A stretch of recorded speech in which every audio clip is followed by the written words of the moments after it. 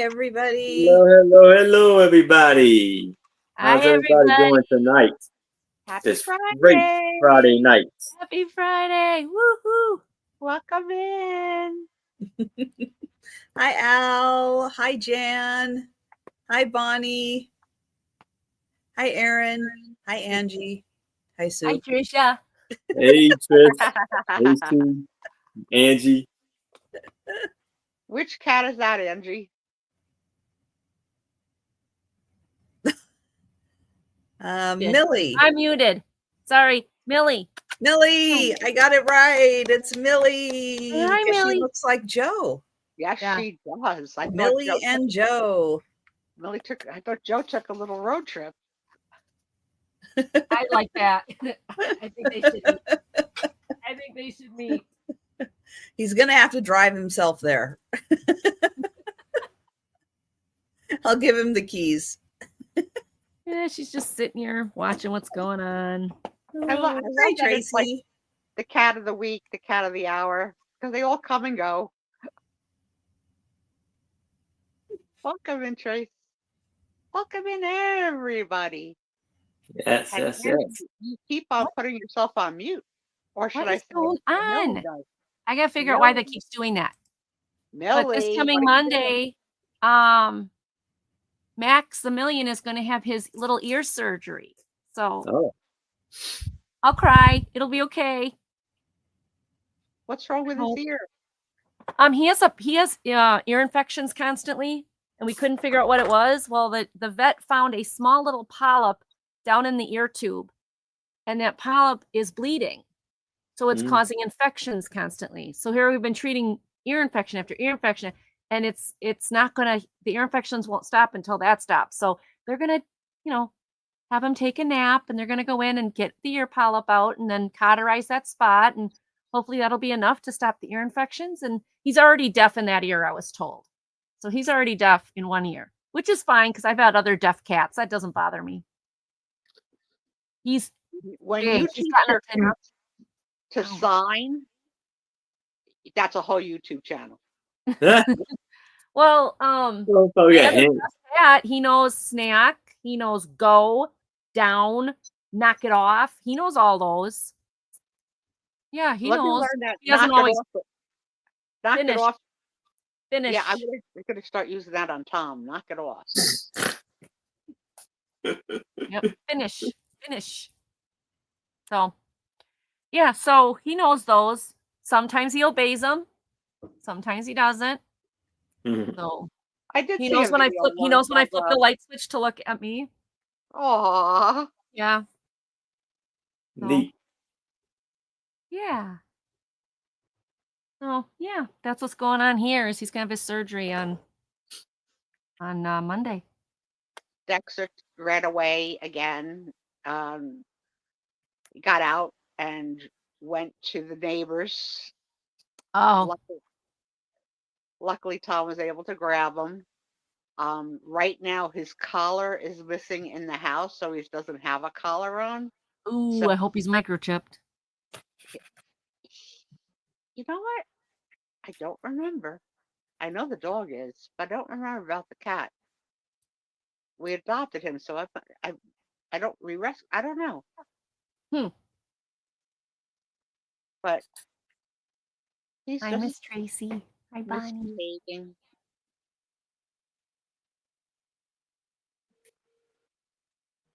Any more trips planned?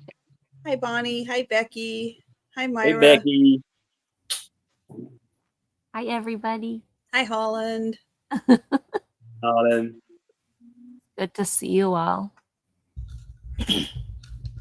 You pushed my microphone out of the way. You're not that big, kitty.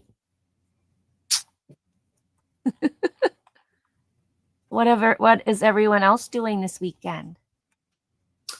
Working. Any big plans? Sales. You're working? Sales. I was doing a supposed to- sale.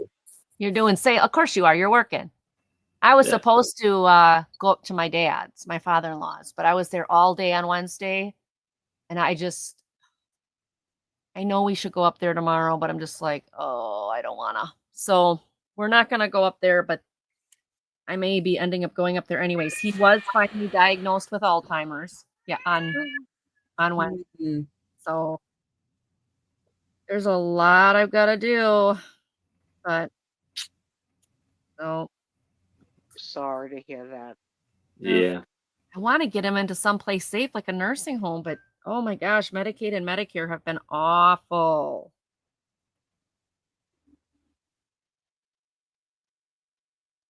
So Becky and We'll see. Al are working. oh, is Al on your show? Yeah, you're working. Becky's invoices and sales. I got to get caught up on invoices. Oh, Becky, I've got to so get caught up on invoices. Angie, the world of a full-time reseller is that you are never going to be caught up. And it's okay. Yeah, so true. So true. It's once you make peace with the Ooh, fact cool. that you're never going to be 100% caught up, it's okay. People for the most part are okay with that too. That's good. That's good. I'll get there eventually. Down a little bit. There we go. The more you sell, the more you ship, the longer it takes, and it's that's right. It's just It's a a cycle. big old circle. And Because Becky, I then you saw have your to video source, on, and then you have to get supplies, and Yeah. you know. Uh-huh. I saw Becky's video on what sold for the week. Good job. Lots of nice sales, nice things. Everybody's Becky. doing well. Lisa. Yeah. Hi, Had a Lisa. great. Hey, Lisa. Got something for you. Hi, Lisa. Got Does something it for you. start with a T? Probably. Huh? Does it start with the Yeah, letter it is. T? Does it Oh, start with yes. the letter T? Yeah. Yeah. Yes, it does. Yeah. We can guess. Sit tight, Lisa. I have a call in to Becky. I have an advocate at the And VA, again, and I got to call him back again because he tried to call me on Wednesday, but I was in with the doctor. But the nice thing is now this neuropsych guy or neuropsych lady that my dad got to see, she told him, I can be the bad guy. You're not getting your license back. And and of course my husband wasn't there. He has to work, so I have to take it. And I got the verbal abuse, but he doesn't want to admit he can't drive anymore, but he just can't. So Wednesday was long, but it's all good. It'll happen. So yeah, it's been a day, been a week. Buying space, you're scared. Why? What happened? Yeah, I have to keep pushing. Oh my gosh, Becky. These people are like, oh, I got to keep pushing. It's crazy. The red tape trying to get your elderly family help is crazy. you get it Yeah. there. You get there. Yep. Well, it'll happen. One way or the other, it'll happen. Did I The tell squeaky you wheel, about- right, Becky? Yeah, the squeaky wheel. Yep. Did I tell Yes, you about squeak. the whatnot mishap that I had? Because I don't remember how much I talked about last week or not. So Sis, I remember or something. So I got an invoice for $17 and change that I bought a penny. Did I tell this story? I don't know. You bought a penny I bought a penny. Apparently, I bought a for penny $17. for $17. Some Hmm. penny. That doesn't sound And- like something you'd buy. Yeah. Never in a million years. But the good news is that there's a video. You get video receipts of everything. Mm-hmm. So I play the video receipt, and the video receipt starts with "Congrats on the givey," and then the guy is just talking for the rest of the video receipt. He's not showing any penny or anything, Oh, and he doesn't announce a winner. And then the video receipt ends. So it's like, what the heck? oh. So I contact the seller, and I said, "Hey, I don't know how, but there must be some error because I didn't buy the penny." and I looked at the video receipt to see if I accidentally swiped, because you would hear your name announced, like, Right. as the winner. And I said, there's no penny. So he snobbily answers me back and says, you've been on Whatnot long enough to know that you can't tell by watching the video if you accidentally, in quotes, swiped. I didn't say I just used that So expression. So What did I it the? show? so he says, so I don't know what you think. Like, you bought the penny, like, basically. Did the video show you buying anything to begin with? No, So no. okay, what's the problem? But that So shows on the screen, doesn't it? When somebody buys something, it Yeah. shows You on it the shows on usually the screen. screen live, but it doesn't show on the video receipt, except if they say, sold to so and so, Oh, Oh, or weird. congratulations. So, but it never showed him selling a penny, and it never showed him saying congrats to the winner of mhm. this so-called penny. So Hmm. I wrote him back and I said, yeah, I didn't mean that I would see myself swipe. Because it's possible that I could have moved the phone and swiped, and then he would have said congratulations too, right? Right. But I said, here's how I know. I don't buy coins, like, ever. Right. I said, so I would not have bought a coin. I said, but Were it's were you even very, in his sale? yeah, I very likely won the giveaway, which is when the video opened to congrats on the giving, that was probably to me. Okay. Okay. So he writes back to me nasty and says, well, you're going to have to go to Whatnot directly and ask for a refund or a cancellation, I think they call it. So I go to Whatnot directly, which is not something, like, you don't want to, like, cause problems for sellers and stuff. Like, you don't Right. want, you want to try and resolve it the right way.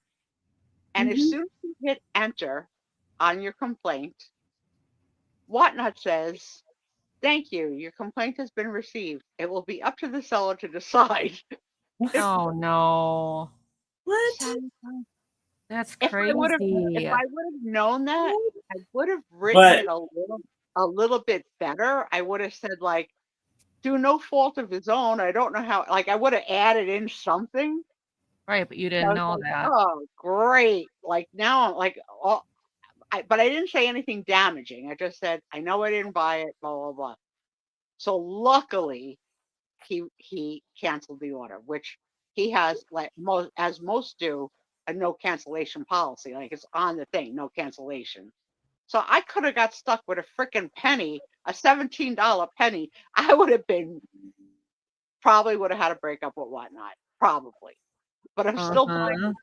buying the girls' clothes from that one seller that I told you has really good prices and hooks me up with the twin stuff. So I don't know. It was just like, I didn't need the drama at all. And to be talked to like that, you've been on Whatnot long enough. What are you looking at? My profile? Like, look at my profile. How many complaints I made? One other, ever. One other. Yeah. And that guy's not on Whatnot anymore. That's the guy that's I told Trisha is doing a lot of complaining about another very famous seller whose name I Mhm. won't mention, but there's just a lot of drama and trauma going on in Whatnot world, Poshmark world, seller world. With, you've got, I don't want any drama. yeah, well, you guys and so many. I mean, so many. Everybody I know that I work with, that I talk with, is so ethical and, like, I can't even imagine. I can't even imagine. And when a mistake is made, and sometimes it does. One time I got Oh yeah, we something make that I didn't mistakes. buy. I got something that I didn't buy. And I wrote to the seller. I said, hey, I didn't buy this, but somebody else probably did. And they sent me a return label. I sent it back and they thanked me. Like, like everything, like, of course, mistakes can happen, but This Mhm. was you've been on what not long enough. Like it was like No, being I scolded made by the principal. few years ago when I had all those fairy lamps that I Ah, had gotten at that sale. the I, fairy I lamp I remember. accidentally sent the wrong one to the wrong person, and they were nice enough. They contacted me. I sent them the label, Great. post See? office, blah blah. Took care of them, and Yeah. and oh my God, the buyers just like, this is the worst thing that's ever happened. I know. Isn't it funny when they do that? It's like, excuse me, you still got it. It was I am waiting for. fabulous condition. It just, I made the mistake. I sent it to the people who have similar names, and Yeah. your brain just kind of gets scrambled, and you send it to the wrong person. And and everything was fine. They got it. Everything was good. But you would have thought Thought. that I had said every foul thing about every member of their family that I could possibly think of. And they were just like, I know you "It's know I'm going- killer words, but I never hear you use them. I know you know them. I'm going through something like that on eBay.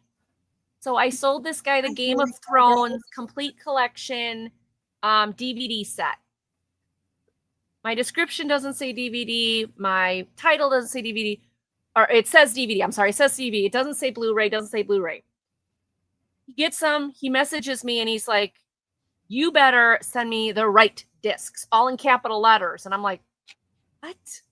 Well, apparently, down in the specifics where you're supposed to hit everything on eBay with the specifics, that was hit with Blu-ray.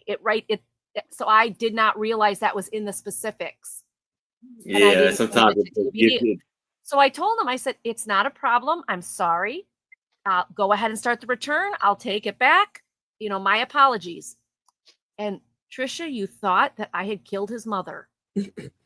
Big, big capital letters. How dare you make a mistake like this? Don't you know how to do your job? Don't you know how important it is? I'm like, I did no, not 'cause even you know see what? it. eBay Puts itself these specifics in will sometimes. change. Yeah, and that's the thing. Yeah, They and that's the will problem. do updates. They'll do some kind of, internal changes, like, we're going to add a new category to DVDs or something. And all of a sudden, everybody's listing has boxes checked that are not supposed to be checked because they've done an update. It happens all the time. I just said to him, I said, I am so very sorry. I'm a human being. Mistakes happen.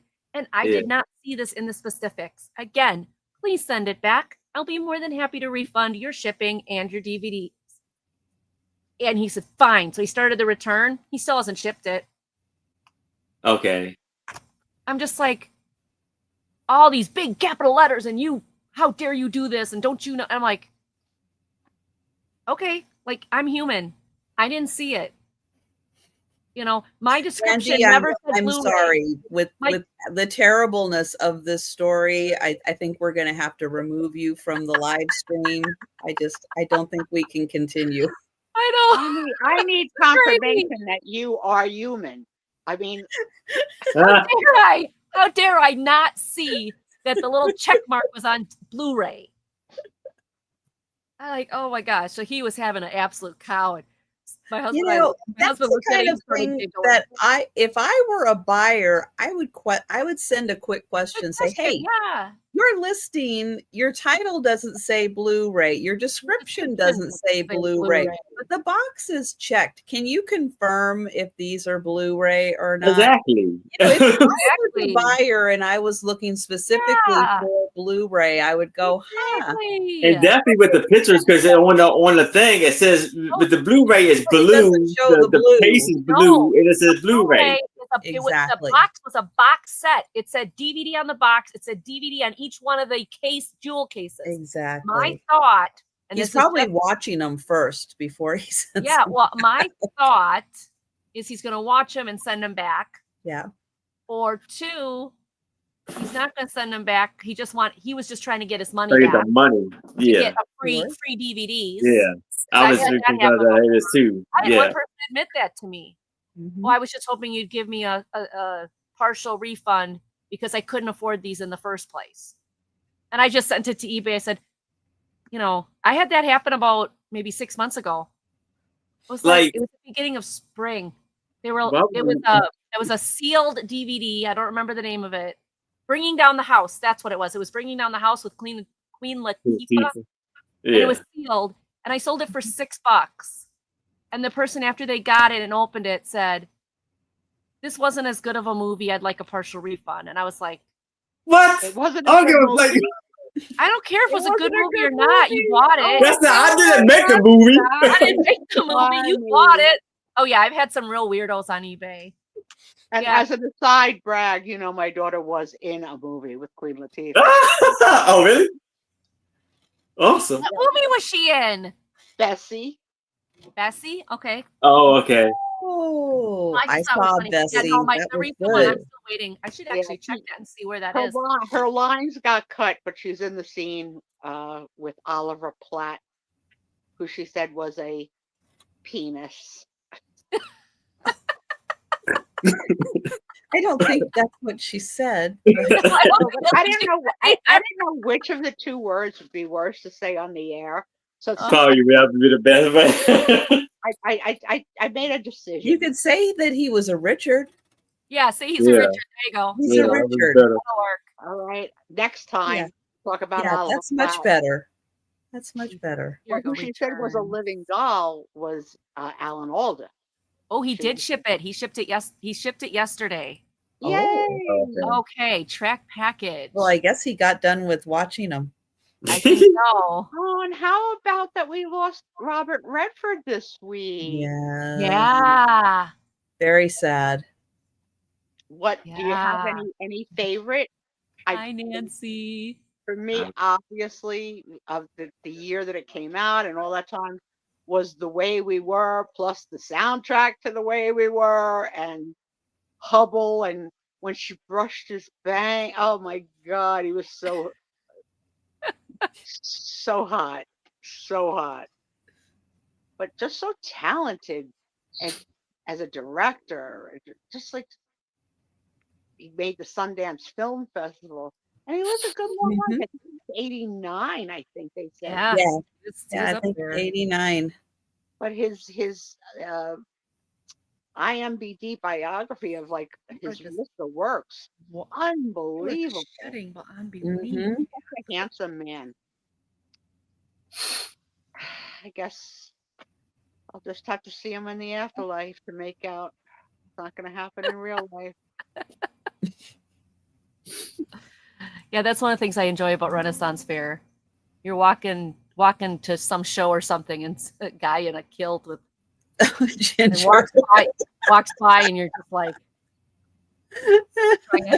trying to make sure my husband doesn't. Good one, Ginger. There you go, Ginger. Ginger's here. Hi, Ginger. Oh, I missed you. Yeah, Oliver Platt called, and he prefers being called Dick.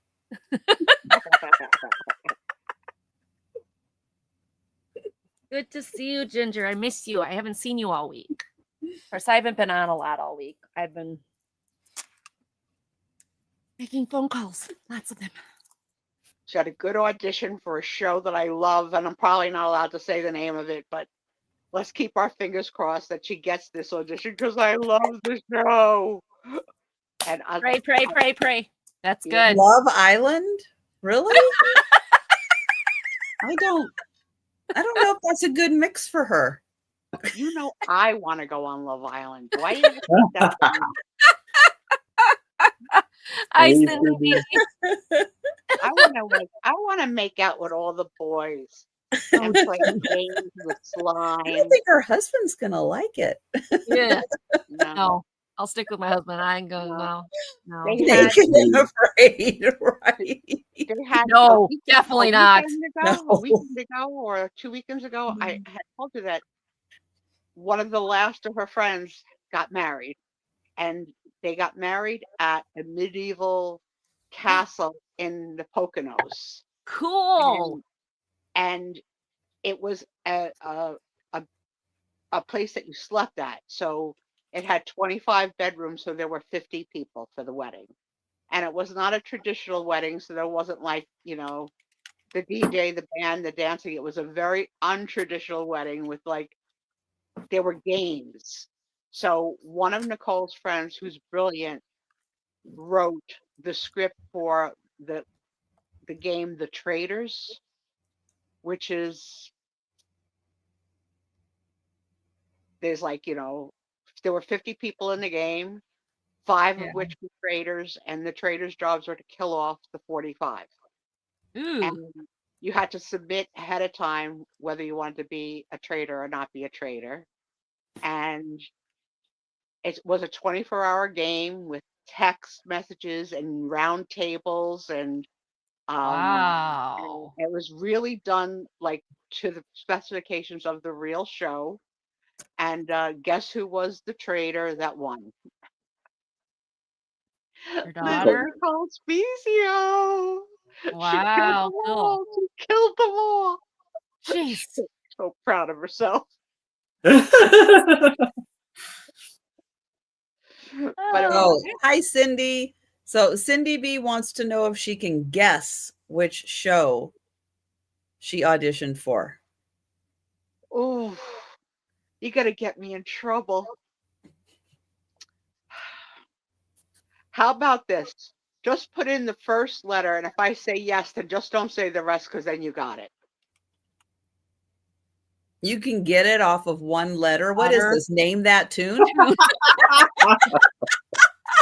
I can guess that title in one letter. Wow. No, Naked and Afraid. Her sister was like an associate producer on that show. Weird, right? No, not G. Not G? Okay. No. Okay. Guess is up. Cindy, if you Instagram me, I'll tell you on the down low, unless, and then you don't have to tell anybody, because I'm so excited. What? But you didn't hear it here. She doesn't allow me to tell things. It's terrible. Well, yeah, because then if she doesn't get it, she doesn't want everybody to.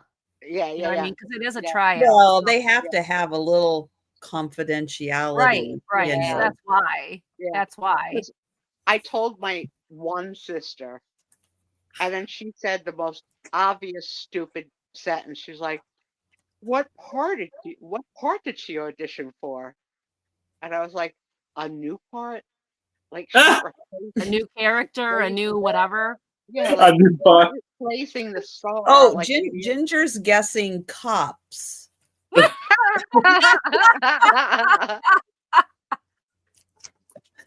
was auditioning for a cop. I didn't know you could try out for that one. Yeah. I thought all you had to do was break the law and run away from them. No, but you know, but here is one little secret that I'll tell in the industry.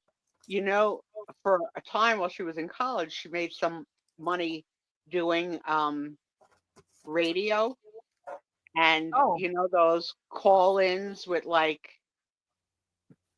a couple fighting, and she was that, like, it was unscripted. They had to play it by ear as they went, like, you know, I caught you cheating, and well, like she was that. So it was set up. It wasn't real. Yes, it wasn't real, and she did it many times. I think a lot of them were like that. They had to wait like periods of time so that people would not recognize her voice, but she got it a few times. Wow. Like, and with no script, just like go for it. Oh wow. Improv on the radio is. I have no. I thought those. I can't believe, because like, I guess people can make that stuff up, but wow. Yeah, they give you the situation and go. Crazy. I didn't know that either. I thought they were all real. No, I didn't know that either. Some of them sound way too out there. Sometimes you're like, I don't know, but it's on the radio, so you know. I wonder. Well, some things are really out there. Remember what I told you, that my sister had the phone number for God, but he wasn't available, so she spoke to the Holy Spirit? Oh. Well, that was convenient. Yeah.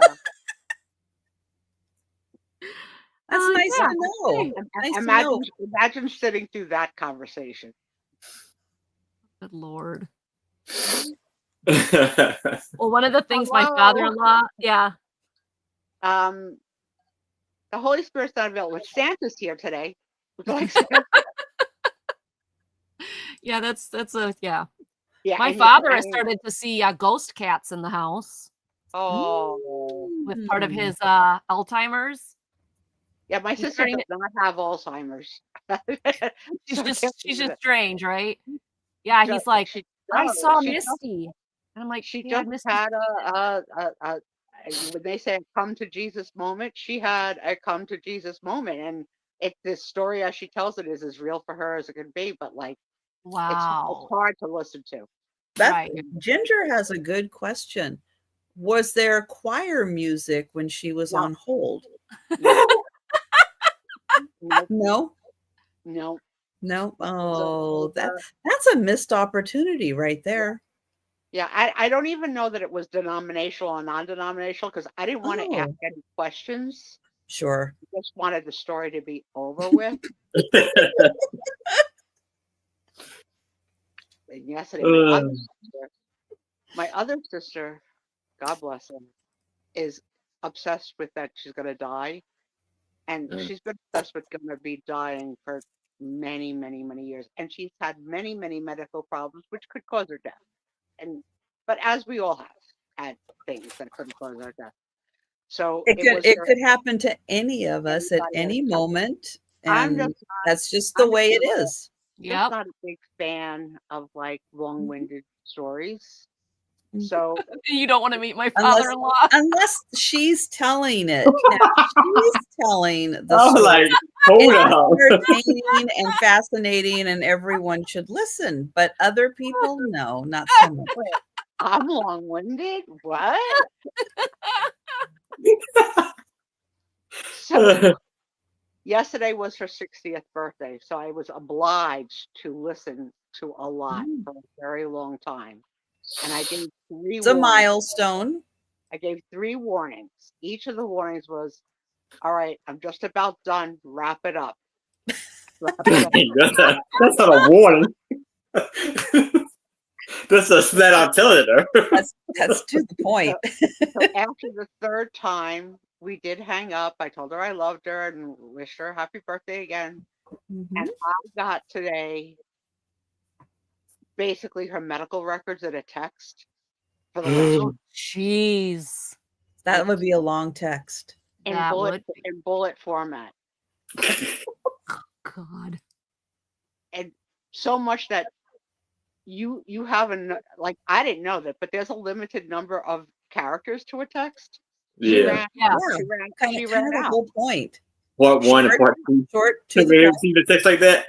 Yeah, she needed to read, and I don't think she was really done, but maybe her thumbs got done typing. her phone was done at that point. Oh my gosh, that's funny. Her phone probably shut down. Said no, I ran out of battery.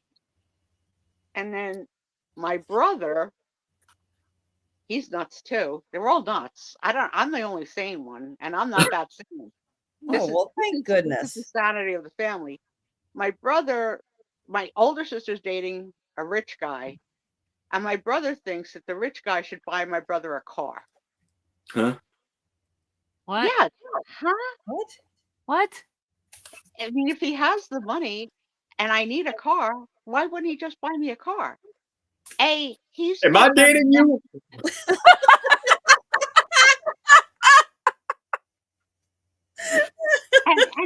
and he's upset about it. And talking to me about like, can you believe it? Like to have that kind of money and know that I'm struggling. And I'm like, he never met you.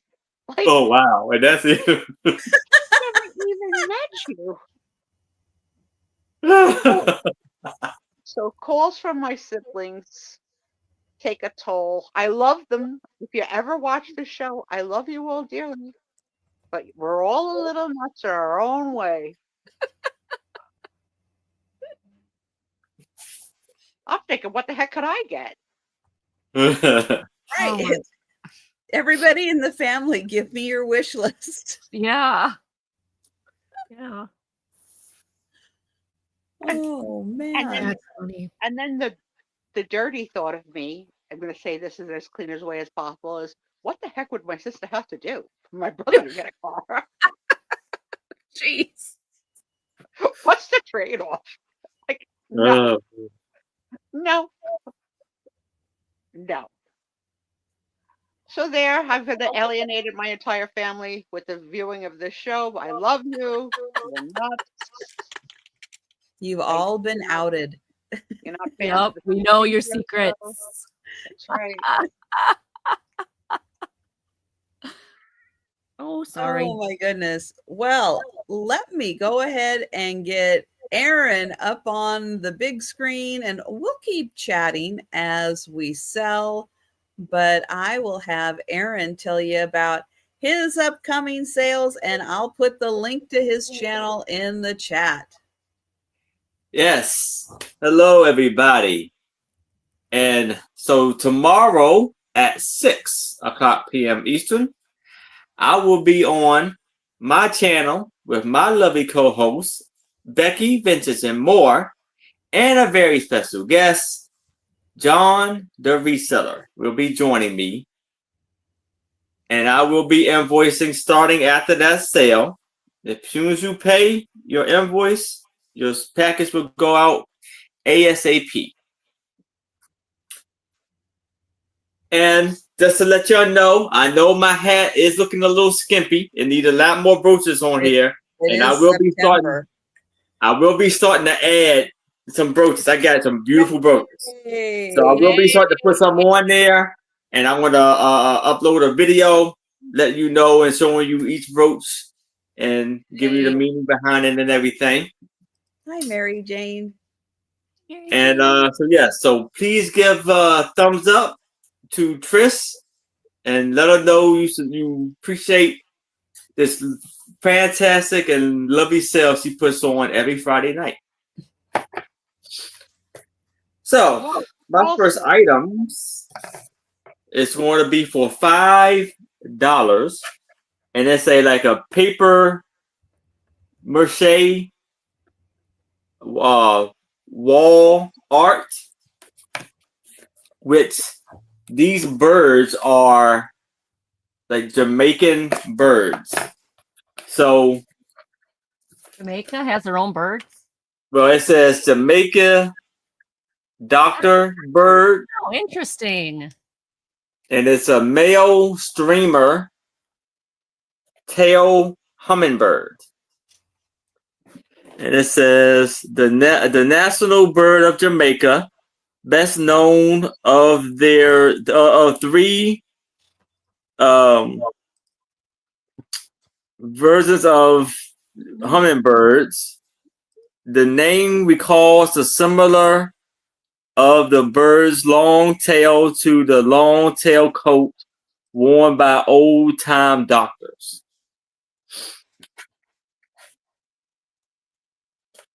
So it's a very beautiful painting and frame, and it is 6 by 6. And then we have this lovely bird. And you see the beautiful colors and the flowers and everything. So it says this is Jamaica bird and flower, striped head tanger on tulip flower, tree flowers. The Jamaican striped head tanger lives high in the trees and mid-altitude forests. The birds are also always seen in Paris. I don't know. And they make a sweet mowing song when call each other. The tanger is found only in Jamaica. So maybe it's a Paris, Jamaica. The tulip tree also called Duda is native to Africa. It is now found all over Jamaica. Easy by produce long quantities of paper-like seeds, which are scattered by the wind, and all that. That's lovely. So these two for $5. All right. So my first stupid trivia question of the night is: in your entire life, have you ever been pooped on by a bird? No, I have not. I have, because my aunt had birds, and so yes, indoor birds. Does that count? Is that part of your question? Yeah, it counts. I got pooped on by a bird. And I don't remember if I ever did, but camping and all that, maybe it's possible. You don't really forget. Okay, well then I never have been, because yeah, and I don't remember ever. The crowd can answer yes or no too, of course. And it says Jamaica handcraft paper mache using recycled materials. Oh no! And this, the hangers are like the what do you call it? The plastic ribbons that you tie balloons to.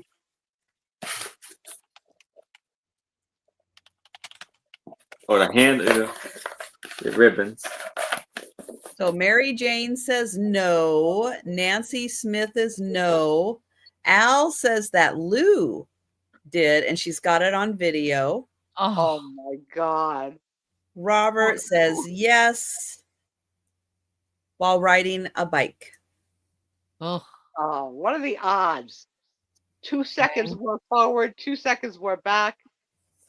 Hello, Jan. Welcome back, Jan. Hi, Jan. Oh, and this is 5.5 by 5.5. Well, I'm kind of surprised. We have so many bird lovers that I am surprised no one's interested in these. It looks like they're hand painted. Does that look hand painted? They look hand painted. They don't look like they're a copy. It's a copy. It's like a little paper in there. So it is. Okay. Yeah. It's like a paper pasted inside. Well, they're very nice. Yeah. They're very well done. See, this is Thank you, Jen. And let me apologize for my quick departure last week. I became suddenly ill during the show, and that's why I didn't return. So thanks for understanding, and we're good to go tonight. So far, so good. So good. No, not everybody knock on wood. All right. Well, I am not seeing any takers. All right. But that's really neat. How often do you get to see birds from Jamaica? Yes. I like the part the best. I am going to pull up Angie's channel and put it in the chat. And Angie, let everybody know about your upcoming sales. All right. So tomorrow, nothing. Sunday, 3 p.m. Central, I will be on Two Old Guys Vintage and Resale with Mark and Mike for their vintage sale. Looking forward to that. And then Monday, I will be in the morning. In the morning, I will be on Dawn and Teresa's show for their morning show. And then, of course, we'll have 5:30 Central on my channel, which happens every 5:30 Monday. 5:30 Central on Monday is Monday Market. My special guest this week for Monday Market is John the Reseller. So he brings a wide variety of things, both vintage and new. So come join us. It'll be fun. You okay? Okay.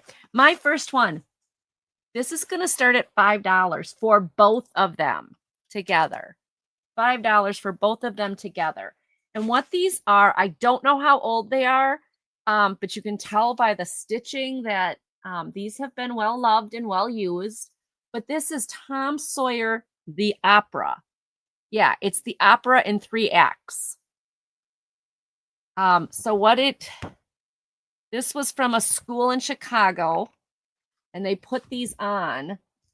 So I thought these would be great for junk journaling, or if you're a musician and want to see something different, like seeing Tom Sawyer as an opera. It caught my interest. But like you'll see the script in there, and you'll even have some script notes from the kids. And then you'll have the music and how to position yourself on stage. So I thought these would be good pages for crafters or for junk journalers or anything like that. So again, I don't know how old these are because I could not find a date anywhere. There is this RAH company 158-72. I don't know if that's the script number or what, because I could not find anything on here that would give me any idea. But Tom Sawyer, the opera in theaters, in 3 acts. I'm sorry, in 3 acts. And it's dramatized by Theodosia. You don't hear that name anymore for a girl. Theodosia Painter. Maybe it's Painter. Yeah, Painter. Just spelled different. But thought it was interesting. Thought it was fun. Something that you definitely could like use, because you can tear this apart. I mean, again, it's on. You can see that the stitching is already showing. The second one in this batch is called The Magic Piper, the operetta in 3 acts. And it's got these really cool pictures on the front of all the rats. It's the story of the Pied Piper. Again, now, does this one have a important notice, but doesn't say? Well, this one says the copyright law of North America of 1909. So I don't think this would be from 1909. It's just talking about, but you can see again the stitching in the book. So it has the pictures again. It does have some writing from the students, but you get both of them for $5. Talks about costuming, how to dress for the play. And then here are your script notes. The script. This is why I was never an actor or an actress, because trying to memorize all this would never happen in my brain. My ADHD brain would be like, what? Oh, Hamlin. There you go. Hamlin, and I'm very important. And so there's definitely songs in here. The Dance of the Rats. There you go. That'd be fun to use for a junk journal page. The Dance of the Rats. So yes or no, has anybody ever been to the opera? No. Well, I've been to Phantom of the Opera, the Broadway play. That's not an opera. Rats and Mice. Okay, well, if it's not an opera, then no. But I loved Phantom of the Opera when I saw it. Oh, I'd love to see that again. That was amazing. I do love opera. I've just never been to an opera. I've never been. Well, I saw the opera not on Broadway in New York, but they came to Chicago, and my brother's orchestra class got to go, and they were allowed to take one friend, and my brother didn't want to take anybody, and I was like, please, please, please, I really want to see it. So he took me, so I got to see it. It's the Broadway play done in Chicago. I don't remember where. Denise. So there you go. 2 operettas in 3 acts. The Magic Piper, which is the story of the Pied Piper, and Tom Sawyer. I just thought they were cool, and they'd be great for crafting, junk journaling, something different. So there you go. That was my first one. Denise saw the fat lady sing, so that was. Did she break any glasses? I wonder, like, how that expression "it ain't over till the fat lady sings" came to be. Oh, let's Google that. Let's go to the Googler. Go ahead and Google that. You Google while Trisha sells her first one. I will be back tomorrow, late night, with at 10 p.m. Eastern, 9 Central, 7 Pacific with Denise's Magical Emporium, Karen Chasen Vintage, and Southern Siren Vintage Gina. It's going to be a full house. Wow. It's going to be a lot of fun. So stop by tomorrow night and join us. Are you still doing Halloween or are you done? No, I have some new Halloween that I haven't shown at a sale. Oh, okay. That I will be bringing. Okay. Yep. I have a $20 start. Now, this is probably my favorite artist from Western Washington. And yes, I do still pick up her things. And I have done a bunch of shorts of the prints that I have of hers, and they have almost all sold. So thank you all. They don't always sell well during a sale, but they do sell after a sale. But I'm bringing this one because it is in a beautiful frame, and I want you to take a look at this gorgeous metal frame.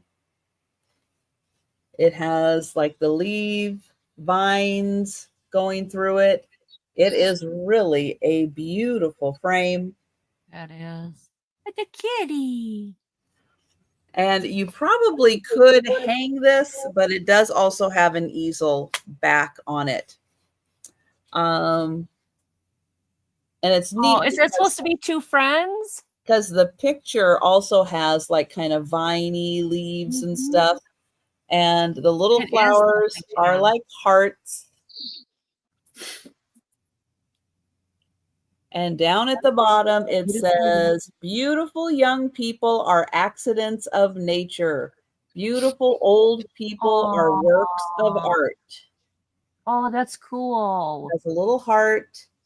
And she did sign this. This is a signed copy. Wow.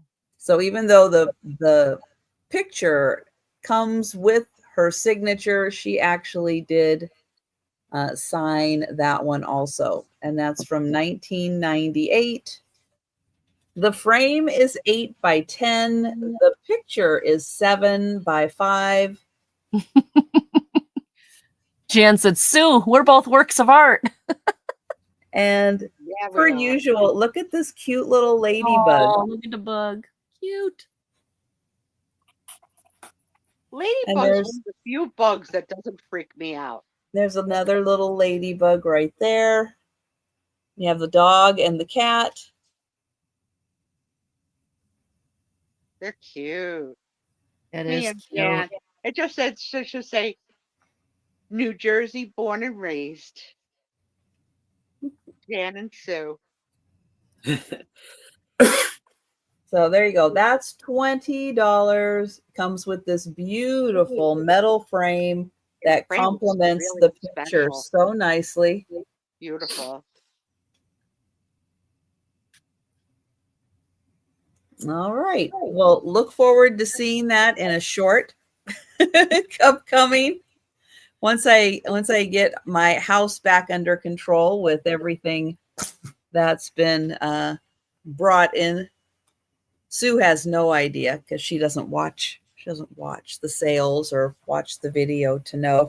Okay, I'm gonna show you what I know. Okay. Because I do lurk even when I don't feel well. So I know that there was a lot of confusion when you were selling Halloween sort of like placards and offered free black or orange honeycombs. And people just could not get that they had to pick a black or an orange over and over and over again. And you refuse to open them because you're like, it's a honeycomb. Because they were sealed. They're sealed. I want to open them up. Right. You're going to get it new. Pick black or orange. And watch they open. It's a honeycomb. Watching you do that I was freaking so tickled laughing. I was like, okay, the first time I get it. You don't understand. I'm giving you something for free. Enjoy. But pick a color. I'll wait. Waiting. Waiting. Oh my God. So yes, I don't always talk, but I do lurk. And I lurk on all of you. I do. I lurk on all of you. Well, some people know, some people don't know that I have a whole bunch of clothing for sale in my eBay store, which right now is down. I've put it on vacation right now, because they're not at my house. Some were not at my house. Now they're all at my house, but I have 13 30+ pound boxes. Oh gosh. That got delivered to my house. And yes, I still can deadlift 30 pounds and carry it into the house. I can still do that. Although the first batch the UPS driver dropped off, he did put them on the porch and stuff. And the second batch, he's like, and he reconfigured his cart and brought it up a little more because I have a step. So he brought it closer to the door and then was handing them to me to make it a little easier. But the first batch, it's like, are these vintage? Well, vintage clothes? Some are probably like 80s, 90s, early 2000s, but not like vintage. Are any from Linda Davy corduroy era? Oh, probably not. Okay. No. She can fit in them, Brad. No, probably not. And then this is so one of the supply companies that I use once a year for a 2-week period, they have free shipping.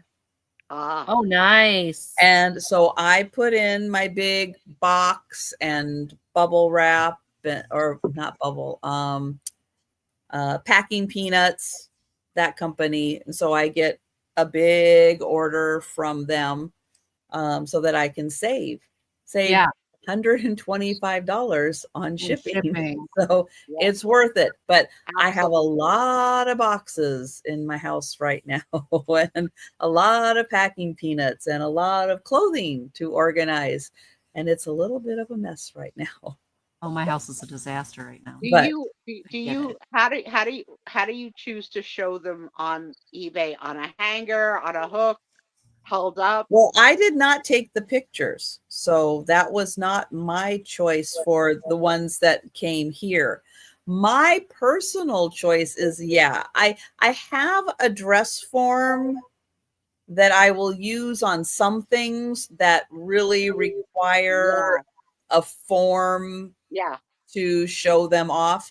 A lot of times they don't require a form, just a regular, like a hanger is just fine, or a flat lay is just fine. But I do have them just in case I need to do that. You'll have to let us know when that store reopens so we could check out the other Trisha. No, all the stuff was already there. Oh, the clothing was already there? Yeah, all the clothing was already there. It just shipped from a different location. Now it will all ship from here. Hi, Jerry. Hi, Sherry. Hey, Sherry.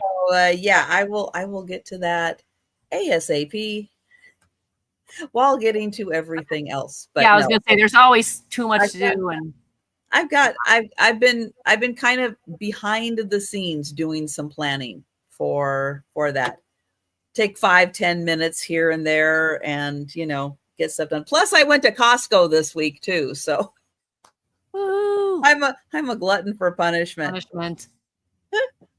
Yeah. All right. So for $5, I have a 3.5 by 2.5 Tim type of this lovely grandmother, and her cheeks are colored in like a rosy pink. She has a very neat outfit on that has 3 black stripes on her sleeve, and Good the job, outfit Dan. looks gray, but of course it's black and white. Who really knows? And she has a lovely collar,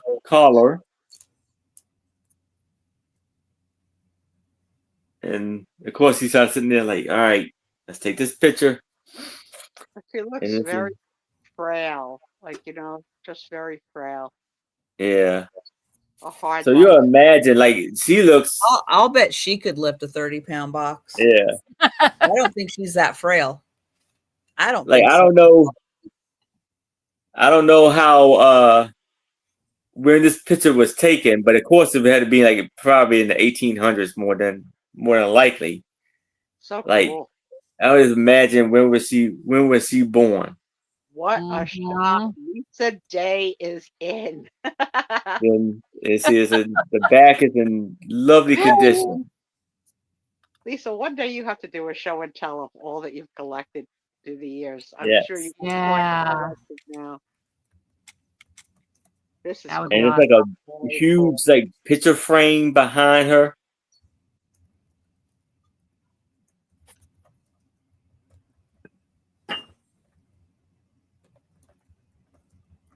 And it's like a suede chair she's sitting in. Can you photocopy? Will that come out like if you photocopy it, will it come out like that? It comes out close. Yeah. Yes. I have used like my scanner printer thing. I have put one on there and printed it out, and I think you have to lighten it up a bit for it to not come out too dark, but yeah, it does kind of work. And so it's yay big. All right, well, it looks like we are counting down for Lisa. Going once, going twice, and sold to Lisa. All right. Aaron, Congratulations, Lisa. Yes. Aaron, if you have the ability to scan that or photocopy it, can you send me the photocopy? Because she has the perfect. Maybe you could just take a picture on your phone and send it to Sue. Yeah. Yeah, I can do that. Because I don't know. Okay. I'm not that technology. I'm not that technology sound. I just asked, why? Because she has the perfect space above her for a witch's hat. You see that? Okay. Yeah. All right, I do that. And I've got plans for a Halloween wreath that I'd like to put one old picture in. She'd be perfect. Oh, that's cool. I've never heard of that, Denise. Oh yeah, I forgot about that. I remember the using that when I first started. Oh, look at that, Izzy. Yeah, Izzy's like.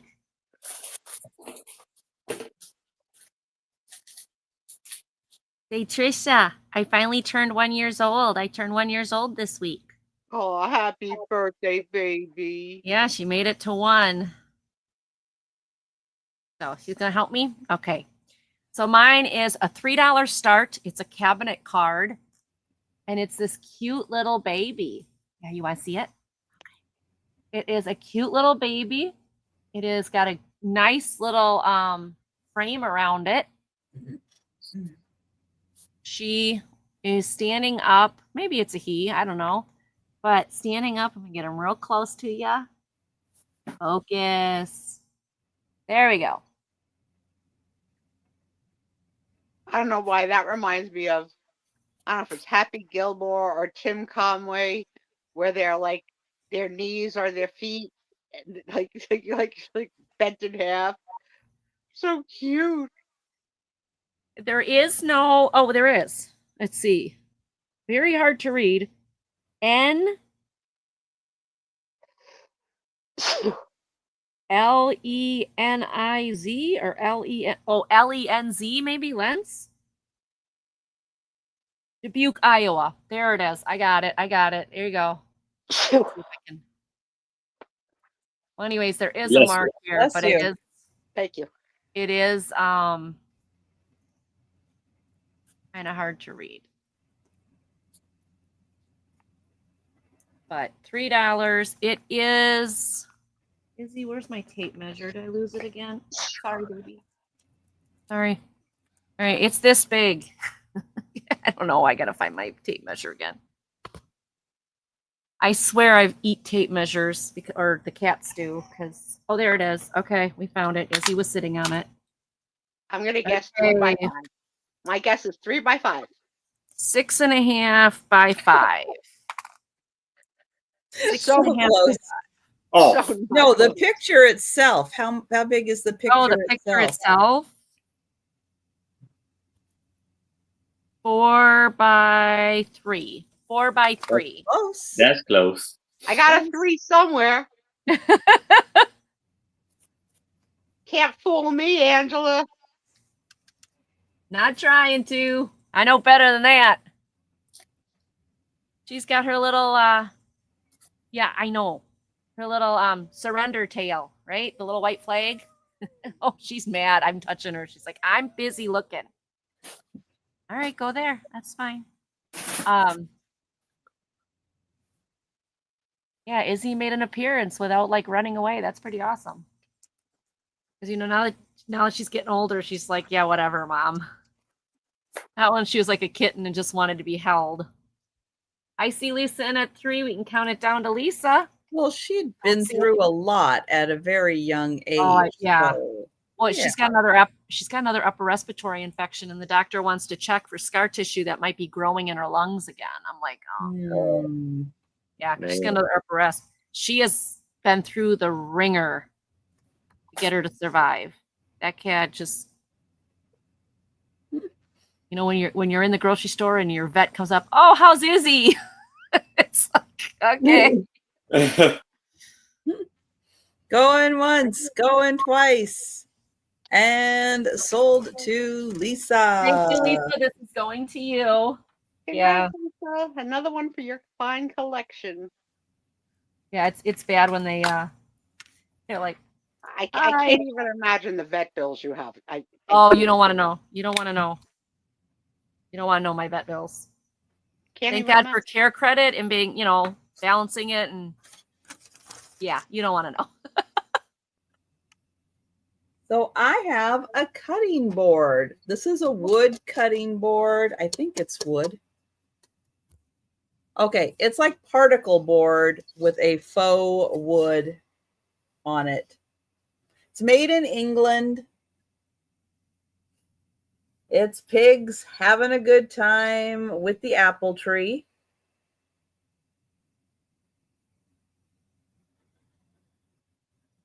It's a nice decorative piece that would look really cute hanging in a kitchen. So here's the back. It comes with the maker's tag on it that it was made in England. Heat resistant. Wipe clean. Do not immerse in hot water. You can make a personal charcuterie board. Charcuterie for one. You could sing, this little piggy went to the market.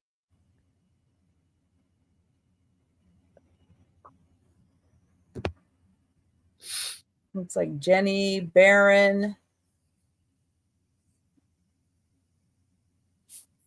Oh, They're cute. Pigs are cute.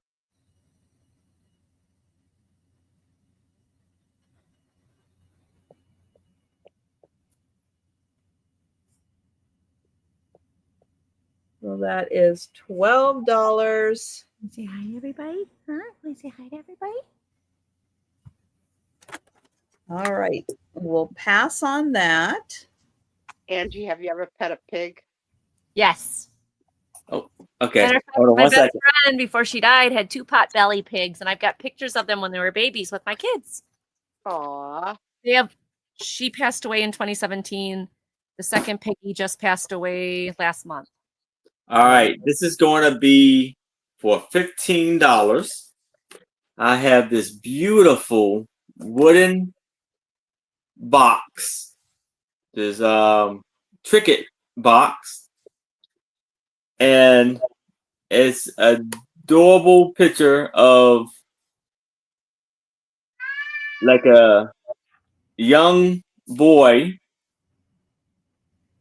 playing with a young girl, and I don't know if he's trying to talk to her so he can sneak in and steal one of her like apples or whatever she has in her basket. And so it's a very beautiful box there, and it has the 2 sides where you can put in like photos or coins or whatever you can slide into the little slot there. You see how beautiful, and you see it's a keyhole. I don't have the key for this one. And you see the beautiful box there. And I don't remember that. that's not it. Only it. I have 5 tintypes in here. Ooh. So I have one of this gentleman looking very dapper. It's like and we have some frame tintypes of this gentleman. And you see the lovely frame, a design around the frame, on the frame. And we have this older gentleman.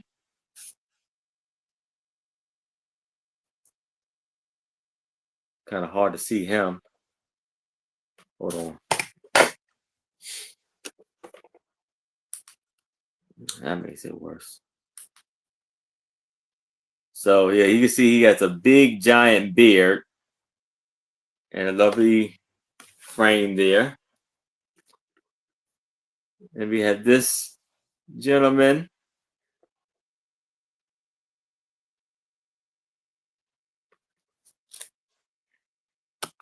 So basically, you get 5 tin types with a free box, which is Yes. cool. And then you have this gentleman. They're nice. A lovely, amazing frame. And that's the back. So 1, 2, 3, 4, and 5. In this lovely box. And it's carved in here M. Stevenson.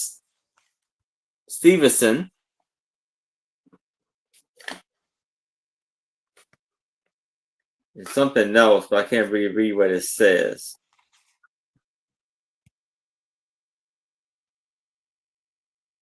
There she is. And the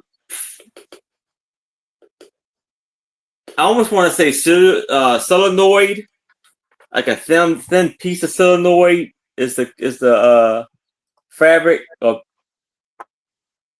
not fabric, but the was on top. That is a great buy.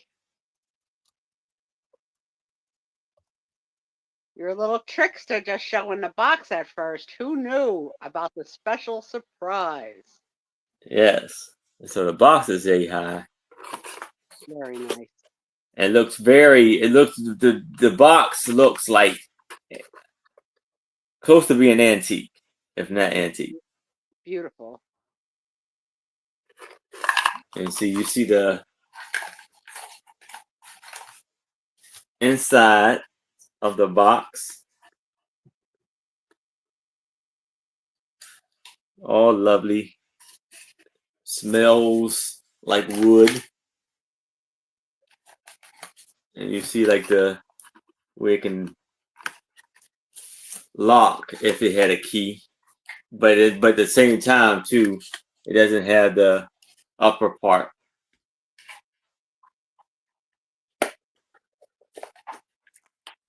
All right. Well, we will count that down for Lisa.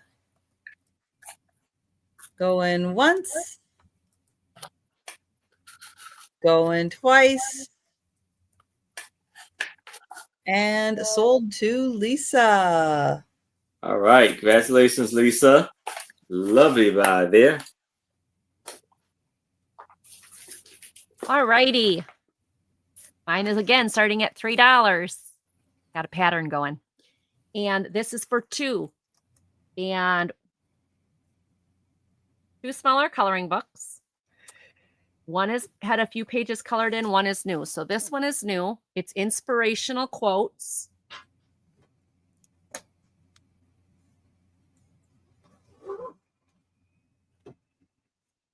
Inspirational quotes. There's no colors pages in your, or like colored, but it also doesn't say how many pages there are. Oh, 30 intricate designs. So that's the part of it. The second part of it is this one, which is flowers. And this one does have some colors. First of all, you can see on the cover, she was looking for different colors, she or he that was coloring it. Lots of cute color pages. But let me show you. They started the flowers there. That's why I'm throwing this in with the other one. This one they started. But I mean, there's still plenty left in here to do.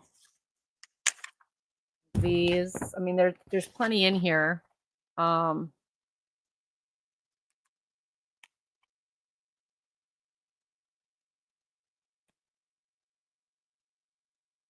there's plenty of pages still left in here, but they did color some of them. Now this one, you can see the coloring on there. That is because on the other page, they used a marker. But there's the 2 pages they colored. Buy it, say you colored them. I'm kidding, by the way. And then that one. So this one's got some colored pages in it. This one's brand new. Both of them together for $3. This one is much thicker and nicer. This one's a little thinner. But they're all made of stars. Give life. If life gives you lemons, make lemonade. Collect moments, not things. Don't worry, be happy. In your heart is strength. Ignore that one. Happy. Yeah, ignore the collecting things is okay. Collecting moments, yes. Yes. A smile can do both. A smile is the prettiest thing you can have. Don't be a tourist, be a traveler. Oh, I like that one. Think outside the box.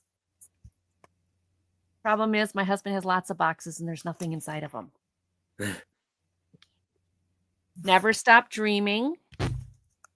A party without a cake is just a meeting.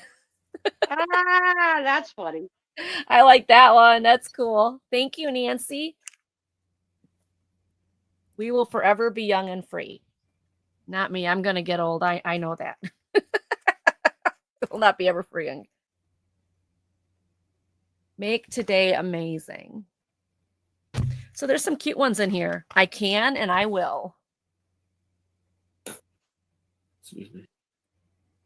Love is the perfect seasoning for any recipe. So this one's got some cute ones. This one has some pages colored. There's still plenty in there for you to do, but I added it with this. So $3 for both of them. I see Nancy in, so we can go ahead and count it down to Nancy. No one else has come in.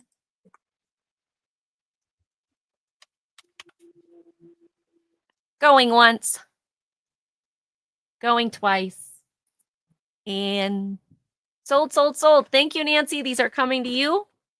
All right, I'm going to put them with the picture. And we're going on to Trisha. Thanks, everybody, for looking. All right, I have a $10 start on a book that is in the arts and crafts style. So if you are a fan of that style, this book will help you create room by room so you know what furniture to buy, how to decorate your window treatments.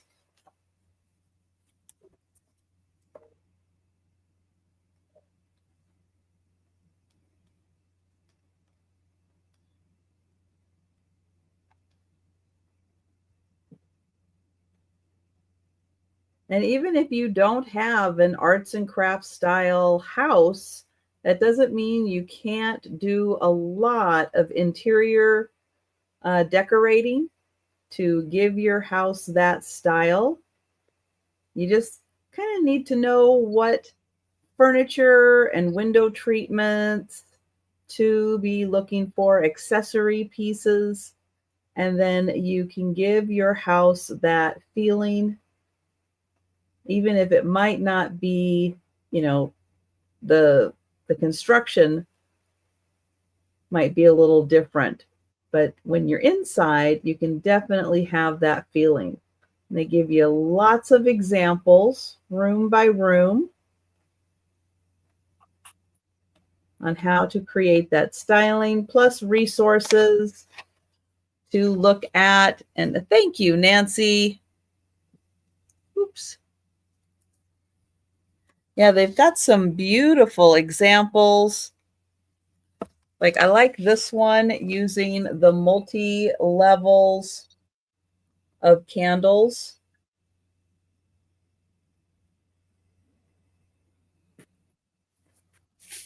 That always looks fun anyway. Yeah. Having all those multiple layers in there. Let's see here. We have a fireplace and your sofa, your bookcase, the lamp to get stained glass in the window, your mantle. I like those Tiffany style lamps. So it's always good to know what types of fabrics to look for decorating in that style. And even in the back here, they go through examples in the dining room, bedrooms, all your little accessory pieces on tabletops. And thank you, Nancy. And I will count that down for Nancy. Going once, going twice, and sold to Nancy. Thank you.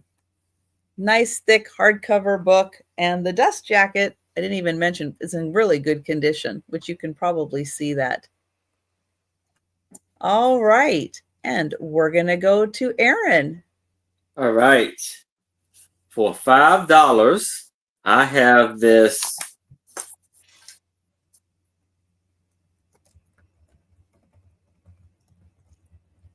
two and three quarters by 2.5 Tim type.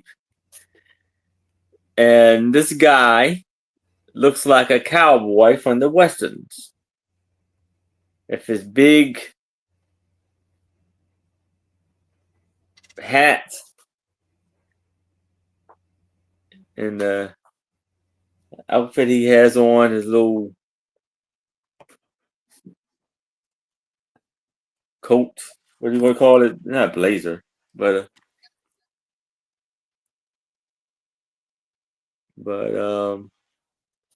is like a discoloring right there of the black right here. It looked like it was framed at one time because you can see like a little cutout of where the frame was sitting.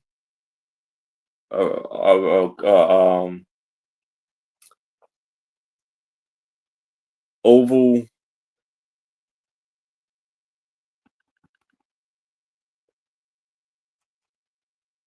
outline around them.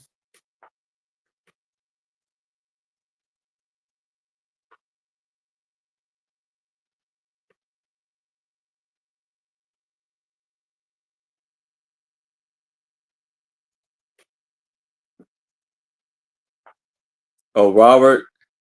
Oh, the what was it? Raymond's brother, I think.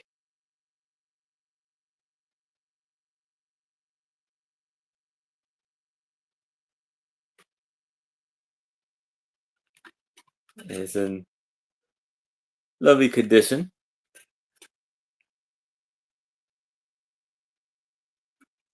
So it's J Big.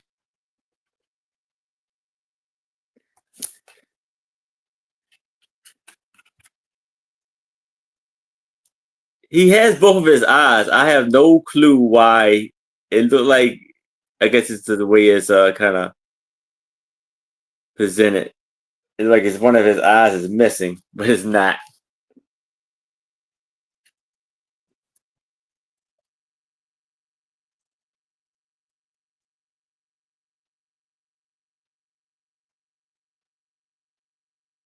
All right. Yeah. Well, we'll count that down for Lisa. Going once. Going twice. And sold to Lisa. Right. Congratulations, Lisa. Lovely and amazing buy there. My turn. You gotta move. Say hi to them. You gotta move so I can show things. My next is a pile of kids' books. It's going to start at $12. These are all related to Thanksgiving. So you can have a bunch of books for the kids for Thanksgiving. Honey, I'm going to put you down because you're getting ornery. The first one is the Best Thanksgiving Book. It's an ABC book. It's in good condition. And it is copyrighted 1985. And it talks about the story of the first Thanksgiving. A is for America. B is for boat.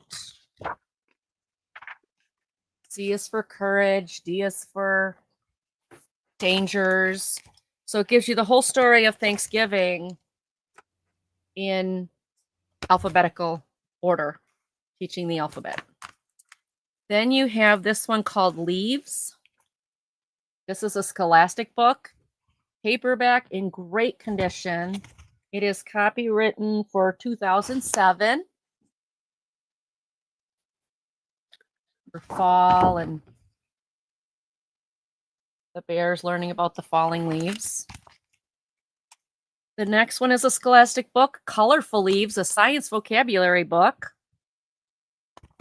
And this one is 2006.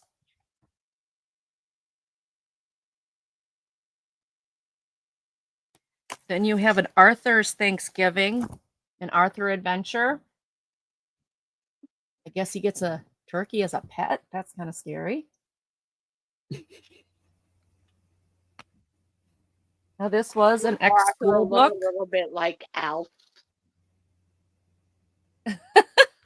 It does have the back pages kind of, well bent in the normal bend. It's not anything not written in, but it is an ex-school book. Not written or anything. This one, copyright 1983. If you got kids, this would be great for that. The next one is Ready Freddy, Thanksgiving Turkey Trouble. This is a chapter book, and you can tell it's hardly been opened. Like it hasn't even been opened all the way. This Ready Freddy, what number? This is number 15 of the Ready Freddy series. Ready Freddy is, second to third grade reading. 2008. Abby Klein is the writer of these. I know these because my daughter read them when she was second grade. It's chapter books, but every now and then you will find a picture in there. That is Freddy. So you can see here's the Ready Freddy series. So this is number 15 out of that series. Autumn's First Leaf. This is a Scholastic book. It has a Post-it note on it. Let's see. Oh, it's just a Post-it tag. Oh, okay. It's saying it's a second grade level or first grade level. Anyway, excellent condition again. Great alternative to put in a kid's Halloween basket, in his trick-or-treat basket, because Halloween is over that day and Thanksgiving's right around the corner. To give candy. 2008. It's a Scholastic. I would give these are in candy very and a book. I wouldn't give just a book instead of candy. Honey, look, I'm bracing myself for candy corn season, okay? I'm not ready yet. I'm not ready yet. If you know, this you is know. the turkey. If you know, you know. It's a Scholastic book. It is copyright 2000. Even the cat's upset about it. He's upset because my husband just came down here and he's still, he's not allowed to be with my husband. He's got to stay in his cage. So he's, get me out of here. But talking about Grandma and Grandpa coming to visit for Thanksgiving, and the turkey goes flying. And a Thanksgiving turkey go flying. Yep. One year, my mother put the turkey on top of the dishwasher by the window to cool down so that she could carve it. My brother had a big dog with long hair. I think it was called Lopsalop. I don't know. But the dog nuzzled the window open and stole the turkey. So it was the year without a turkey. Oh no. The fall gathering, it does have a sticker on here. It also has a sticker back here. So it's got some bends to it. It's not in the best of shape compared to the other ones, but it is a 1995, and it's the story from the American Indians' perspective on the harvest and celebrating the harvest. And then it starts the counting. So you got, you can learn to count.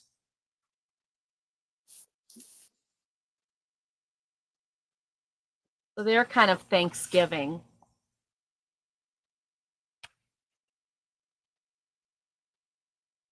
So you get all of these books. There's 1, 2, 3, 4, 5, 6, 7, 8. 8 books from a variety of time. Some are 2000, some are 1990s. But you get all of them for $12. All for $12. And some of these are like this one, like brand new. Some of them have, creases in them, but this one almost brand new. So it gives you guys a chance to have some fun with the kids and read with them, especially like Grandma and Grandpa's. Read with your grandkids. Give them that love. And since Thanksgiving is right around the corner after Halloween, since people are already decorating for Halloween, we might as well just, throw this in there too. And it's, as from a kid's perspective, I remember so boring waiting for the turkey to finish cooking. Yep. So boring. So you need books and activities for the kids. Yeah. And these books are cute. Here's a trivia question. Have you yourself, for everybody, ever carved the turkey?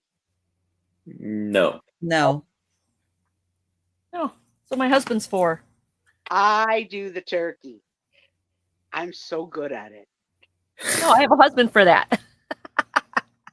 So I'm such a good turkey carver. Yuck. I don't like turkey, but I could carve it. That's good, because a lot of people who carve it don't do it right. Good job. Yeah, they butcher it. I'm so good at it. All right. I have for $18. This is framed first issue postage stamp. This is the Arctic Animals first day of issue. And you can find the Arctic animals in Alaska, Canada, Greenland, and Eurasia. And let's see, it features the Arctic hare, Arctic fox, snowy owl, polar bear, gray wolf,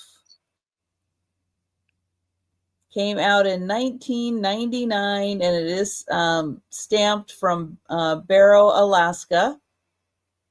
It is a limited edition, and it is numbered 258 of 1,000. And hi, Perla. So here are the stamps. Hey, Perla.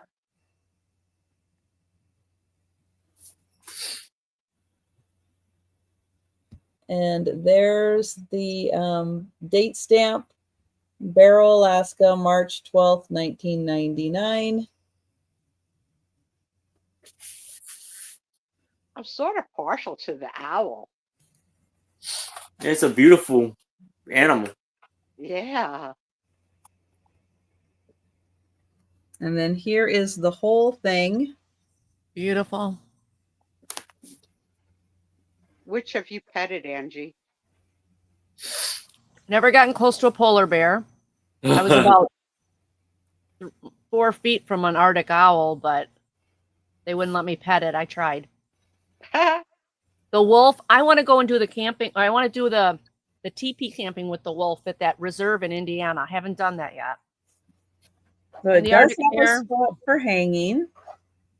So you just need a spot on the wall. You could swap this out for the winter. Good choice, Robert. Oh, thank you, Robert. Swap that out for the winter. Put a picture away, then swap that back in the springtime when winter's over. But it's so cool. It's absolutely beautiful.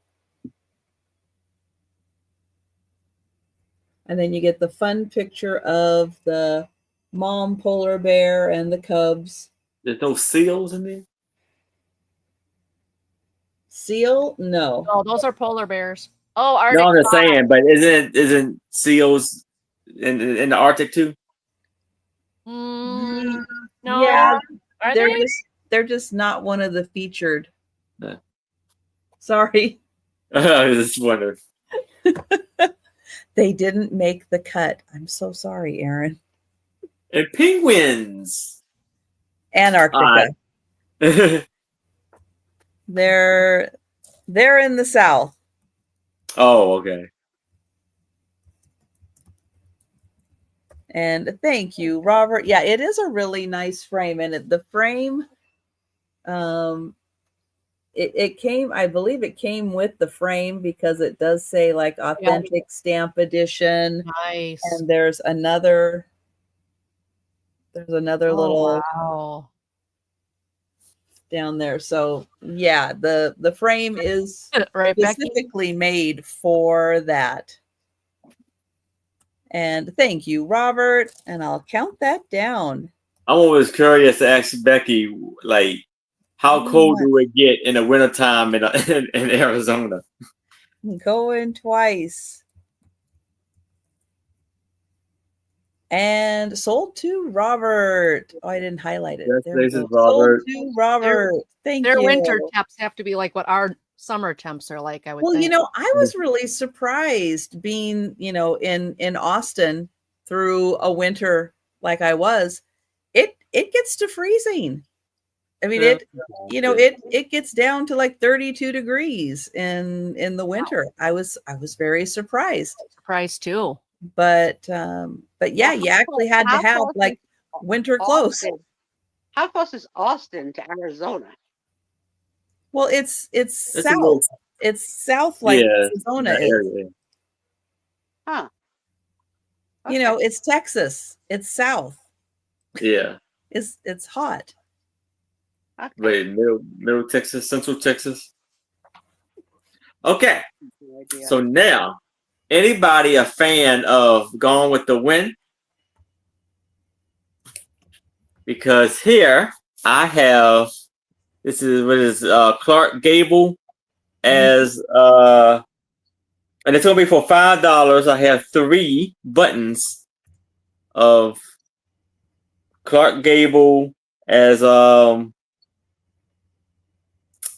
Ron Butler. I gotcha. Rhett Butler. Which is a name I only heard there and never again. And that's the back.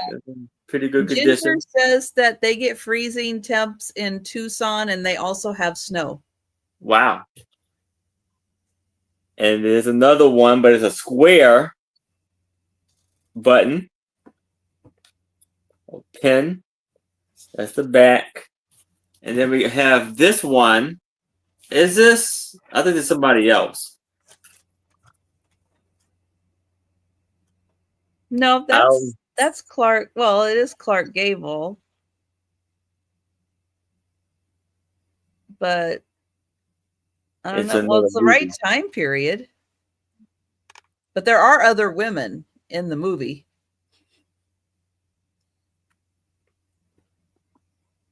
And it looks like he doesn't have his mustache. He doesn't look like, maybe he does. It looks like he doesn't have his mustache there. But this button looks a little older. As you can see, the pin. Yeah, that looks more like from the 60s or 70s. Yeah. With that style. So we have 3 pins for $5.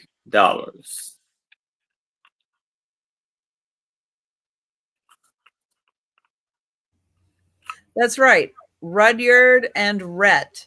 Very underrepresented names.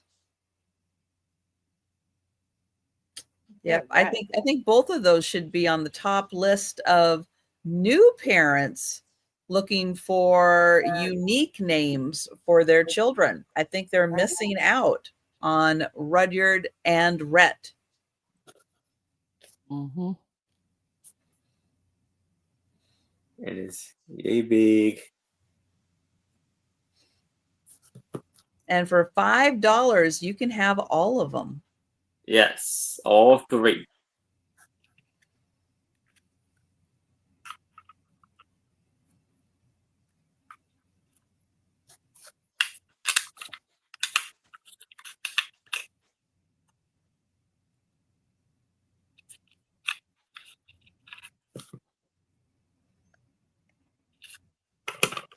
Well, I do not see any takers.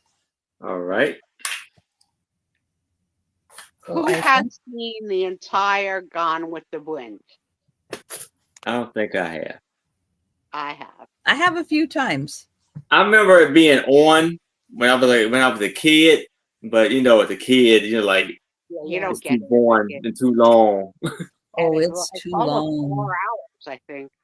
Yeah, and there's an intermission. Andrew, have you seen it? Me? No. Okay, don't have to get mad about it. No, I'm just laughing because it's like nope.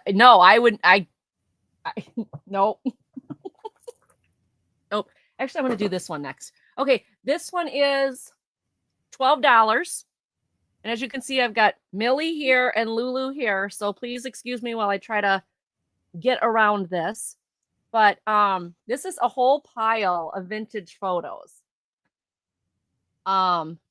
Some are smaller, some are a little bit larger, but so it's a couple in front of their house, or it says here are the 3 pagers. I don't know if that's their last name or what. This one is not marked. Got the lady with the little girl. Come on, focus. Okay, there we go. Look at your nails, how pretty. They're purple and yellow, and then if you put them the other way, they're green. So they're yellow. You know what? I was noticing that there was a shift in color, and I didn't know if it was just my poor eyesight or not. Nope. This says, guess who this is? Isn't that nice? Guess who this is? That's what it says on the back of the picture. So I don't know who that is. The next one looks like a family. There is no nothing written on the back.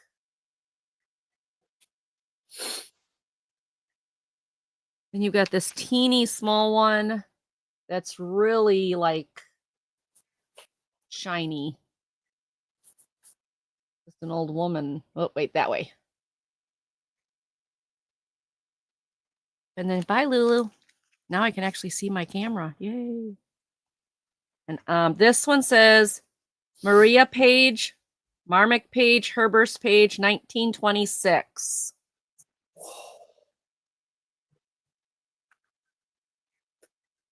Nice. 1926. You know anybody with the last name of Page? Maybe these are their family. I don't know. This one says Onyx Photo Finishers in Washington, D.C. And it's a shiny picture of a bunch of people back there. They're all in lab coats, which makes me wonder. Maybe not lab coats. Maybe those are... I don't know, but...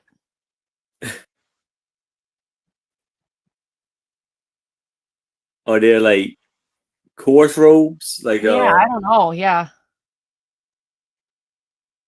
Not sure. So, and they're standing in front of like a big house, like a big 5-window house. Then you've got this one with a couple with their kid on the dock of water. It looks like he was swimming. He's got a swim trunks on. And then maybe the parents or grandparents. This one, I mean, nothing written on that one. Nothing written on this one. He's got a big cigar in his mouth. Like, take my picture. Let's get out of here. And then this one. Oh, this one says Mammy Page, Maxine Radin, Lucille Glow. Okay, blah, blah, blah. It's all in pencil, so you'll have to decipher this. And it says September 4th, 1934. And it's done on guaranteed permanent mirror tone. September 18th, 1984. So I wonder if this is a copy. It's 1984. So I wonder if this is a copy. Somebody copied this picture and then wrote all that information on it. But it's a family outside of a house. Maybe graduation robes. Yeah. This one says Mrs. Goldie Post, Brad Dean's daughter. No date on it, though. And this one is family again. It says Herbert, Fammy, and somebody, 1937 at their home.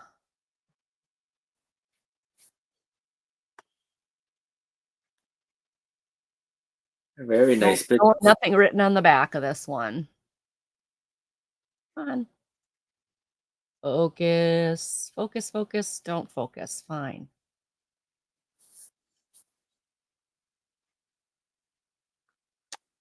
This one says the Rumfelts, 4 Rumfelts in sweet peas. I don't know what that means, but. Well, there's 4 of them. 4 Rumfelts in sweet peas. They're nicely dressed. Be going out for some event. This one's, a little boy in a big tie with his maybe parents or something. Look at a tie on that kid. Wow.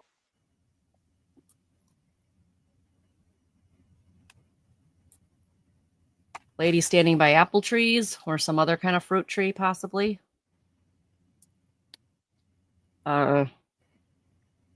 Nothing on the back of this one, just a lady swinging.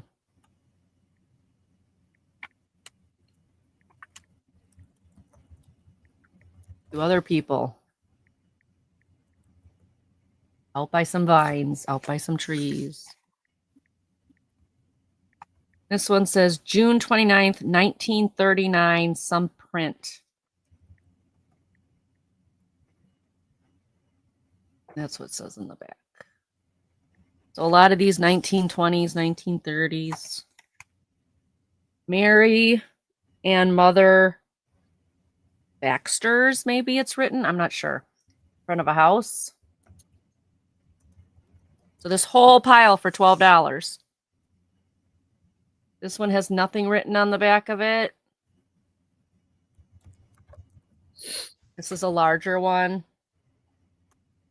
And then the largest one It's a bunch of people sitting around on the porch, rocking in their rocking chairs, and it says, "For Herbert and Fanny, I think these are so good.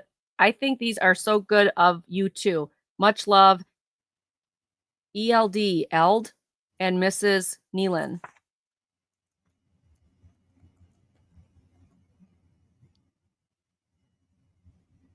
So you get this whole pile, all of these.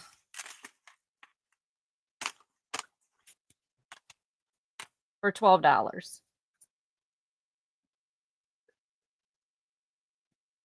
Oh, You nice. know how many there are total? 1, 2, 3, 4, 5, 6, 7, 8, 9, 10, 11, 12, 13, 14, 15, 16, 17, 18, 19, 20, 21, 22. 22 pictures. Excellent. And like I said, I think the funniest picture is the one of this lady here. I don't know what she's doing. But it says on the back, it says, "You know who this is." And I'm like, I don't know who this is. I thought that was kind of funny that they did that. So, all right. That is my lot. We're going on to Trisha. Thank you, everybody, for looking. I appreciate it.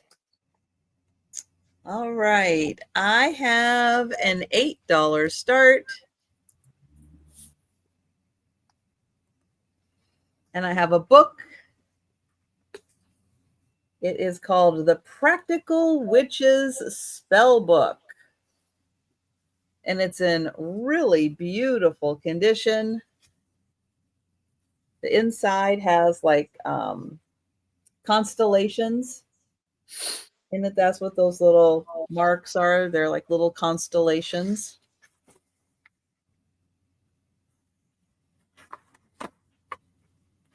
And the pages feel like they've hardly been opened.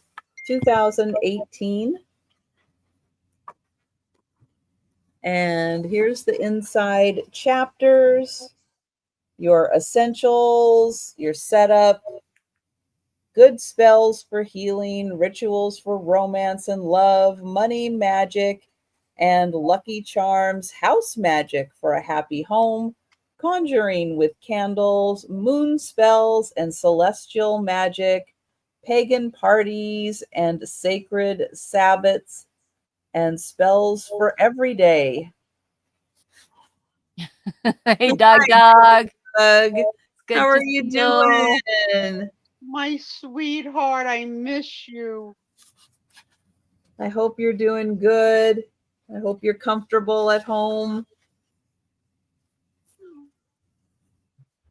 So it's got all kinds of really cool things in here. And oh, here's the bless this space spell.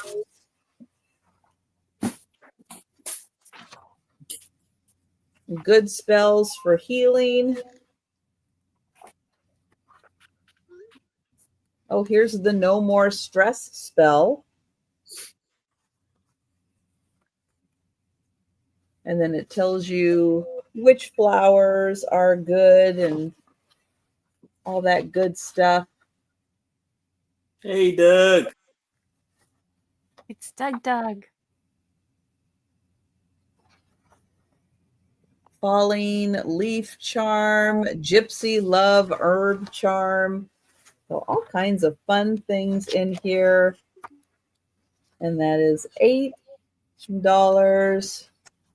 for the book. And lots of little spells in here. Conjuring with candles. They have all the colors, what all the different colors of candles are, but I do not see one for peanut butter cookies. But I'll bet there's a candle that you could burn for peanut butter cookies. Jamie is in at 8. Oh, hi, Jamie. Thank you. Astrological herbology. What is your power flower? So it goes through astrological signs on page 42 and 43. Let's see, where's page 42?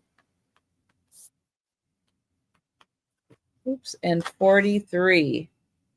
Oh, okay. So let's see. Sue is a Leo.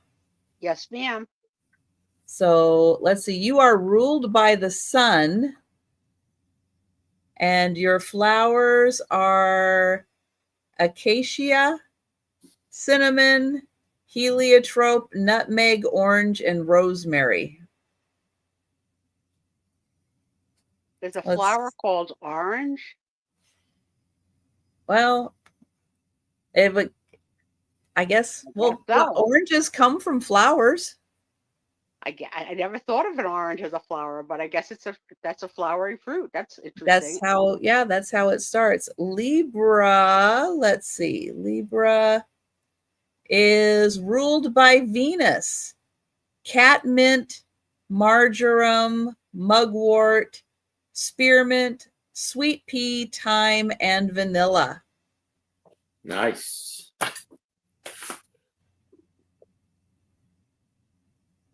Yes. Let's see. Aaron is you're a Taurus? Yes. Okay. Oh, you're ruled by Venus. Apple, daisy, lilac, magnolia, oak moss, orchid, plumeria, rose, thyme, tonka bean, vanilla, and violet. That's very fragrant flowers for Taurus. You're all about the smells. Yeah. Yeah, that's some good flowers there. I don't remember Angie. I'm sorry. Angie's not paying attention anymore. What? No, I'm sorry. I'm dealing with something else. My son. Sorry.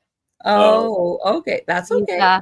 He's dealing with the semi-truck issue and is kind of, how do I say nicely? Heat off?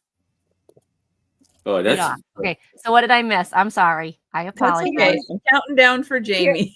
Here's what won't work. It won't work if you say he was Richard off. Yes, it would. I don't think my son is going to be a truck driver very long. That's just so too, Jamie. Thank you. I'm sorry. I'm sorry to hear that. No, it's the companies he's working for. Yeah. I was dealing with something. I'm sorry. I feel no bad.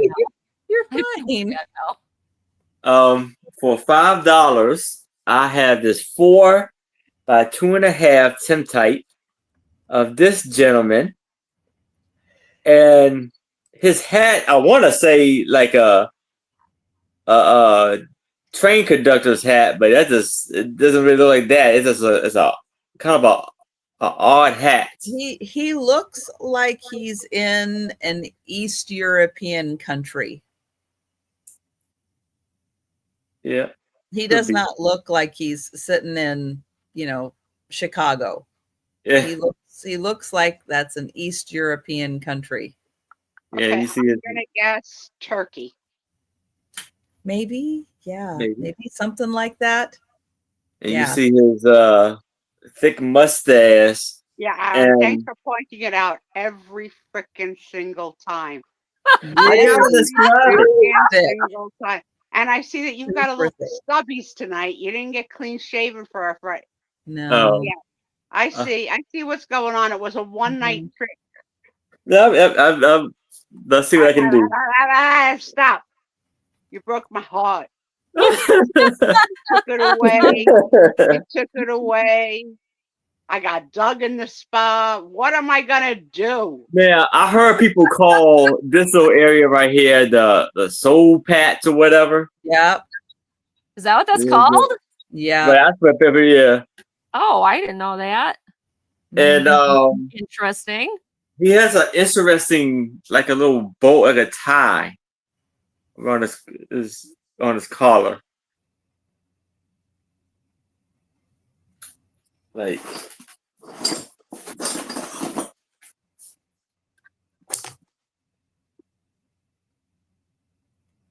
like he almost like a bow tie, but it's kind of untied. The neck completely done. You're okay. And it's a pretty good size tintype, as you can see, larger than the rest of them, most of them, with a little bit of Becky. Scratches on the around the outside. One thing I do not like about men with soul patches is they tend to like get it in their mouth constantly. It's like a nervous tick where they're like constantly with their lips and their teeth. No, thank you. It's like it drives me crazy, but it's like a weird tick guys have when they've got one of those. Ugh. So yeah, no thanks.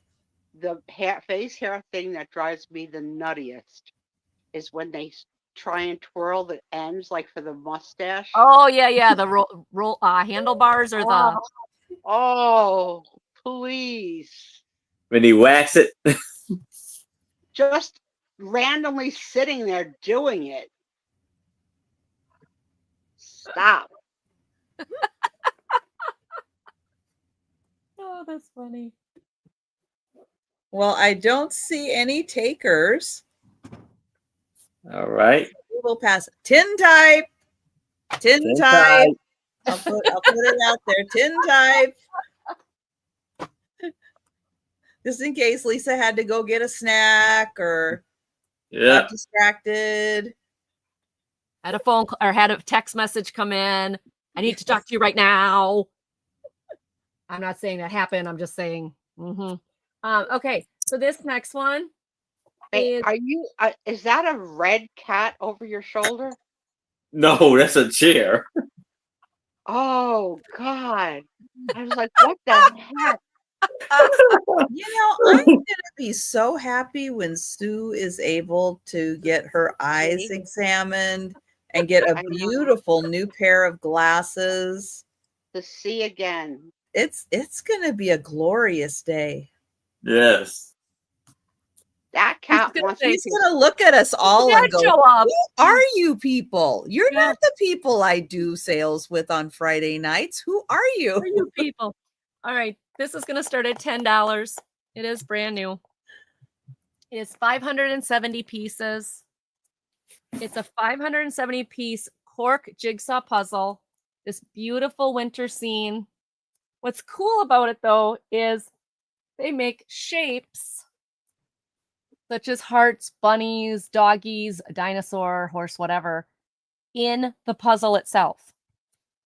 So while you're doing the pieces, you're going to find little animal pieces to fit in the puzzle. It's called Winter Solstice by whatever this autograph is. Special irregular die cut border. So you're not going to have your Rudyard. Rudyard. Okay. Whatever you say, Trisha. Trisha knows. Okay, so this puzzle is 18 by 24. It's by Bits and Pieces. No real date on it, but it says for children. Not intended for children under 3 years of age. Well, I would think not. But apparently the edges are this saw because it says irregular die cut border. So it's different than a normal one. So all of you puzzle challengers out there, this would be a really cool challenge. So I wonder how our puzzle friend did in her tournament. She placed second. Oh wow! Second. How cool! Yeah. Yeah, Patty Rose, right? Yeah, yep. Patty Rose. Yes, placed Patty second. Rose. That's who it was. She placed second. So she rocked it, man. She did great. Oh, that's 570 pieces. Yeah, with all because the different team shapes. that won, Yeah. yeah, mother and son team. Yeah. And they got it like 40 minutes, Really, like the 40 Really? minutes before anybody else. it was Did rigged. Did she say what it was of? No, I don't don't remember. remember. I don't remember. She Hopefully she'll did. come in the chats. She did, and I don't remember what it was. Yeah, I don't remember either. But beautiful trees, winter Yeah, because she scene. popped in after you weren't able to rejoin. So maybe she'll pop in tonight and we can ask her. Yes. So there you go. Hey, Ace, how are ya? All right, so that is mine. And we're going on to Trisha. Okay. Let's see. All right. I have a game. Fun. So Cindy B said it was a fall scene. fall scene. Well, there's snow. I know some people, maybe Vermont, they get snow in the fall. Yeah, maybe. Mm-hmm. Let's see. I have a $10 start for a game. Okay. This game, bring a sense of humor with this one. Okay. It is the Donner Dinner Party game. A game of frontier cannibalism. Oh. So for those of us that remember the Donner Party that got trapped up in the mountains in winter and had to do things to survive, this is a funny game based on that, where now this one, it has been opened, but everything is there. I don't know that story. I'm going to have to Google that later. You have never heard of the Donner Party? No, I heard about the soccer airplane crash that hit each other, but not the Donner. No. I'm gonna I gotta see if I can find a movie. Okay. It's winter in 1846, and you are a member of the ill-fated Donner Party wagon team. Oh, halfway wow. across the Sierra Nevada mountains, you have been snowed in. When the food runs out, there's no other choice but cannibalism. Jeez. Worse. There's worse yet. Wait, you haven't even gotten to the worst part. Ew. In this rowdy deduction game of suspicious scoundrels and secret motives, some of you will sabotage the efforts to forage food in order to get a taste of human flesh. Ugh. Who will avoid becoming tonight's dinner and make it off the mountain alive? Ew. Fun for the whole family. So it comes with a little. There you go, Cindy B. It's like, I don't know if I want to die now. And it shows you how to set up the game and how to play. And, ooh, you better keep your eye on everybody. And then how to play. And, right, Denise? Ew. Do you have a fish, a squirrel?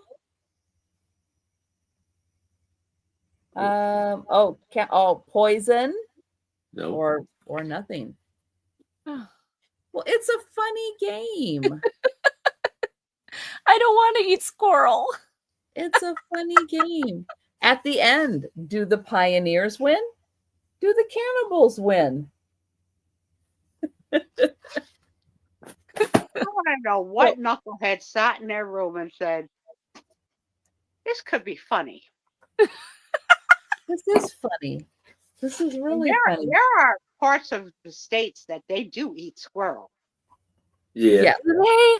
Oh, they better not do it near my house. We have the Yeah, they cutest do. squirrels here. Yes, they do. We had a animal control semi-emergency this week. There What was happened? a dead possum on our Oh, property that had unfortunately been attacked. Oh, no. oh, So poor baby. I called animal control, and their message was, "Oh, carcass removal is handled by the police. Call this number." Look at these things: squirrel, dirt. Oh, dirty hands. So gross. So Oh, we called, poison. we called the police. Poison might be the best choice.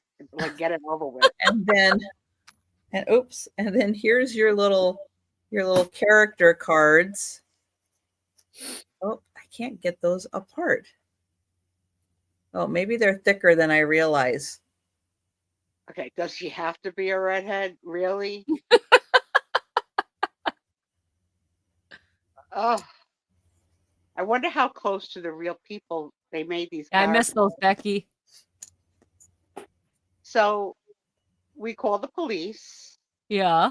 The policeman comes to my house, rings the bell, and Tom shows him the carcass. And the cop says, "Oh, that's not good." No, I thought it was great. Duh. He goes, "Well, I can move it to the. Remember, I don't have sidewalks in my town. Well, Okay. in my developers no sidewalks." He says, "I can move it to the street."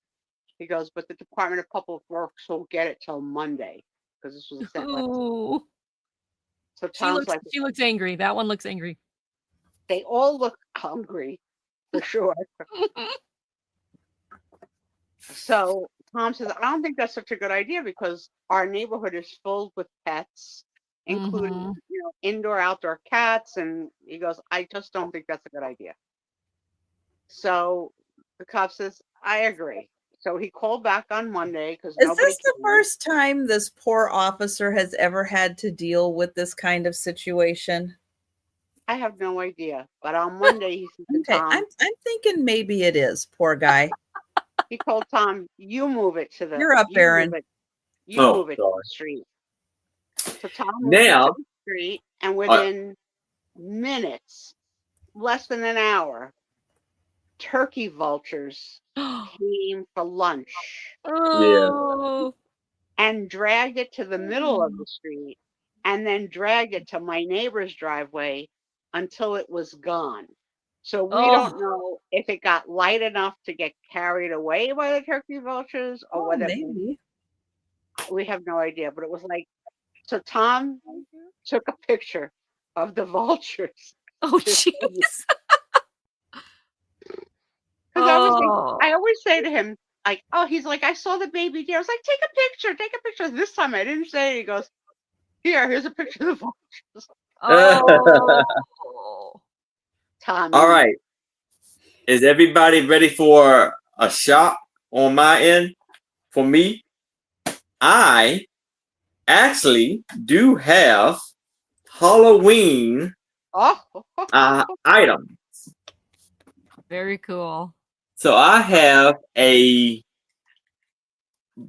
candy bowl pumpkin for $8 with a lid. Yes. Yeah, they never come with a lid. That's cool. So you can open it up, and it actually does have the little orange grass, fake grass inside.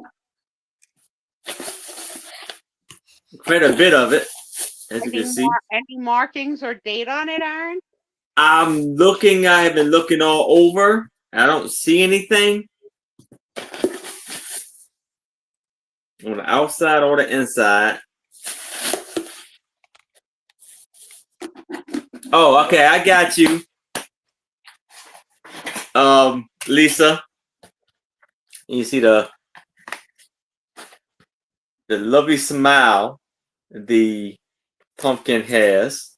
The best thing about Halloween jack-o'-lanterns is that none Yeah, of them it have is. mustaches. About None. 5. It's tall. About 5 by 5, pretty much. And you see the black handle it has.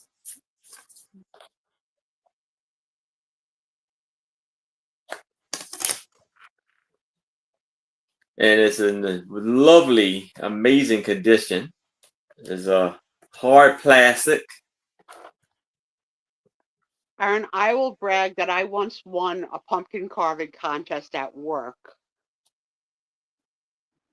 You want to know what I made my pumpkin do? What did your I don't pumpkin know if do? I want to know. So I gave the pumpkin some cute things. I did like green bell peppers for the ears, and I had it have skeleton earrings. And then Aw. I did red Tootsie Pops for the eyeballs, and a carrot with like carrot snot coming out of the nose. But then this is what made me win. I did a mouth, and I shoved a doll in its mouth and had the blood of the doll going down the chin of the of What? of the jack-o'-lantern. So when the judges came around, they're like, they didn't know whose was whose, but they were like, as much as we hate to do this, and as sick as this person is, this is by far the winner. I was like, yeah.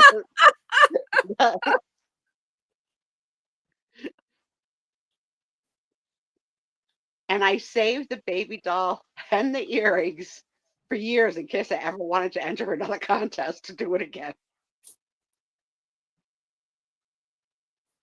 Oh my gosh. Sometimes cute just doesn't win. Sometimes gory wins. Yep. That's They cute. do. I always cheated. I always got the transfer off the internet, like a picture, and then cut it out for the kids. So Zach wanted a truck, I'd find a truck on their pumpkins. That's what they wanted. So I didn't have to be creative. I just let them pick.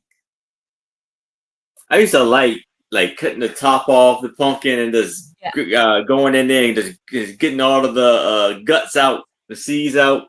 Yep. My favorite part. Not. And then you make pumpkin seeds. Oh, wow. That's cool, Becky. Well, it looks like we're passing on the pumpkin. All right. That's over on the side if you change your mind. I want to know about Randy's obsession with grass. That's a first collectible item that I've never heard anyone else get into. So, Becky, please share more if you know it. If you can, let us know, Becky. All right, here we go. So my next one is going to start at $8. It is for 2 brand new kids coloring books. You've got the Paw Patrol Night of the Ghost Pirate. It is a golden book, and it has the 50 stickers. These are brand new. So if you've got kids who love Paw Patrol, this is the Halloween one.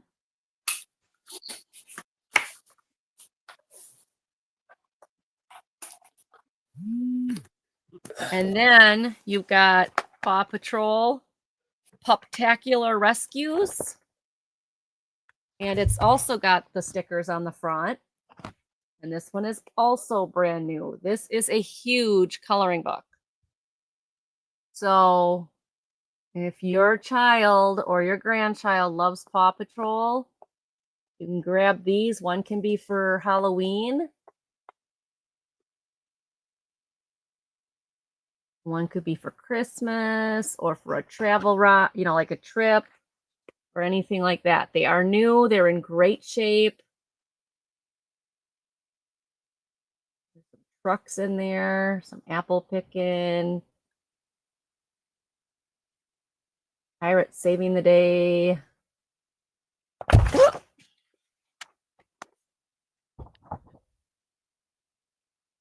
So,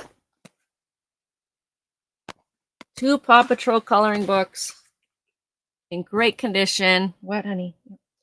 Brand new, perfect for kids. And it's $8 for the 2 of them.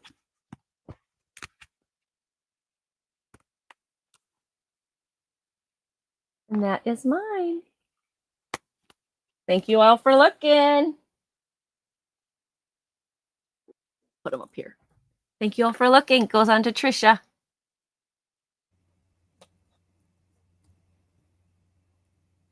Oops. There we go. Now, kids' coloring books aren't just for kids. They're for everybody. Oh, cute. They're for all ages. Not every adult wants a huge, intricate design to color. Sometimes you just want a little bit, or take a page out, you color it, you know, grandkid, niece, nephew, whoever, they color, you color. It goes quick. Yeah, you have activities to do, you know, in the book. Good for mind stimulation. Be good for it. And you can do them while you're watching a live sale. Yeah, with the grandkids or your kids or yourself. I have a $9 start, and I have a stretched canvas picture. And this is so cute. I don't know if this is authentic. I did not have a chance. I should have Google searched it to see if this was based off of the authentic 8th anniversary of the Cannes Film Festival, like a poster they may have done. Pretty. But she looks fabulous. I love it all in green.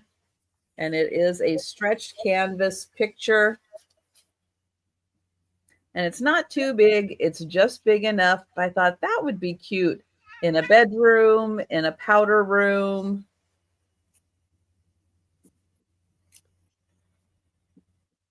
And it is in French.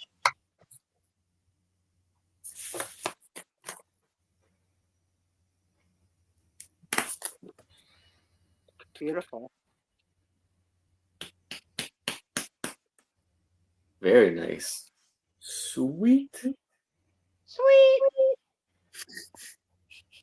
And it does have a hook for hanging on the back. So the Cannes Film Festival in France. And that is a really cool poster.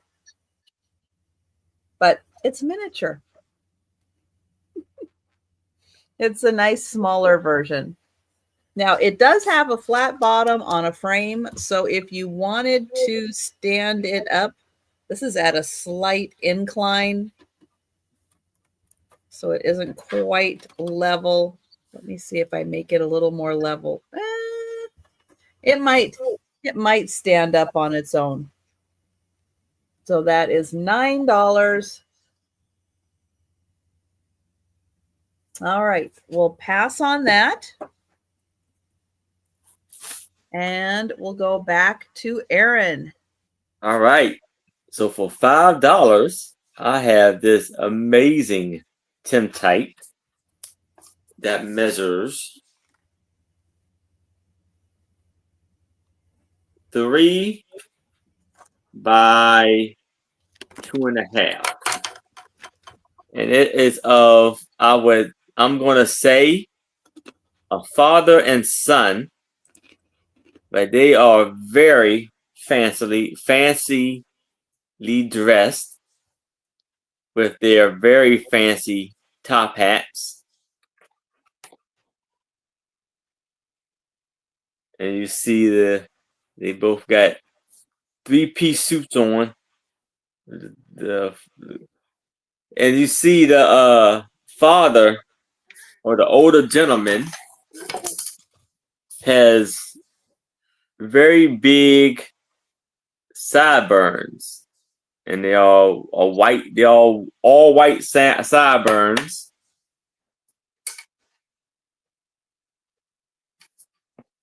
And Sue, the younger man, does not have any facial hair. Yes, please. And really, he doesn't either. He does have the sideburns, Yeah, I don't he's know got how you feel about sideburns. sideburns. It comes all the way down. It's like you might as well have a full beard. Jan thinks they're bankers. Becky thinks they're undertakers. Oh, both are very good guesses. Yeah.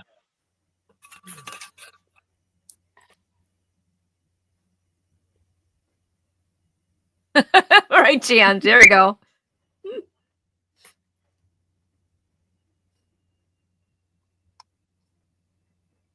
Hey, Sarah Lee. How are you? Sarah Lee. Welcome in, Sarah Lee. Hi, Sarah Lee. And they're like sitting on Hi, rocks. Sarah Lee.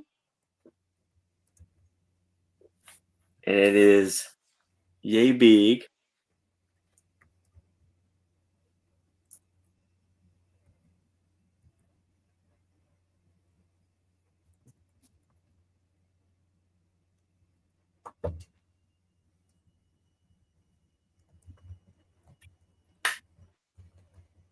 And I don't know if it's me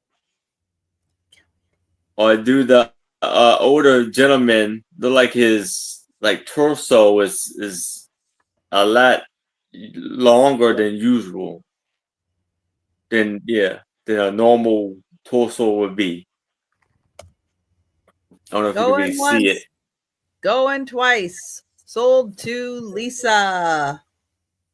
Congratulations, All right, Lisa. congratulations, Lisa. Oh, they're sitting on bags of money. Then they would be bankers. All right. Oh yeah. Or bank robbers. Mine is starting at $6 choice. I have two choices. These are called King of Arms Inc. collectible cards from the early 1900s. And it gives you a whole explanation of them. But what they are is they're postcards in matted frames. So you can just get it home, put it in a frame, and you've got a beautiful decoration, old vintage postcard.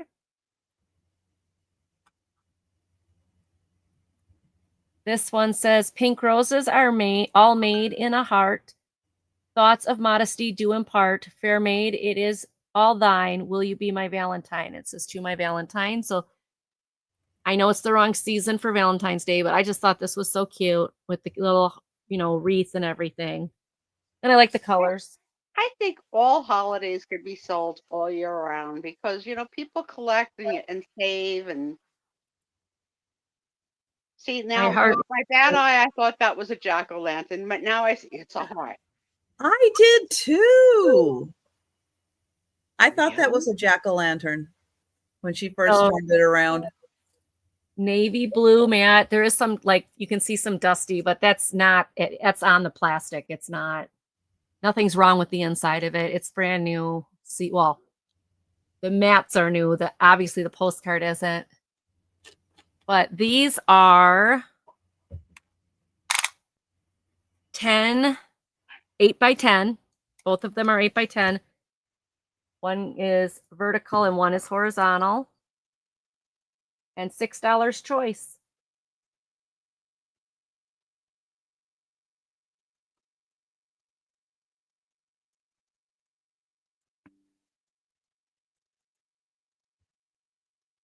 All right, and that was what I had to show.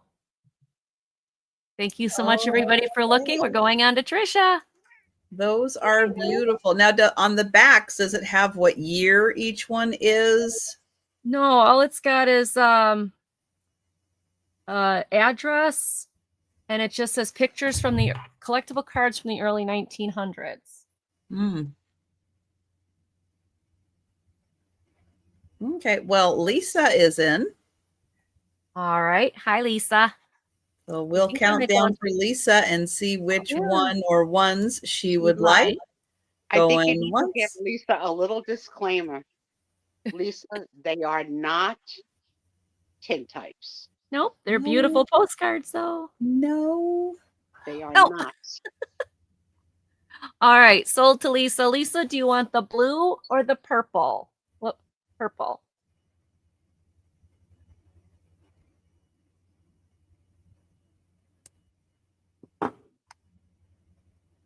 You let me know and I'll put it in here. All right, you let me know and we'll have Trisha. We'll send it over to Trisha. You can let me know which one or ones you want. I know she's typing. She's typing. I know she is. Okay, I have a $12 start.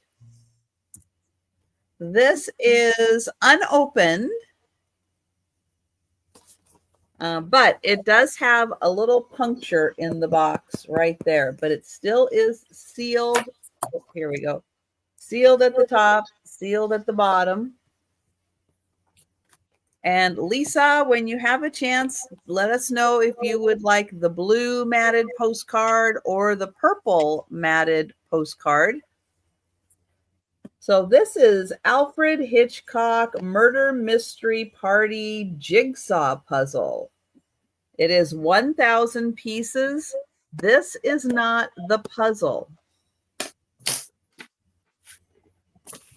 So instead, you get you read the little 12-page mystery.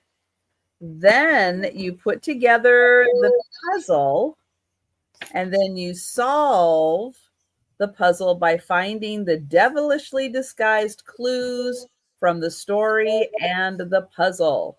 Wow, that's cool. cool. The puzzle is different from the box cover. Very clever. That is very cool. That's very it's cool. a murder mystery and it's a puzzle. It's 2 in 1. That's cool. That's 23 by 29, 1,000 pieces. And the twist is that the story revolves around someone's obsession with Alfred Hitchcock and his films. Oh, neat. So the story is going to have all different stuff about, like, facts about Alfred Hitchcock, and then on top of it be a puzzle? Well, I can only guess because it's still sealed. Yeah, you learn about an author too. Interesting. So, Angie and Aaron. Yes, ma'am. Yes. Would you say you've seen any Hitchcock? Some Hitchcock or no Hitchcock? No, I don't think None. so. The blue one, please. Okay. None. I got you, Lisa. Thank you. Trisha, I know your answer is going to be, of course. Correct? Yeah. Oh, yeah. The Birds, Rear Window, Vertigo. Nope, never heard of those. Rebecca. Rebecca. Oh, my God. So good. Oh, I can't even think. I can't even think of any them of you all. are late to the Hitchcock party, check out some of his works. They're I am. Good. I don't know any of those. Really good. Oh, Psycho. Oh, is that him? That was him? Yeah. Of course, Psycho. A lady in the shower curtain? Mm-hmm. Yeah. Oh, okay. I've seen parts of that one. I don't think I've seen the whole thing, though. All right. So we will pass on the puzzle. Surprising, because that's cool. The real person that Psycho was based on, his name I think is Edward or Ed Gaines, and there's a new mini-series movie, whatever, coming out on one of the streaming platforms this month on the real life nut. Oh, yeah. Creepy. Yeah. Okay. I never North by Northwest. Thank you, Jan. That popped into my head for a second and then it was gone. Never heard of that one either. North by Northwest is really good. As in really good, do you mean really scary? No, they're not really. No, Psycho is like. Okay, Psycho is scary. Yeah. The others are suspenseful. Well, okay, The Birds is scary. Which is the one? I guess it's the Rear Window when he's got the cast on his leg and he's looking out the window. I love that one. Yeah. It's suspenseful. Yeah, they're Suspenseful, all yes. suspenseful. Psycho and the Birds are Hardcore. scary. Yeah. They're scary. But the others, yeah, they're thrillers. You know, they build the story, build the suspense. Yeah. Will they escape? Will they make it? Will they figure out the mystery? You know, all that. It's good. They're good. But you know, they're from another era. So You got to consider that. so for us now, they're not really scary Yeah. for all that we've seen. But you know, but back in the day, they were like, yeah, they were new. It was so different from what people had seen. Yes. Hi, Julie. Hi, Julie K. Hello, Julie. Now I have this beautiful calendar That is cool. Thank you, Julie. from this would be for $8 from 1876. This is like a reproduction, and this is Winsome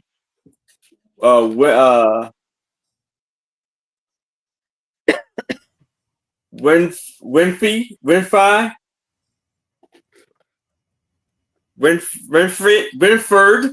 There you go, Winford, and it says in the 1876, when outlaws roamed the land, our nation had a birthday, a centennial, big and grand. Today in 1972, the date are just the same as 1960, as 96 years earlier, when Mark Twain won his fame. Winsome Winnie, sweet and cold, your future can foresee. So turn the hands of the time ahead and learn what it to be. So when you flip and you look at the dates, it tells you like the different events that happen on that date. So like on September the 3rd, Lollipop Learners, the first free kindergarten, opened in Florence, Massachusetts in 1876. E.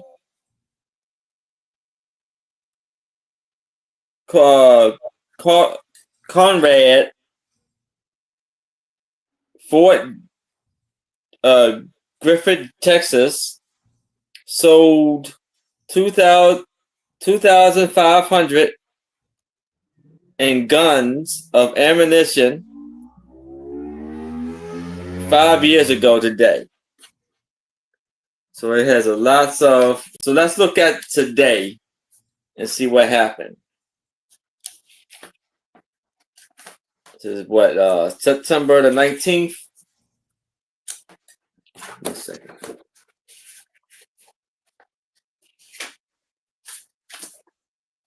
September the 19th. This was on a Tuesday.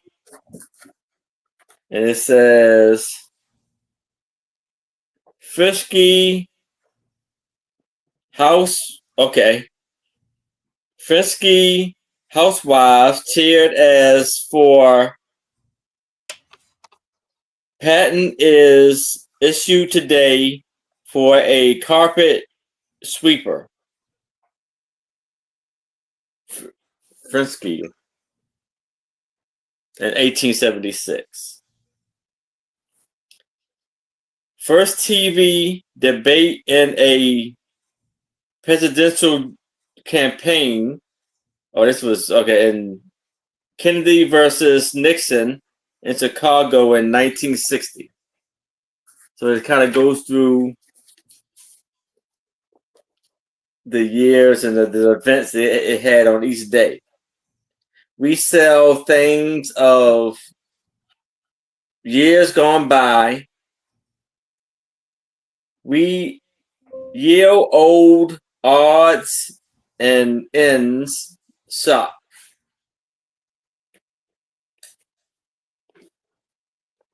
And it's a beautiful picture of the lady on the top.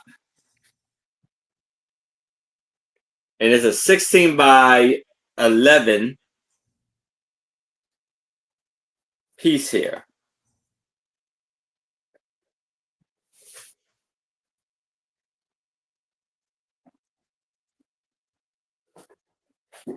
And it's in lovely, amazing condition. Yeah. Julie, it would be nice framed. Just the woman, look how nice she looks.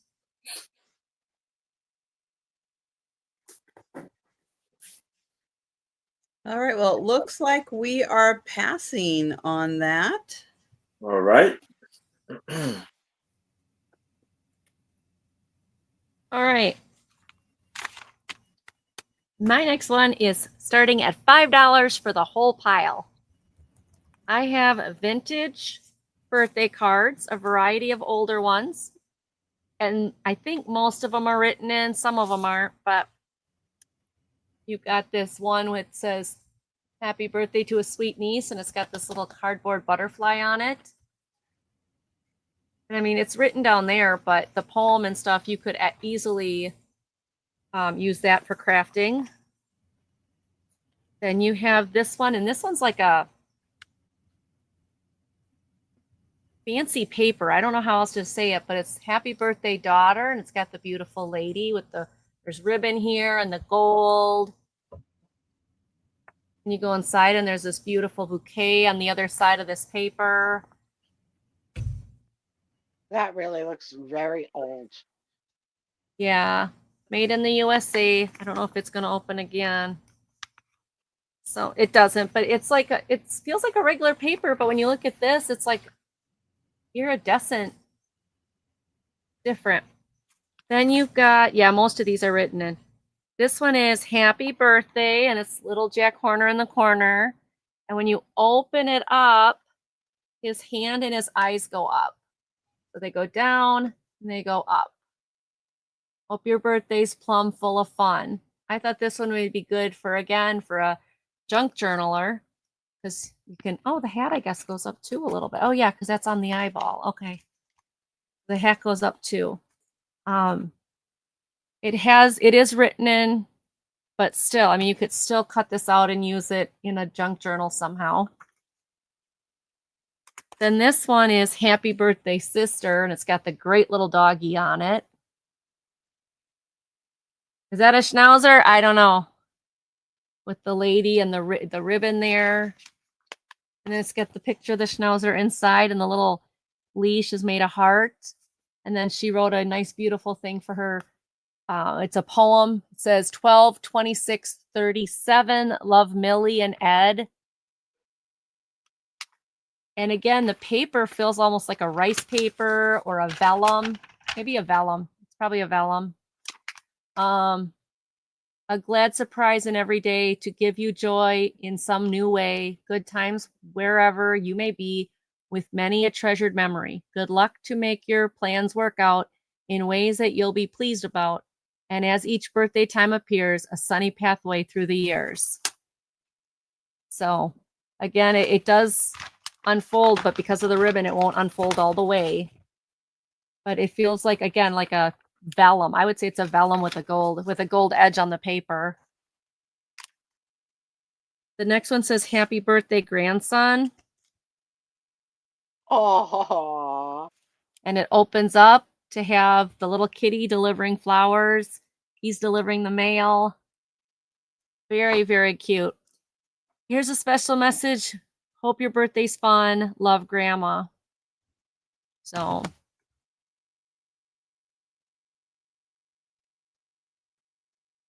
And the last one is "Happy Birthday, Cousin." and his little tail comes out like this, and there's feathers underneath to make it look like he's got a bushy tail. And I wonder if that would stop the Donners from eating it. right.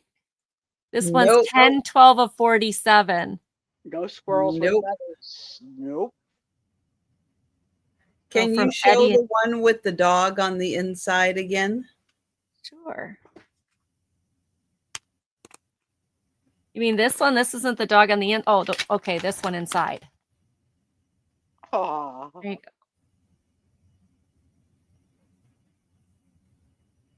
This is what it's got on the front. And then inside it's got the little one with the... I thought this would be cute even if you cut it out and made it into a bookmark or something.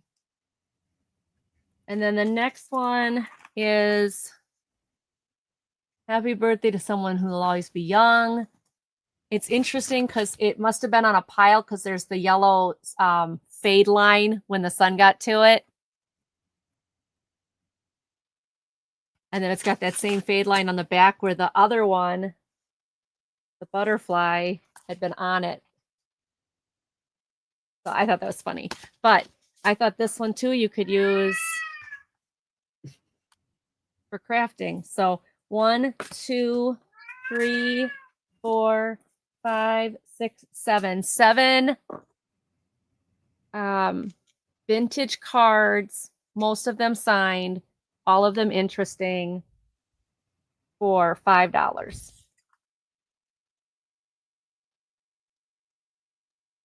Okay, and that is my lot. Thank you so much for looking, everybody. All right. I have an $8 start. Now we have a very loud kitty. He's awake. Jeff Siren is awake. Now, this book does have damage to the dust jacket, but the inside, the hardcover, is in great condition. National Geographic Islands Time, Lost in Time. Islands Lost in Time. It says the island wilderness is the very home of romance and dreams and mystery. Let's see. Journey from the palm-studded tropical shores of India's Andamanans. I don't know those islands.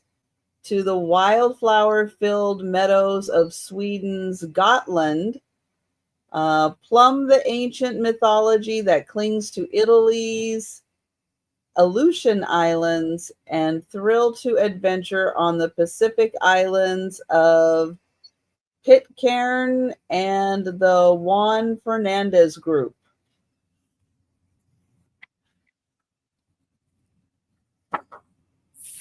So inside, you'll get beautiful National Geographic pictures, and then you'll also get an in-depth look at the islands.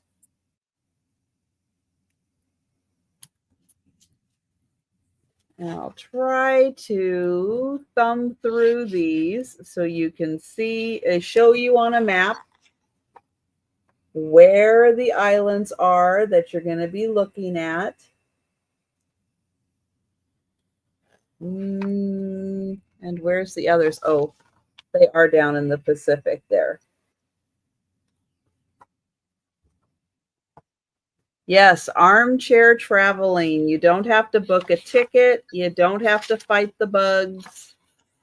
You just get to look at the beautiful National Geographic pictures and read about the people who live on these very remote islands.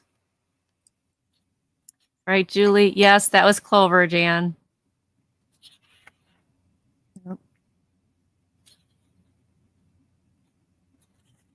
And you just get beautiful pictures.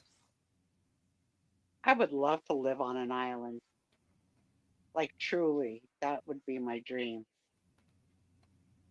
You could come here. We have lots of islands that people live on. Seriously. We have tons of islands. I was thinking more warmer. Okay. More tropical? Yeah, we don't have tropical islands. Mangoes, not apples.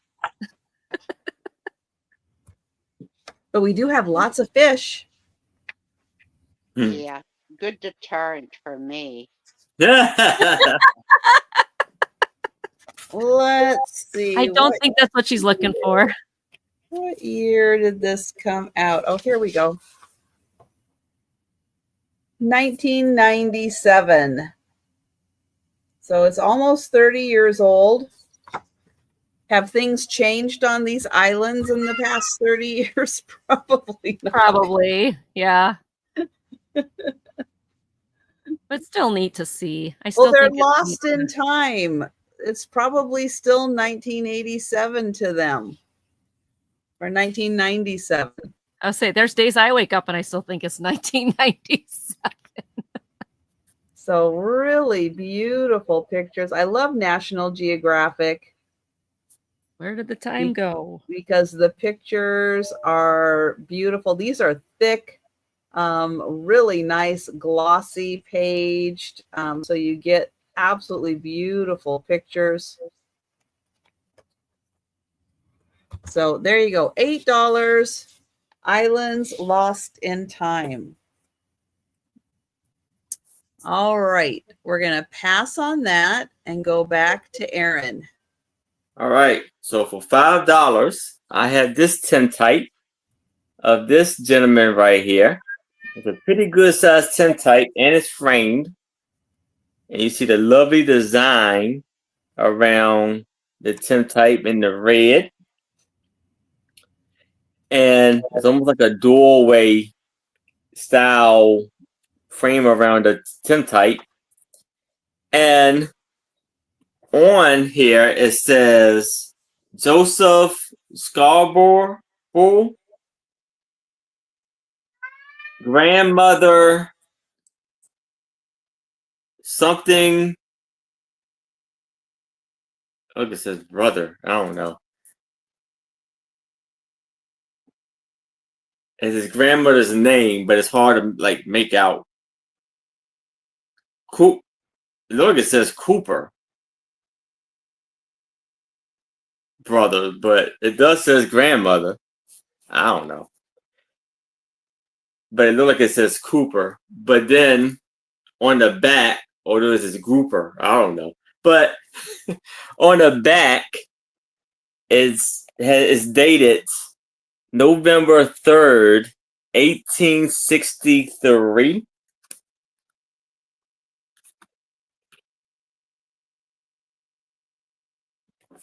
And this measures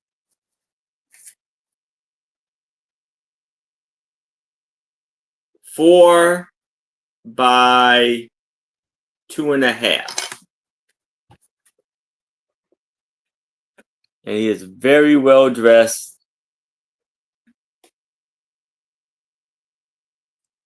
I never heard of him doing that, Sarah Lee. Wow. Hair slicked back.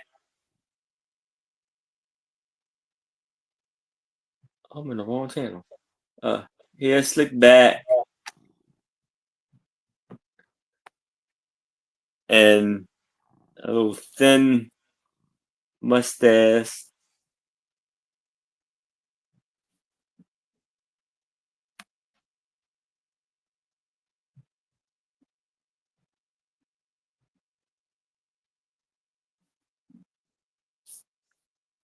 And he has like a little in the distance, like a little, I think it's a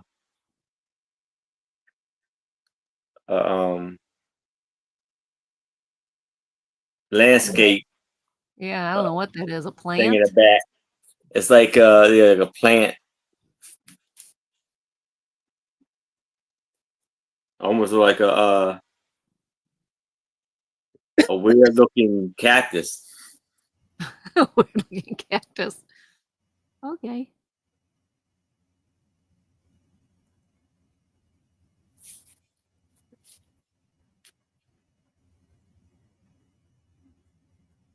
And you see the very a bow tie, but it's tied a little differently too. Oh yeah. And a very sharp outfit. Mm-hmm.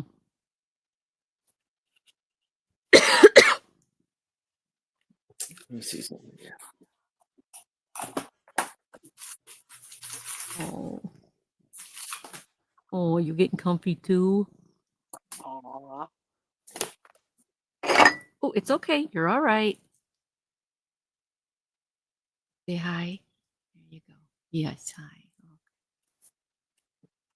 All right, we're going to count that down for Julie. Going once, going twice, and sold to Julie. You see him? Congratulations, Julie. Hey, Julie. Congratulations. Okay, if you have not given a thumbs up yet to Trish, go down there, wherever you are down there, and hit the thumbs up. Okay. Go down there. Yeah, she should get a thumbs up. She's worked hard. And she also puts up with us, so she really deserves a thumbs up. Okay, this picture is a military picture. I can't really read what it says on the back, so we're just gonna have to go with it. But I think they're Navy.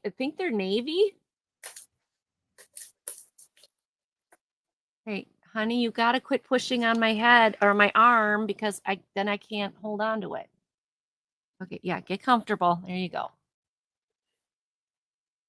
I don't know if they're going somewhere or what they're doing, but they're all in their military uniforms. This is going to start at $3. Okay, are you comfortable yet? No, Clover. I'm busy. You gotta sit still, honey.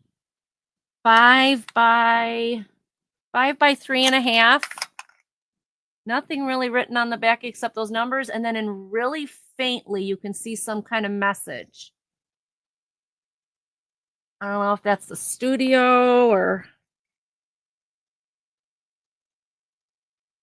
I don't know.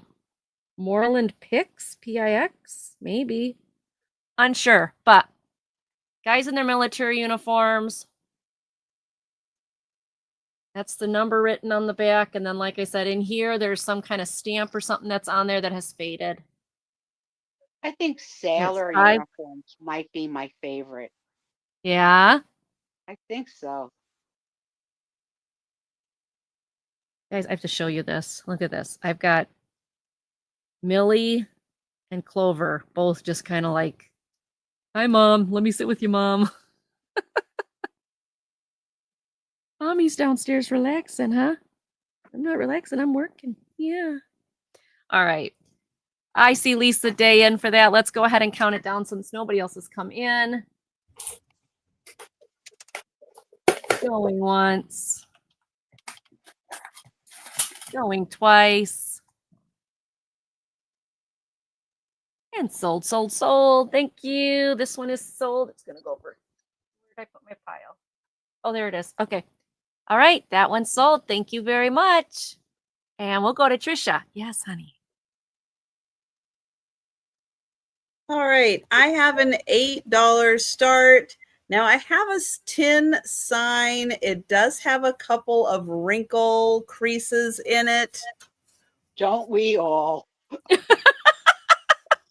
One of them, unfortunately, is right across in the center. It's like right in through here. But it is for Nuka-Cola. That a real soda? Must have been. I'll say, if you know, you know. Does anybody know? I don't know. I'll find out in a second. Does anybody know about Nuka-Cola? Oh, here we go. Okay. No, but I can check the Googler. Look at the cool bottle. Oh, I know. I'm just seeing if anybody else knows about Nuka-Cola. We'll give people a chance. Do you know, Clover? Do you know about Nuka-Cola? You look like you do. Yeah, you look like you know all about He is it. watching. Okay. Well, I don't see it in the chat, but this is from the video game and now TV series Fallout. Okay. But it's a really cool sign. It does come with little holes at the top, so if you want to hang it, you can. Zap that thirst. She's sexy. Like a Harley. Yeah, the video or the thing I looked up on the Googler said 2044, and I'm like, wait, we're not to 2044 yet. What is this? So it's a video game. That makes sense now.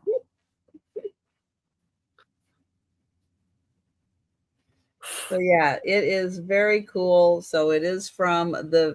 Oh, hi Sherry. Hi, Sherry. Sherry. Yes, thank you, Sherry. Hi Sherry. It's good to see you. I'll get you for the puzzle. That's fun because that's a mystery and a puzzle. Where are your ears going? You're okay. So when you're done putting the puzzle together, there's still more to do. I like that. Yeah. All right, So this is about over 12 by 8. And that is $8 for the sign. And yeah, it's a, it's their own take of, Coca-Cola. Spoofed, right? Isn't that called spoofed? I think it is. And then there's the really cool bottle. I want to taste it. So, based on this, Coke or Pepsi? Coke. Neither. Blah. Pepsi. Proud, I'm Coke. It's not my preferred. No. Pepsi's much better. Okay, Aaron and Sue, when was the last time you had a Pepsi? Years and years and years and years. It was like maybe. That's why you don't know if you like it or not. Ago. I had it 2 weeks ago, and I still prefer Coke. I drink root beer, so it's not a Coke or a Pepsi. So here I have a binder of 12 playbooks for an amazing price of $10. So first one we have here is Pack of Lies. And I think most of them are from like 1980 and maybe some of them 1990. Me too, Julie K. This one is from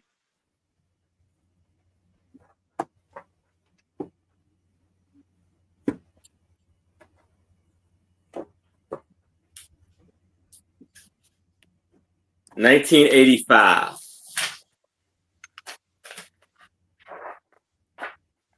Then we have Beneficiaries. Most of these are probably from 1980. The Devil's Disciple. Oh, that sounds naughty. You guys sit down. A Few Good Men. I tried. That was a really good movie. Moon Over Buffalo. Martin Beck Theater. Bus Stop. Circle in the Square Theater. Hey, honey, stay there. Once on This Island. Sue and the dog. Theater. Yeah. Taking Steps in the Circle in the Square Theater.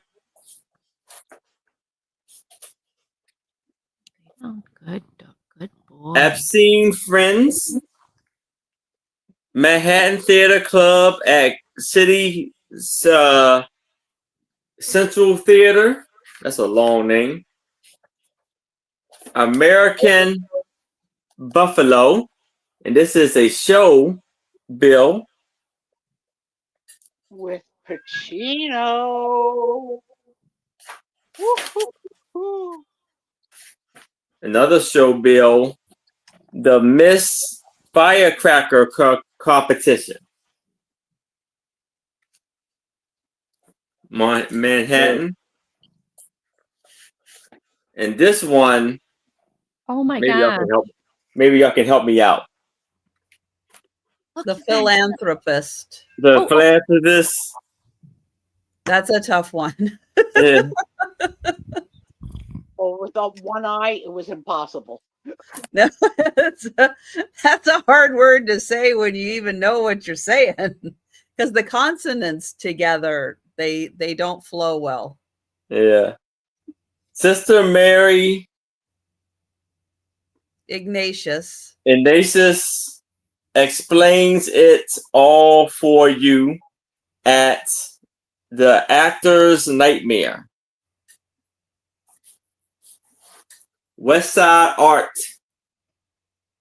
Theater downstairs. And then we have like an extra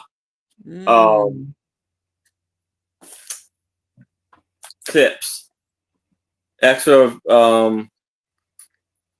headlines, just kind of cutouts. Death Trap.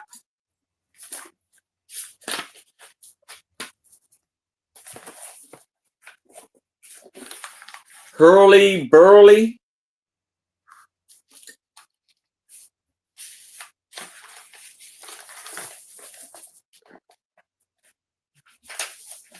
Hold on.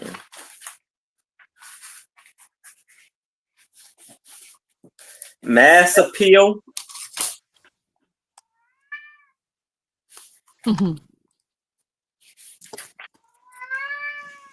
Oh, for Pete's sake.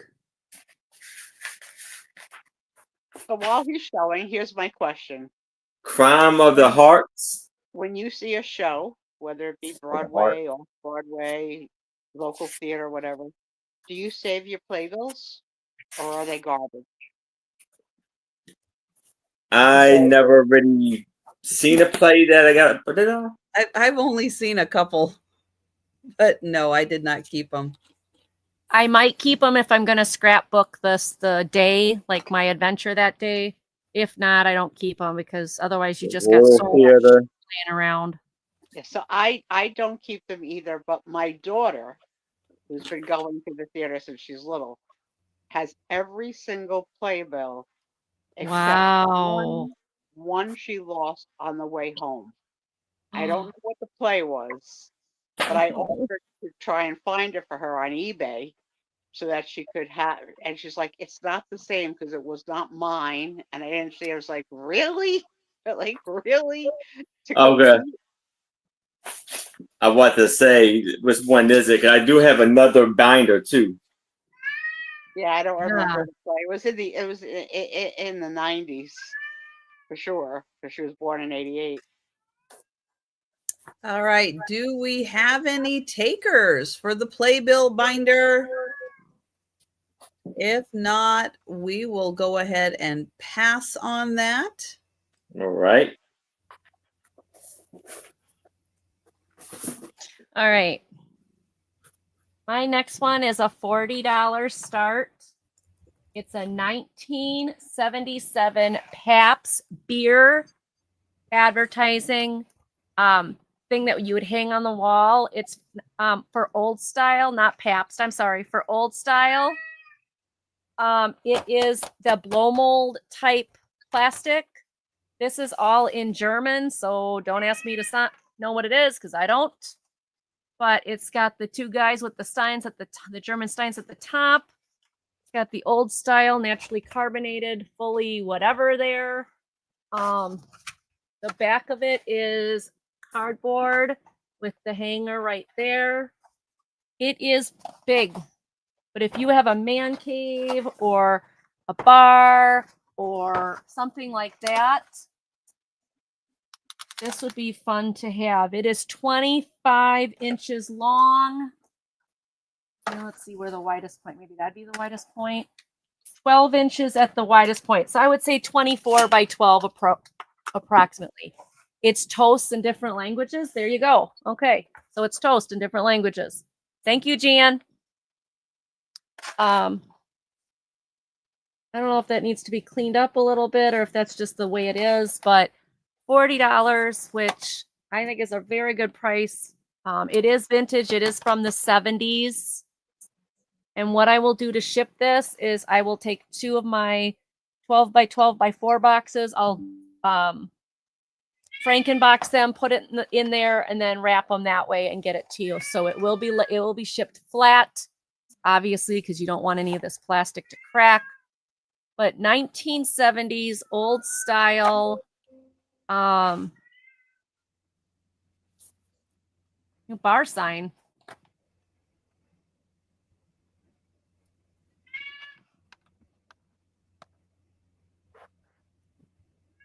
That's cool. Yeah. This was in my friend's mother's basement. That is very cool. Now that we know what all the words mean, even cooler. Yeah, there you go. All right. Thank you, everybody, for looking. And thanks for the scholar, Jan. He knows it all. Thank you, Jan. Give me 1 sec. All right. Okay. Let's see. Up next, I have an $8 book. Now, you've probably seen chalkboard signs and thought, wow, that lettering is really cool. How'd they do that? The Complete Book of Chalk Lettering. Yes, it teaches you all the different styles, the different fonts, how to do the different techniques. So you too can do chalkboard lettering like the pros. And it includes 3 built-in chalkboards so you can practice. Ooh, how fun. This happens to be one of the chalkboards right here. That's and neat. Then in the back, you have 2 more chalkboards. Very cool. And they show you how to prep them, and how to work with them so you can practice all your different techniques. And you too can do really cool things on a chalkboard. Now, maybe you just have a chalkboard at home. It can still be really cool. You can get chalkboard paint. You could paint a wall. Have a chalkboard wall and do really cool lettering all on the wall. But it teaches you all the different fonts and different styles and different techniques. I mean, come on. When you were a kid, wasn't that the only good part of getting called up to the board for problem solving, was to touch and the chalk? I love the feeling of touching the chalk.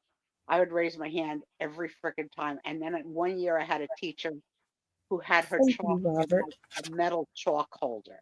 So it was like you didn't feel the chalk. I Look was at like, I'm this. not volunteering again. Oh, wow. And then when I got a little older, I volunteered to wash the chalkboards at the end of the day so that I could reach up so the boys could see my legs. I was boy crazy very young. You were very boy crazy when you were. I see you, Linda. Boy crazy, yeah. Good night. Good night, Linda. Linda. Oh, Good she's still night. suffering from COVID. Oh. Oh, Oh, you're not dying. Why am I yelling at him? He's deaf. He's not going to hear me. So there you go. So really fun. I like the fact that this has little chalkboards in here so you can practice. Yeah, that's neat. And this one in the front has lines so you can practice with the lines and just have fun with chalkboards. Oh, here's doing flowers, teaching you how to do all the different techniques with flowers. Now she's got a pen. It's like she's, or is that just, oh, it's just very, very sharp chalk. Oh, they got, they got to get Sharp. details with it. How You do you got to sharpen chalk? I don't know, but she did put it in it. the pencil Put it in sharpener. I was saying you can't put it in a pencil sharpener. Oh yeah, you Use a can. knife and whittle it down or something. I guess at the end you probably Maybe Listen, that's how you like- do it. Or is there? We don't know. There's different type of chalks out there. The True. Donner family used to True. whittle down the points as an appetizer. No, they would do it as a, what is it, a shift? So they could, You're not watching enough police prison shows. no, I don't. I don't. And I'm going to count that down for Robert. And thank you. But I remember, I remember when I don't know if y'all did this. The teachers did this when y'all was in school or not. I guess they probably did. They're like pick a student like each day or whatever to clean the chalkboard, or it was like someone like Be the helper. like a week. Yeah, to clean the chalkboard for the week. Yeah, And you that'd got be to use the really long erasers. Did you guys have those? Like they were like a foot long? no. Oh, we had those. They're narrow like a regular eraser, but they were like foot long, and you could go and do like. Oh, really? After yeah. you erased it, Oh, we got to go with a bucket down to the bathroom to fill it with water with a big sponge. We washed it Yeah, that's all I'm talking about. Yep. We washed it with the bucket. Yeah. with the No. water. No. Yeah, that's what I meant. Yeah, we washed the yeah. Yeah. Trisha, you you guys all can't had show very your exciting that, schools. You can't show We your just like that use erasers. with a big eraser. And Huh? then the genius that came up with those whiteboards without the instructions that you can't use any kind of marker on it. And then Oh, all the yeah. whiteboards that got ruined by When teachers. how many- who yeah, didn't how many know. of those? Yeah. Yep. All right, so for $5, I I have remember, this Robert. amazing tintype That I remember. of this young man with this lovely, amazing shirt or outfit he has on with buttons on both sides, going down, and he got so it's almost like pants or shorts, however you want to say it, to his knees, and then he got long black pants. No, I mean long black socks, and nice stiff shoes. And so you see the little chair he has, he's leaning on, has like a rug on it, and a very beautiful design in the background, like almost like a wall design. This, I guess, that's the background carpet they put on there. I mean, curtain they put behind them, and it is 3.5 by 2.5.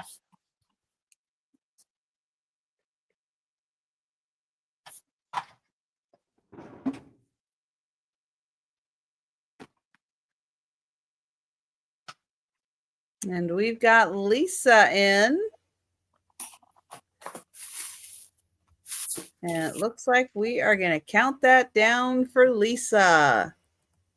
All right. Going once. going twice. And sold to Lisa. Congratulations, Lisa. Congratulations, Lisa. All right. My next one is $10 start, and it includes everything in the pile. So you've got Mary Englebright, Wrap It Up, Gifts to Make, and Wraps to Give. To wrap and give.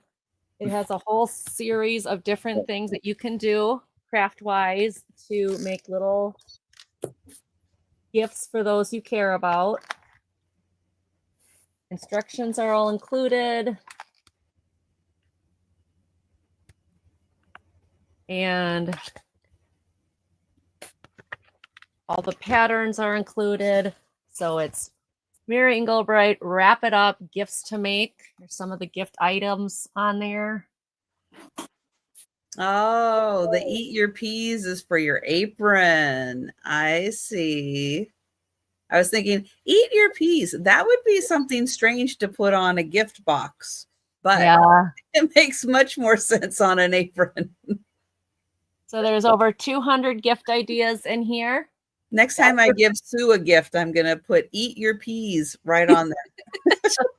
You make it say snow peas because I don't like regular peas. Oh, okay. Eat your snow peas. I don't like peas at all. I never had okay.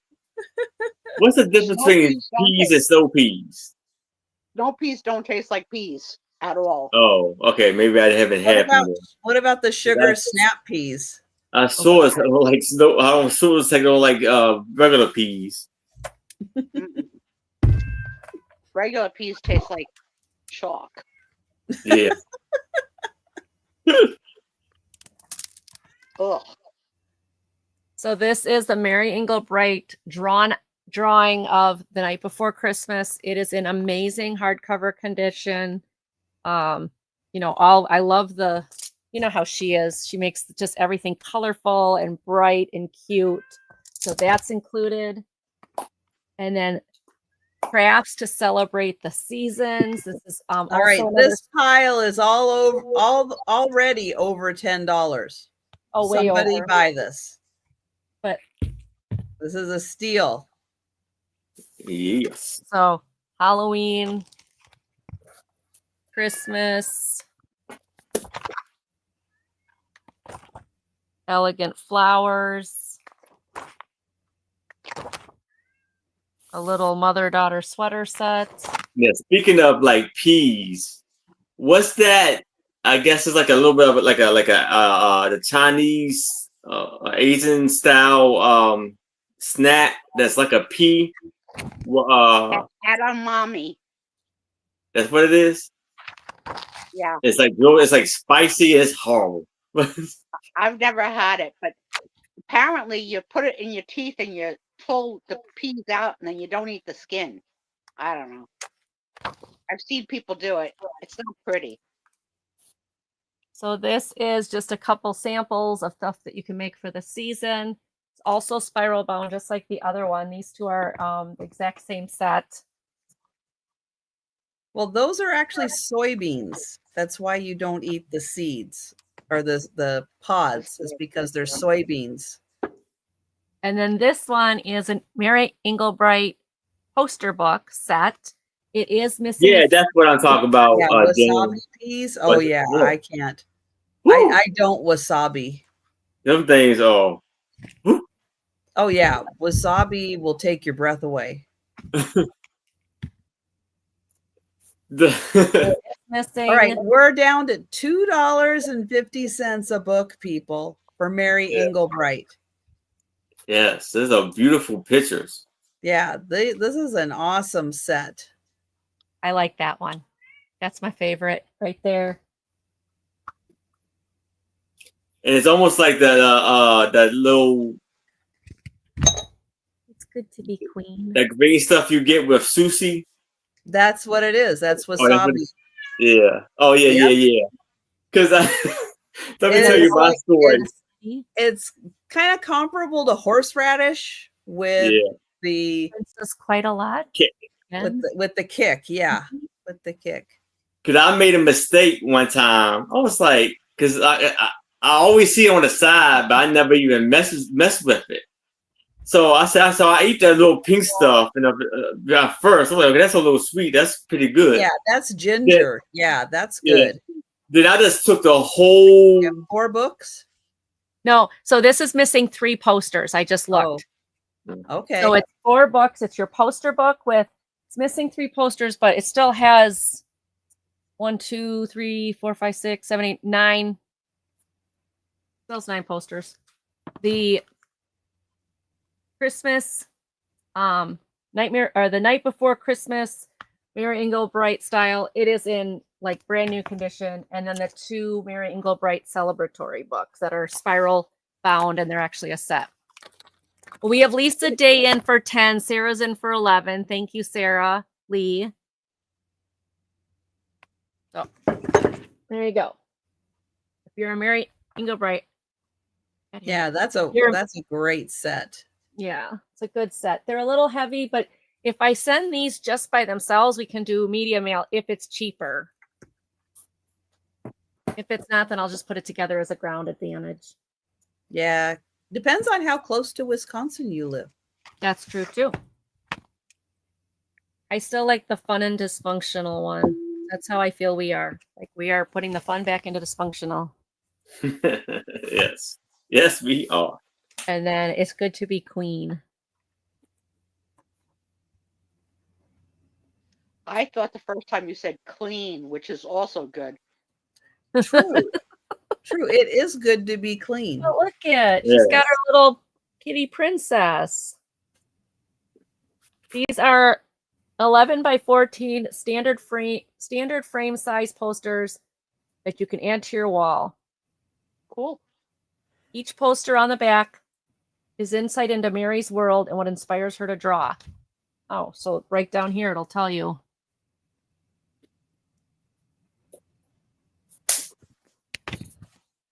All right. Well, we're counting down for Sarah Lee. Okay.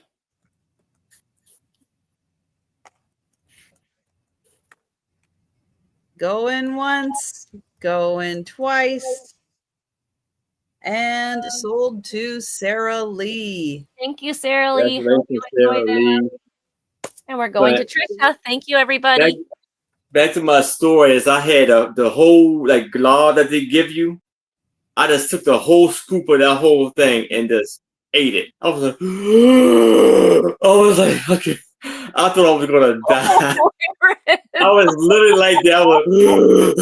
Oh my gosh. Oh, I wouldn't be able to breathe. No. I wouldn't either. Just the smell of that stuff makes me oh my gosh. I feel so bad. Oh, yuck. Oh, that would be horrible. Whew, it was rough. I have a book called 3 Little Mermaids. I think it's like I guess it's a counting book. Yeah, it's a counting book. Now, there's a little damage right there on the cover, but it has all kinds of little fun things. Aww. Oh, cute. Izzy, no. Hey, Boo Boo. Hi, Boo Boo. So here's the introduction where you meet the 3 little mermaids. And then we have 1 octopus and 2 pinching crabs. And this one, it pushes in. Let me get the tab. So the tab goes in. Oh, that's cute. And then you have 3 seals. Aww. 4 shimmering fish. Aww. 5 dolphins. 6 dancing turtles. Oh, that is so cute. And 7 bumpy. They're bumpy starfish. And 8 8 seahorses. There they are. They're playing hide and seek. Oh, cute. Cool. And then 10 hungry snails. and 11 sparkling jellyfish. Wow. And then at the end, you get the nice big pop-up. Very nice. The cute little 3 little mermaids. That's a cute, sweet book. It really is. Yeah, there's like something to do on each page. It came out in 2011. They say ages 2 through 5. Who are you kidding? You think adults and older kids won't like this? Please. A lot of people who'd love that. That's a little dancing turtle. That is so adorable. So $8, Little Mermaids book. My babies are now going to the bookshelf and picking the book that they want. And if they pick the wrong one, when they realize when she starts to read it that it's not the right one, they go back. Like, no, that's not the right one. No, that's not it. No. We got Lisa. Isn't that 8? Oh, and Sherry came in at 8 also, but Sherry, Lisa was in with 8 right before you. So Sherry, if you would like to come in at 9, let me know. And again, on the front cover, the Little Mermaid's tail. I love that. You imagine little girls just watching the Mermaid's Tale and giggling. You know, I just think it's so cool. Sherry's in at 9. Thank you, Sherry. I love it. It's so cute. And then you have the little snapping. Oops. Oh, this one goes in. That's right. Goes in.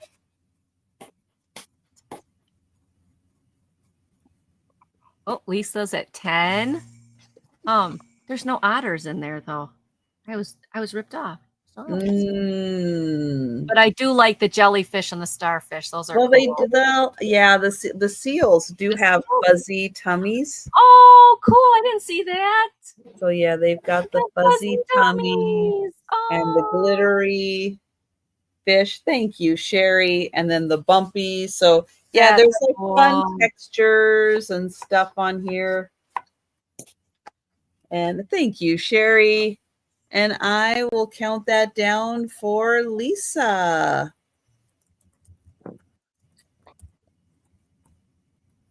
Go in once. Go in twice. And sold to Lisa. Thank you, Lisa. Thank you, Sherry. Congratulations. So how did you recover from eating that much wasabi? Did you drink something or just cough it out? Yeah, I coughed it out. I tried to drink some water, but I think I spent all of like 10 minutes just in agonizing pain. All right, so I got some more Halloween items. I have this pumpkin candle. This is for the whole lot for $10. So I have a pumpkin candle. It's cute pumpkin face, but the candle has been used. So just giving you fair warning. And you see it's a lovely candle. And it measures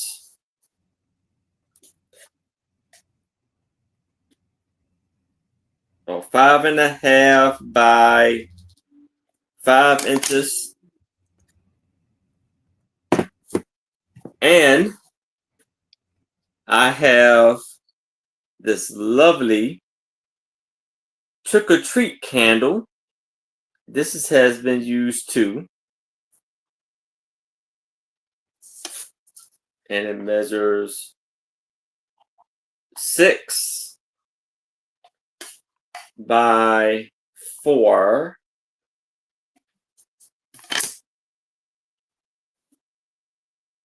And I will throw in for $10 also the pumpkin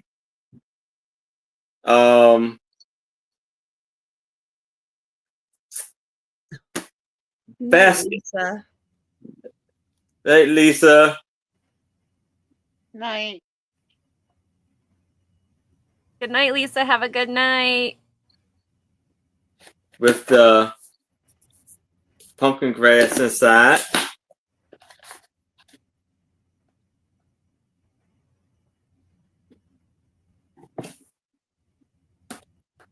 So all three of these for $10.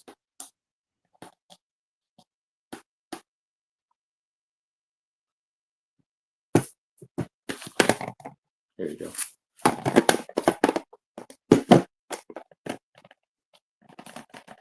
We can stack them just like so. That would be it. But Stack do them just not like light that. the candle. If you Yeah, don't do that.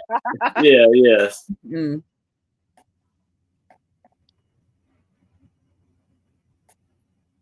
That's cute because the way that's shaped, it could be used to make like a assemblage, but like floral leaves and almost like a vase. Very cute, Aaron. Yes, thank you. Nice bundle, nice price. And yes, Lisa, you will be entered into the races tonight. Yep.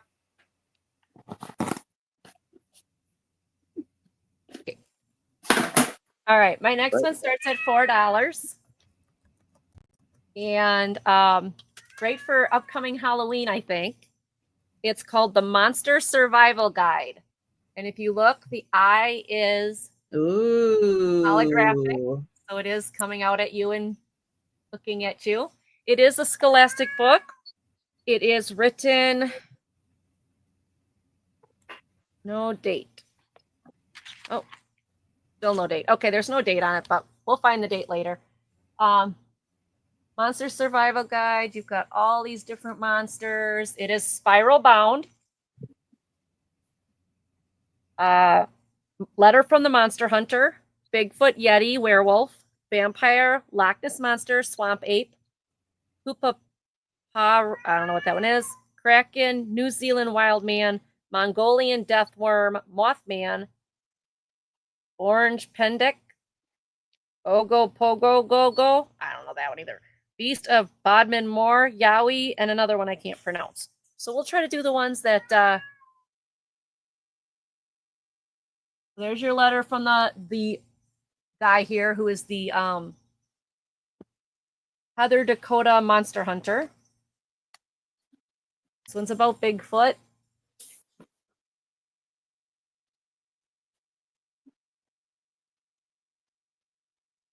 How to survive in the Pacific Northwest, where Bigfoot supposedly is, like what you'd need for the camping trip or anything like that. Have you seen Bigfoot, Trish? Surprisingly, no. The famous Bigfoot picture. Oh, yes. Yeah, everybody has seen that. I haven't seen it. Could you show it again? You've never seen the Bigfoot picture that's really famous? The one of what looks like a big giant monkey walking through the woods there? Oh, yeah. Okay. Thank you. Yeah. My favorite, was it a show or a movie now? Eddie. Yeah, a show, right? Yeah, the Hendersons. Yeah. In the Bigfoot. Yeah. That's a good one. How to survive a blizzard. How to make a Yeti footprint. Or how you find one. Well, yeah, because you'd need a really big foot. Yeah. Vampire. How to treat a vampire bite. Loch Ness Monster. So it's just pages of different monsters, how to survive in different areas, and how to test for them or find them or any of that stuff. And it's just pages and pages. This goes to 128 pages. This is 2015. It's on the back. 2015. It even has pages for you to start your own adventures of what you do, like what you go out and do. So, how to survive the Congo rainforest, giant hippo, a yowie. You think if these things were this big, that we would have seen them by now. Like they would have been in zoos by now. Beast of Bodmin Moor. Well, I guess the biggest problem is that the areas that they're in, you know, they're so vast. Oh, yes, Sherry is Sherry in for the pumpkins. Wonderful. That's Sherry. Hi, Julie is in for Angie's book. Mothman. Okay, this one kind of creeps me out. The Mongolia deathworm.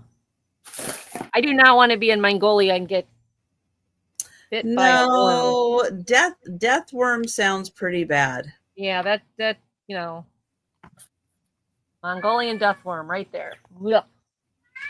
I'll pass, thank you. Okay, and look at how big this thing is compared to a brown bear. I'm sorry, if that thing was really out there that big, somebody would have been like gotten it by now, I would hope. Well, Mongolia is really big. Oh, here you go. Dung sample for testing. Because everybody wants to test Mongolian worm poop. No. As I'm saying, very interesting book. I don't think I could go for that one. No, I couldn't either. No, I would pass. But that's in the book. But then again, I've never seen a worm poop.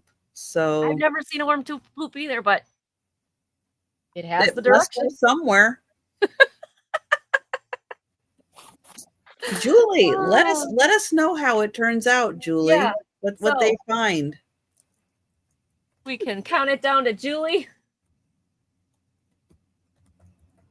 But yeah, I would assume like some preteen, some teenager, some preteen teenager who likes the monster video games, who likes all that. They'd have fun with this. All right. Sold to Julie. Thank you, Julie. This is coming to you. Oh, and we're going to Trisha. I have a $7 start. And I know Yellowstone is a favorite of a lot of people's. And this is like Yellowstone through the seasons. So there's a little section on spring, summer, fall, and winter. And it is marked, dedicated to someone. And you get the map of Yellowstone and beautiful pictures and information about Yellowstone.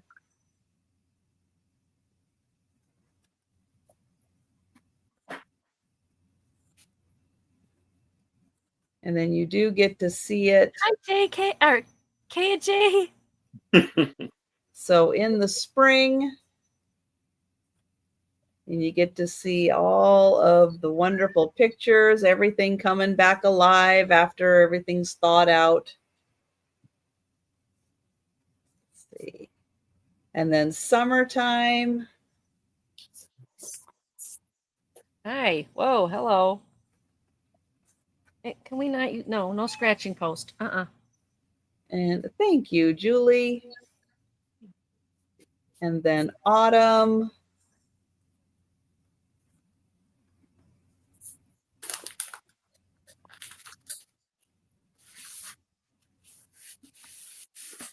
And then winter. So you get to see everything covered in snow and ice.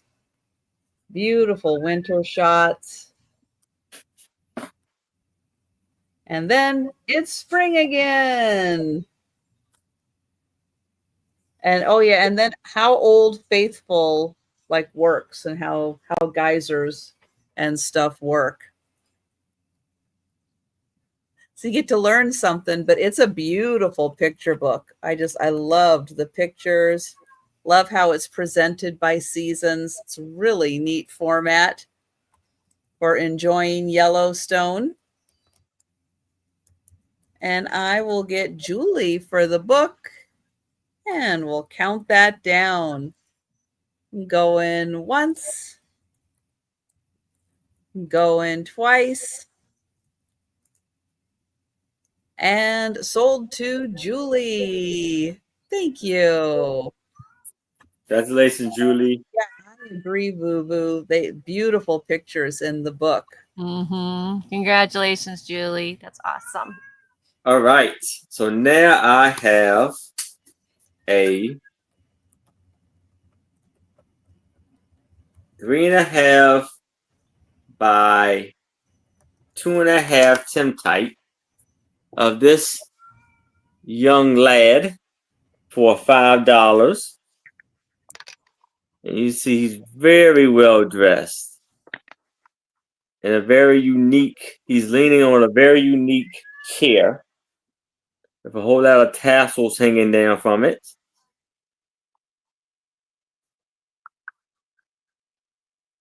He almost looked like a little detective. Ah,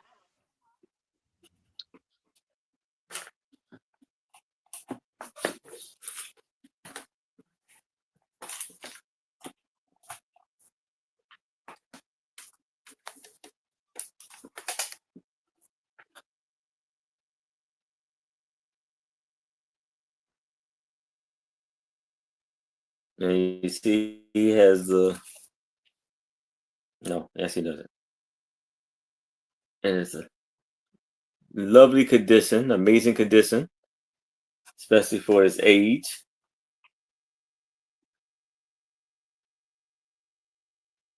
cute.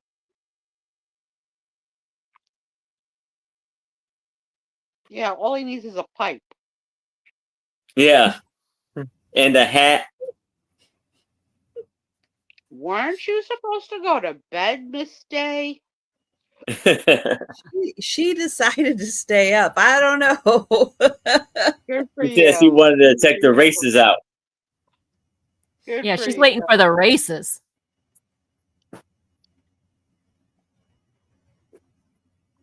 Well, we will count that down for Lisa. Going once, going twice, and sold to Lisa. All right, congratulations, Risa. You don't need sleep when there's tintypes. There we go. Yeah, tintypes will keep you awake, right? All right, this is choice starting at $3. You have the Play Now electronic keyboard music. So if you have any one of those electronic keyboards, this is an instruction book on how to play songs. Some of the songs in here are music. Okay, most of these I can't. She Wore a Yellow Ribbon, Wooden Heart, Love Me Tender, Alley Cat, Gonna Build a Mountain, Blueberry Hill, It's a Small World. I know that one. Good Night, My Someone, This Land Is Your Land. Ooh, no, that one. Strangers in the Night, Sunrise, Sunset. Is that the one from Fiddler on the Roof, right? Good job. Cabaret, Could I Have This Dance, Secondhand Rose, If You Go Away, I Left My Heart in San Francisco, Hello Again, Do Re Mi, Wonder Bar, Feelings, Love Theme from Flashdance, Don't Cry for Me, Argentina, and More About One Finger Accompaniment. That's what's in here. I didn't read them all because some of them I can't pronounce. Okay. They're different languages. But fair enough. But they are all like, they'll show you where to put your fingers. They'll show you what keys you're using. And then they'll. Okay, that's the first one. So this one's 48 pages. The second one is Basic Guitar 3. Learn to play the hits of today. So it's got Ace in the Hole. what the hits of today were. Yeah. Yeah, what year is this? Let's see. 1975. Oh, cool. Ace Okay. in the Hole, Careless Love, Gigi, On Top of Old Smoky, and Sunday Afternoon. And this is for guitar. So it'll show you the chords there, what your fingers should be on. And then this here. Exercises to learn, like to practice.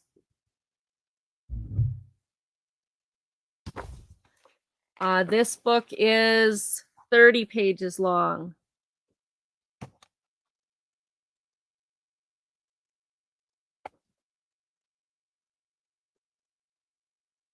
Good Night, My Someone is from the Music Man. Okay. So both of them are in good shape, used, but in good shape. And you've got the piano or the keyboards, and you have the basic guitar. Patty Rose! All right, Patty Rose, we have a question.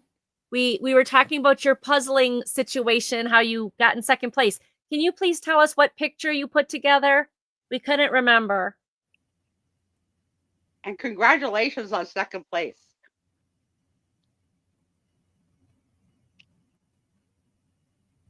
I don't know who Gigi is, but there's a song about her. That one, it was because she didn't allow him any sleep for a week before. It was 24 hours of puzzle. I'm counting down for Julie. Okay. Going once, going twice. And sold to Julie. Oh, a fall scene with lots of orange. That's right. Yeah, that was Karen would have loved it. Yes, that's right. Now I remember. Yes, the keyboard. Okay. That one is going to you. Thank you, Julie K. Let me put that in here so I remember. Here we go. How many keys there are on a keyboard versus a piano? I don't remember the answer. I don't know. But it's different. I want to say 61 on a keyboard and 81 on a piano, but I may not be right. I thought it was 88 on a piano. That could be right too. I don't it's 80 something. I didn't get the question right. You got the question right. Did you get the answer right? No, I did not. And then when I read it, I didn't memorize it. So it's gone from my memory bank.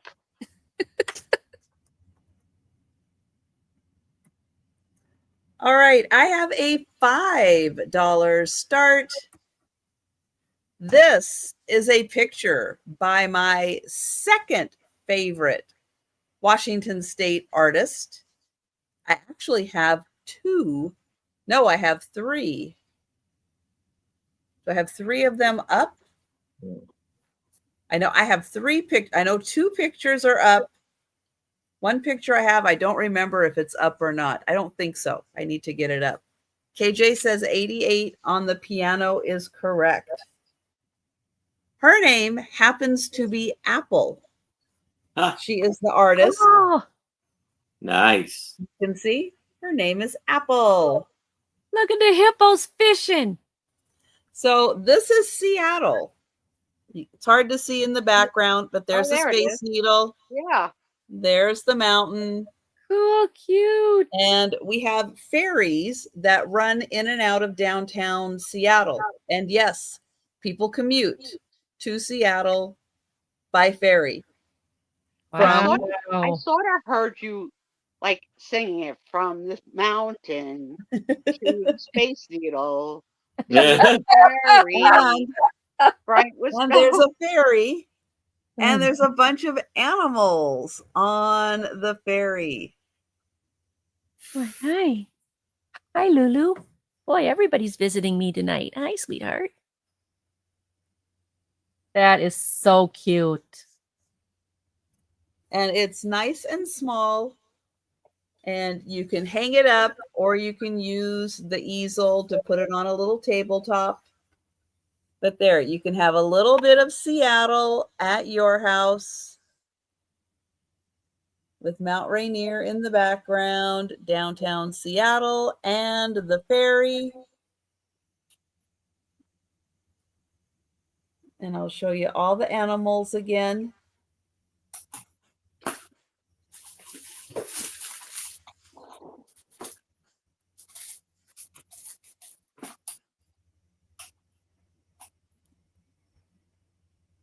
Oh, look at the little dogs. Oh, cute. Now, the ones that I have of hers that I have up actually in my downstairs bathroom, they are of Paris.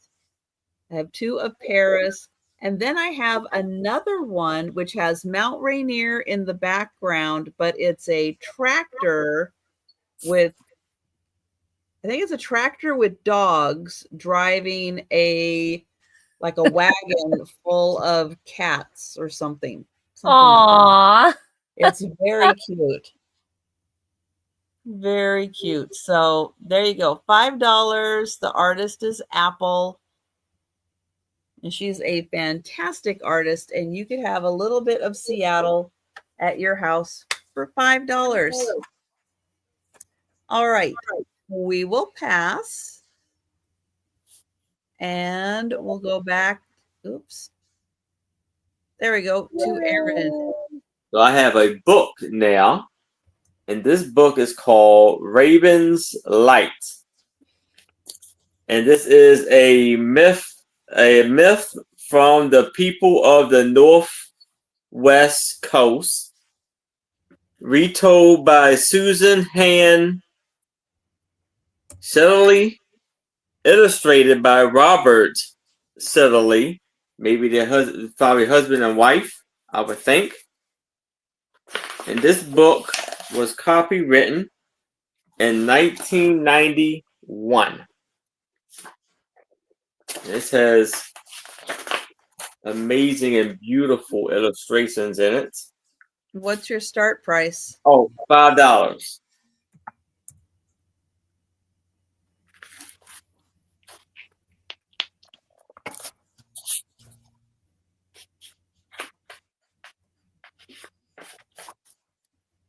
So I'll read a little bit. Raven winged through the dark, carrying a small round stone. A heavy sack hung around his neck, and churning waves, he flew with the stone and the sack upon. He grew so tired he could hardly lift his wings. One more flap, he thought. Then slowly one more. His eyes began to close. His head began to droop. Suddenly the stone slipped from his beak and fell. It plundered into the water.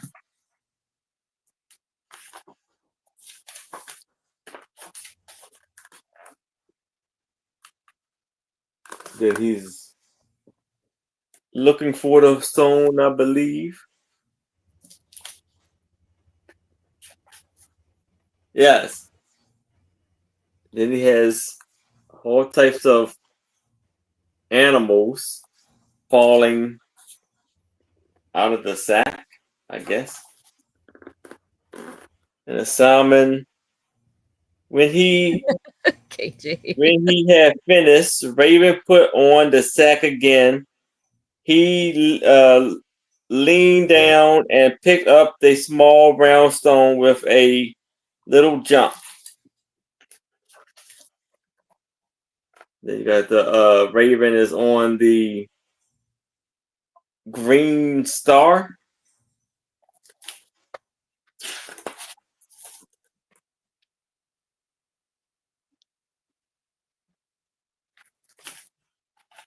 Lovely. Then White Feather had his first child. They're celebrating White Feather having his first child.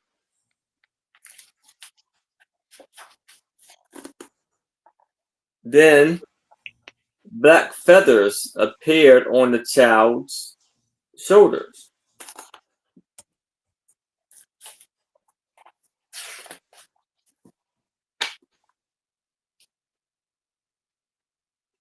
The little boy grew. He was a clever and good boy. White Feather dressed him in a cape woven from the soft inner bark of the cedar tree.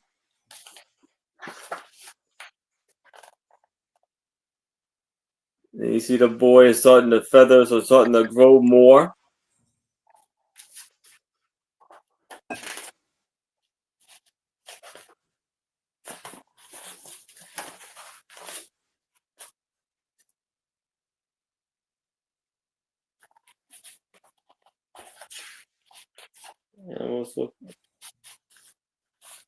Wow, look at that.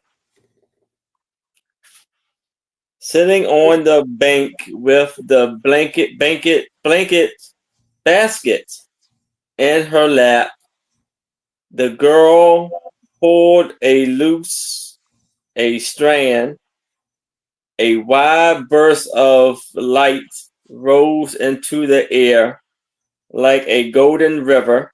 It sprung softly and round up into the sky and hung there.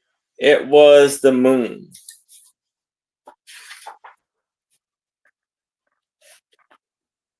Raven chuckled to himself for the top of the pine as the girl drew away more baskets, strings. Sunshine screamed through the unraveling.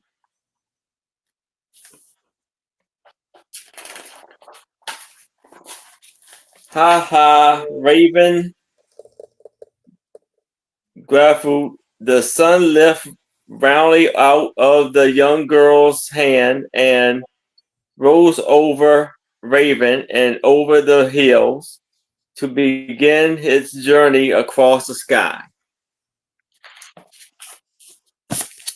So that is the book Raven's Light. That's the dust cover. And this is how it looks under the dust cover. All right. Do we have any takers for the book? Let us know in the chat if you're interested. And we will pass on that and go to Angie. All right. My last item is $4 start, called Nature's Masterpieces. The pictures in here are stunning. It is a Reader's Digest book. It is hardcover. It is in excellent condition. It is dated 1994. But what I love is the pictures. I love just, this one's on the miracles of nature.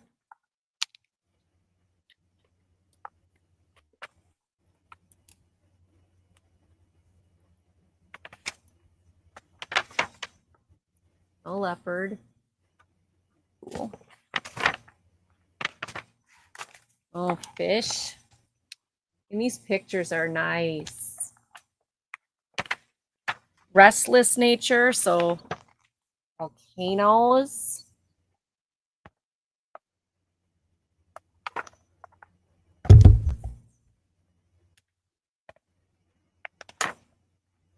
Oh, that's beautiful. Look at that.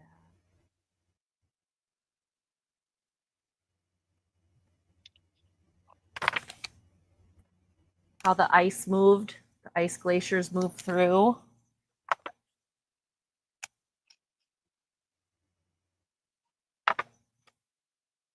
Power of water, look at that, how beautiful. The waterfalls.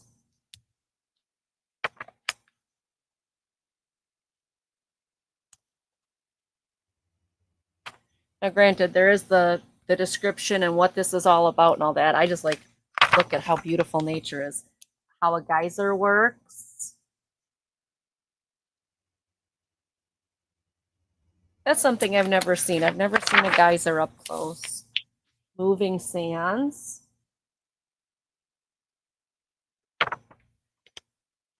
Mountains. I Excuse live my in a geyser. Does that count? This is the same exact mountain, just at different times, and how it changes colors due to the reflections and everything. Does it say which one it is? Oh, there it Ayers is. Rock in Australia. Ayers. Yep, Ayers Rock in Australia. That's cool. Picnic at Hanging Rock. You haven't ever seen Picnic at Hanging Rock? No, I haven't. Shooting star. Another shooting star. The rainbow. Isn't that pretty? Or, of course, my personal favorite, The Adventures of Priscilla, Queen of the Desert, where they go to Ayers Rock. It was good. Is that a movie or? Yes. A movie that it took me 3 years to watch. It's one of Doug's favorite movies. You had to see it. I did. And it is fabulous. I have two that are high on the list. I still want to watch Hamilton, and I really want to watch The Nightmare Before Christmas because I've never seen that.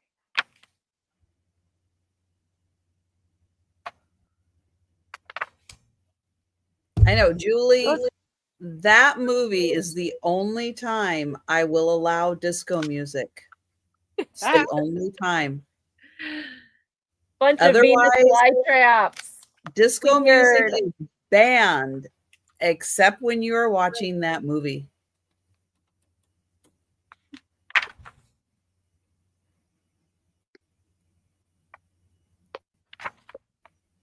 Seahorses. You have know no idea the daddy seahorses that movie is carry the going, babies, what not the the story mamas. is about until you get like, oh wow, what a good story. Oh, a white koala bear. An axolotl. No, it says it's a salamander. I think it'd be cuter as an axolotl. I know. I am not a fan of disco music, so yeah. It said that all my. I mean, I'm not a big fan of disco music, but there's a couple songs that I like. Love to get into. Pufferfish. Oh, jellyfish. Like the one is I Will Survive. Gloria somebody. I like that one because I got to interpret it. And it reminds me of how my ex-husband was such a beep. And so I liked that song. Yeah. Red Tree Frog. They don't pet that though. Huh? I said don't pet that. And aren't those like poisonous or something? I don't know, but I wouldn't pet them anyways. Probably. Look at that one running on the water. Gloria Gaynor. Yep, that was it. Is that considered disco music? Because I had to interpret that one. That was fun. Yes, yes, it is. I can tell you that on days that I don't speak at all, like all day long and I don't speak, sometimes after Tom goes to bed at night, I'll put on like a certain year's like greatest disco hits and sing for like an hour. A little bit more of a... Until MacArthur Park comes along. And then I cry. Oh, they left the cake out in the rain. I have no idea what they're talking about. Sorry. Oh my God. I'm counting down for Lisa. How do I send that to Angie so she knows it's my song? Going twice. Angie, you're going to have to find it on YouTube. What's the name of it? MacArthur's Park. Oh, I never regret bringing up Priscilla. I'd bring it up every single MacArthur Donna Summer. Who sang it? Donna Summers? Donna Summers. Here it is. Okay. Oh yeah. You got it. This sold to Lisa. Thank you, Lisa, so much. Lisa, and I am going to okay, I'm gonna mute myself so I can hear this thing. I love Priscilla. Okay, it's probably like 3 or 4 minutes long, just so you know. And That's the okay. beginning, I'll the be showing beginning my of the book. the That's beginning okay. of the song has one kind of beat, and then it switches up to totally something different, and it's Okay, all good. I'm ready. I'll go listen. I'll be right back. Okay, I'm watching your face. I'm gonna watch your face. Face. Gonna watch it. Gonna watch it. So when the cake left it out in the rain. This is a by the numbers book, and it is America. It's a hardcover book, and it's got all the fun kids having a great time.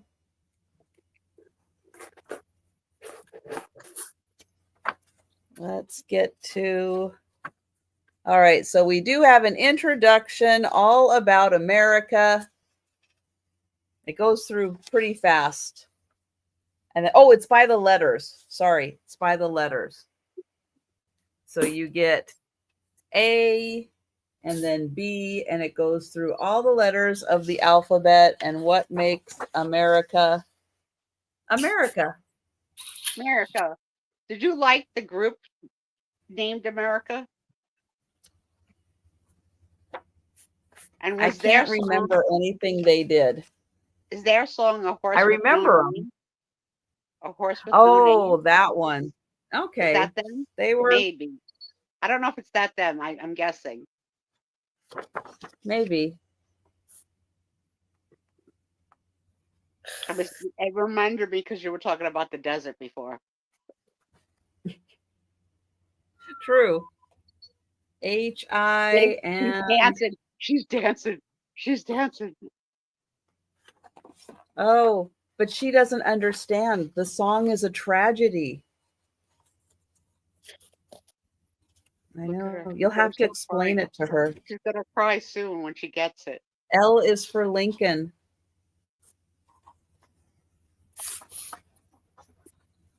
I had a trivia question. Okay. Yes. Which president was the Lincoln Memorial for? I was like, Lincoln, and this Abraham Lincoln. This was in the hard category. I was like, okay, I get that I'm playing an international game, but really? Really? That was a hard question.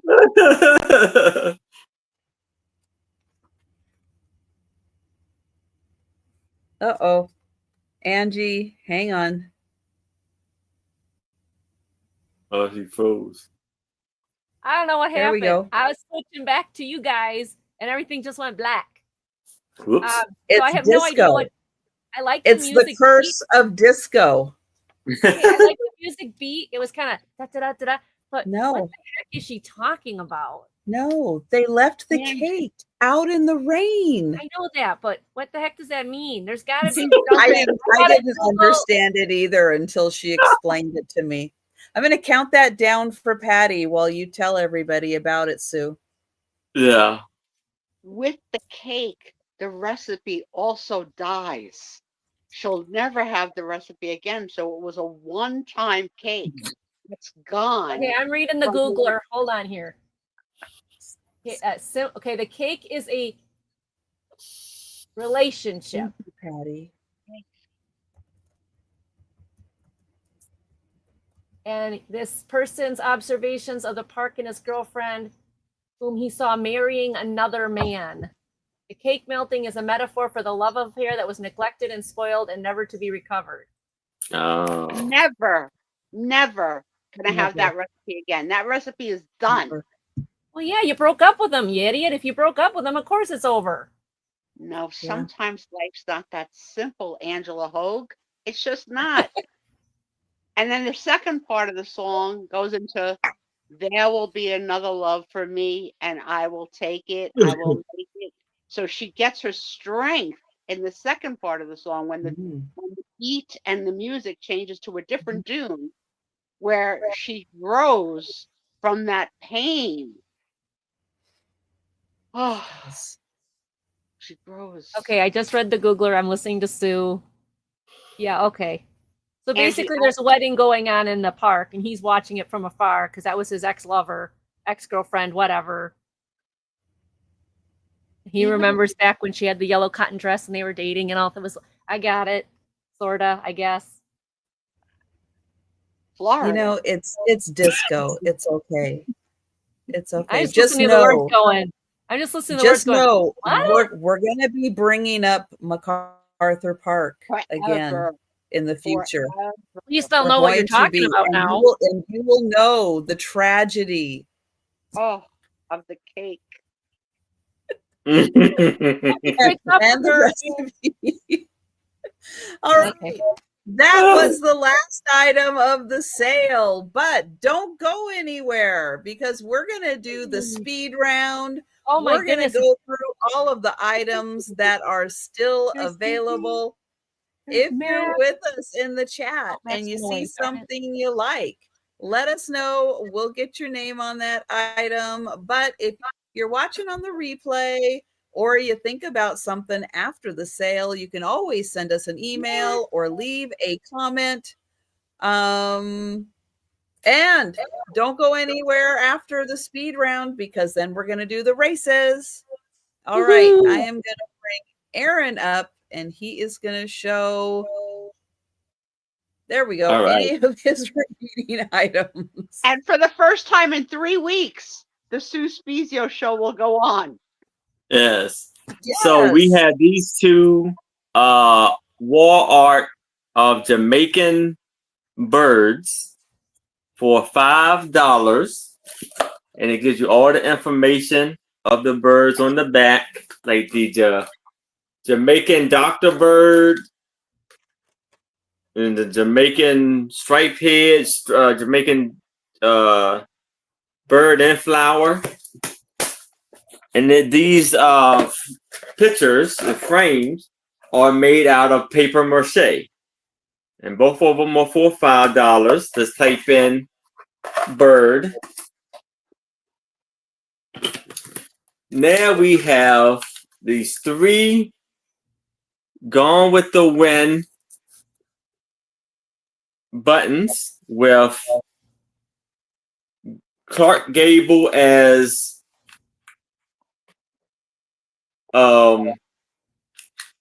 Red Butler.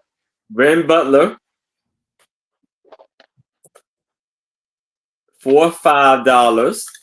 If you like that, just type in Gone with the Wind.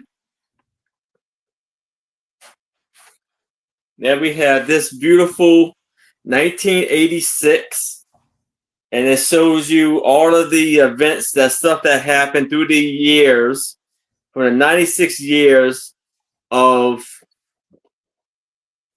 this calendar.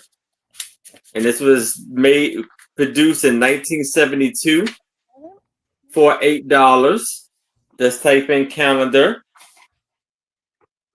Now we have a binder of playbills for $10. Okay. Just type in playbill if you like that for $10. Now we have Raven's Light, a book, children's book of a mythical book from the Northwest for $5. Just type in Raven if you like that one for $5. And that is all of my items. All right. And we're going to go to Angie. All right. My first one that I have here is the vintage birthday cards. It's a set of 7 for $5.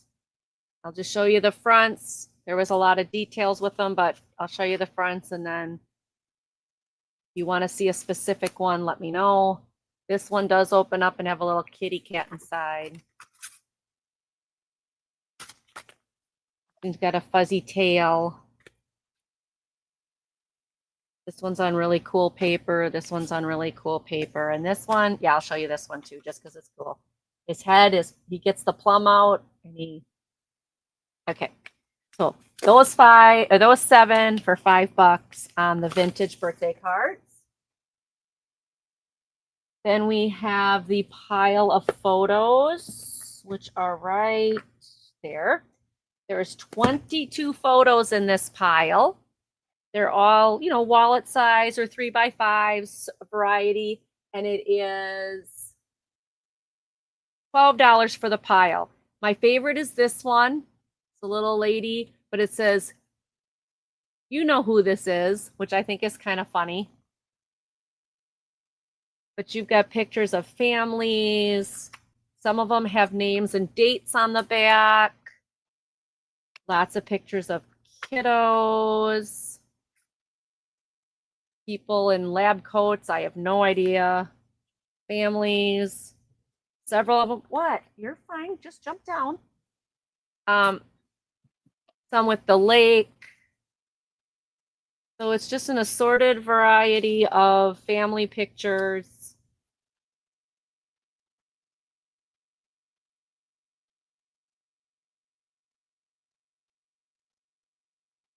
And the whole pile is $12. There's 22 photos.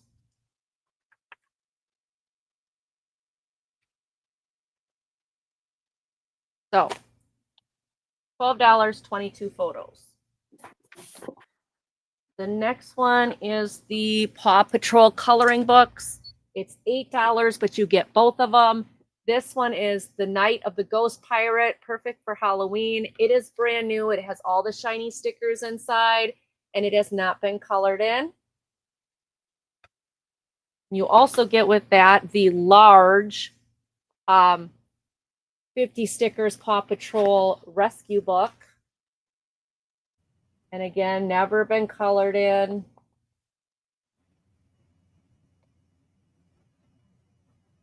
You get both of these, $8. I mean, this one, they're both by Golden Book. They're both by Nickelodeon Loves Reading. This is a big giant one. That is $8. Vintage postcard. I have this vintage postcard. It is horizontal. It is purple and a dark purple with that beautiful 1900s Christmas card. This gets all the information on the back. It is an 8x10 with the mats. And this one is $6. $6. It's got the Cupid, the flowers. The next one is the puzzle. This is a really interesting puzzle. It's 570 pieces, but it's irregular border. And throughout the beautiful puzzle, there is different animals and different shapes and stuff that are intermixed in the pieces. It is cork backed. It is a cork puzzle.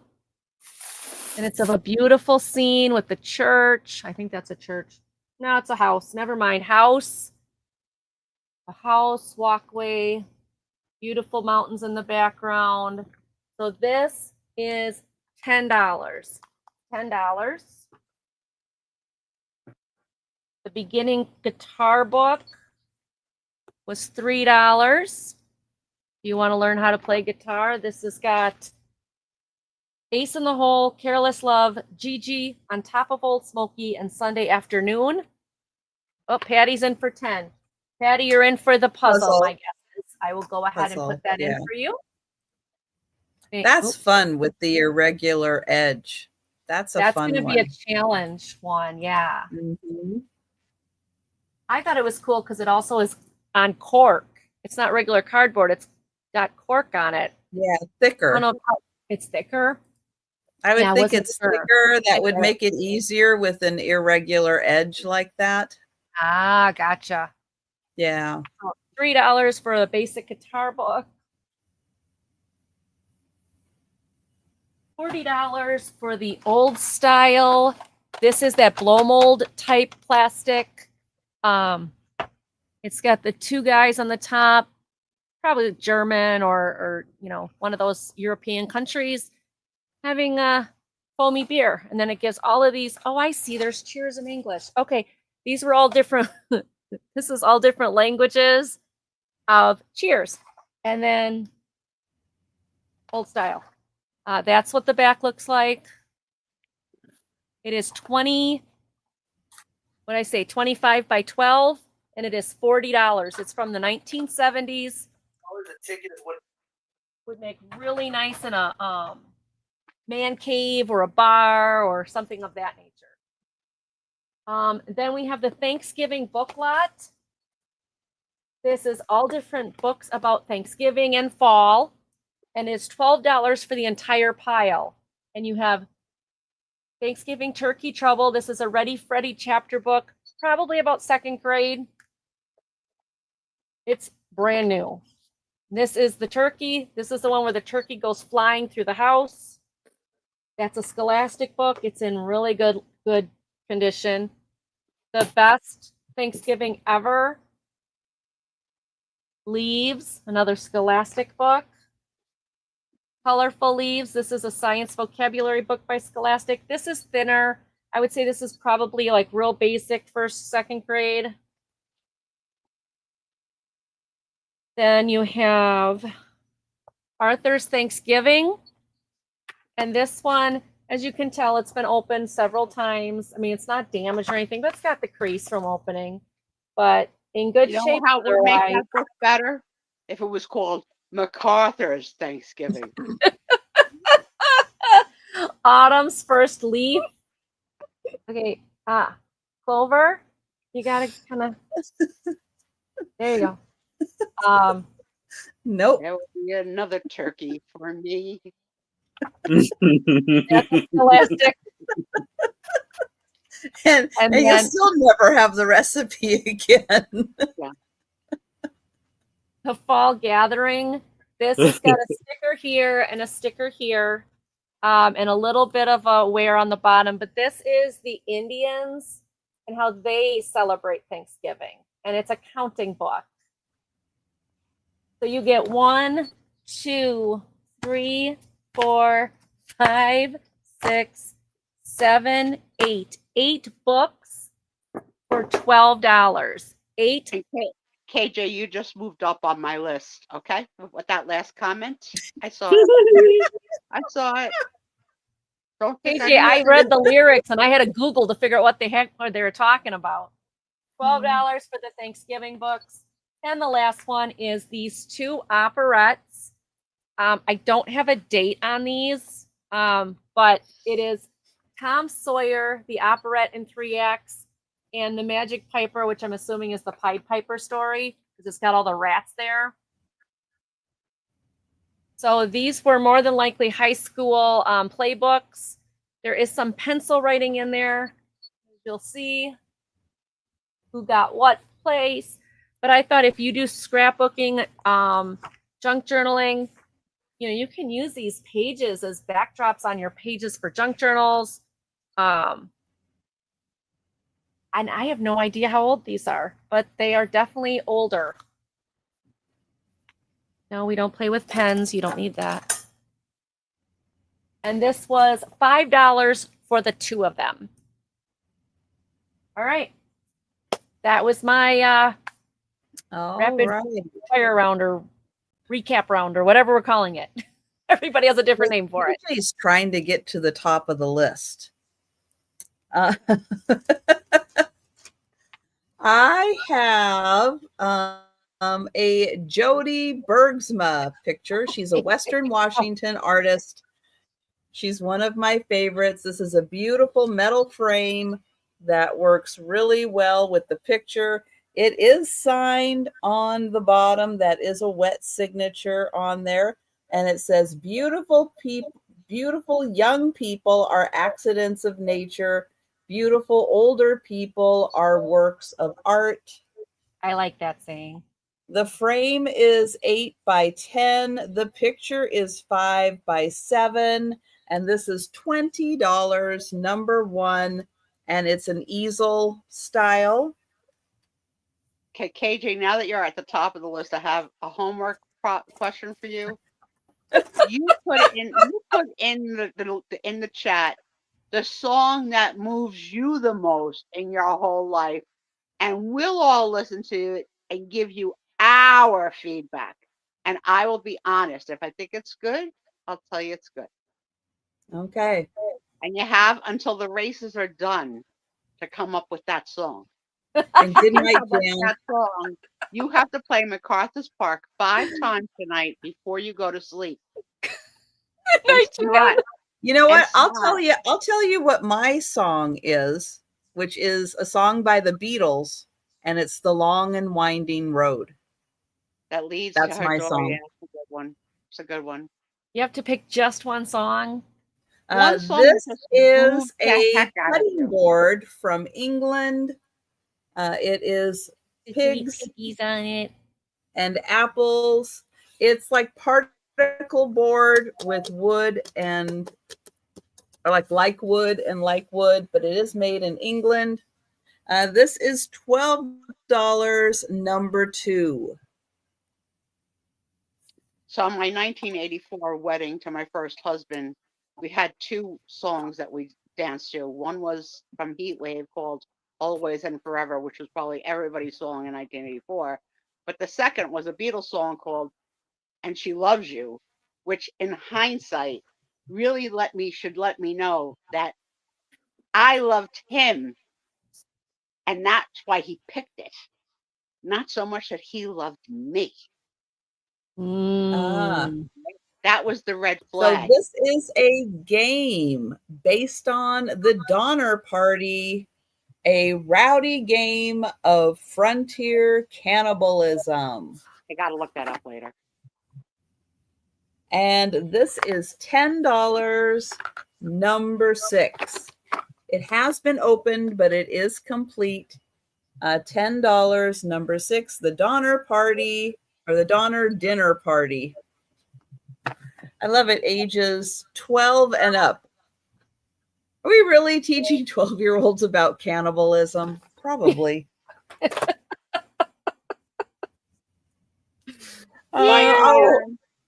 This is a stretched canvas picture. I don't know if this is the actual 8th anniversary of the Cannes Film Festival, but it's a really cool poster, and it's not that big. It's not that big. It is $9, number 7. For the life of me, I wouldn't have thought that, Becky. Her favorite song. It's like, okay. This is Islands Lost in Time. Now, the cover has a little damage to it, but the book itself is in beautiful condition. These are the islands that they do kind of an in-depth look at. And this book is $8, number 9. This is a tin sign for Nuka-Cola. It does have a little... That sounds really good. Nuka-Cola. The way you say it, you could be their advertising person. Yeah, see? And then you say it. Hire me, Fallout. Yeah. How did you see it? You're like, Nuka-Cola, like a song. You could be their jingle girl. This is $8, number 10. This is from the video game and TV show Fallout. My second favorite Western Washington artist, her name happens to be Apple. And this is Mount Rainier in the background, downtown Seattle, and a ferry crossing Puget Sound with all the fun animals on it.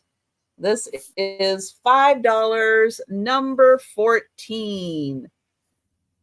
All right, and those are all of my items. And again, if you are watching on the replay or you think about something after the sale, send us an email or leave a comment, and we'll let you know if an item is still available. Oh, here's Max. Thank you, Patty. I will get you for number 14. Hi, Max. Hello, Max. Hear them? All right. I'll let you down now that you're like, oh my God, you touched me. These are all good Oh songs. my goodness. All right. We don't get to see him let's much get anymore. everybody up. There we go. Everybody up. And it is time for the races. Yeah, that's a rare sighting of Max. He does not like to come down here at all. All right. So every week we do races. And Yay! the point of the races is that the winner gets a little bit off their invoice if they are the winner. I do 5 races, and we are going to start with the member appreciation race. So everybody who has a membership, whether it's a purchased or a gift membership, you get entered into the race. And this is my way of appreciating everyone who is a member on my channel. And I'm going to pull it up, and I'm just going to go ahead and shuffle everybody 2 times once it pops up. This one? Yep, this one. All right. Hi. So let's get, there we go. Let's get everybody up here. Look at the tuckies. You're like, no, what? And I'm going to shuffle 2 times. Okay, we're going to think about it.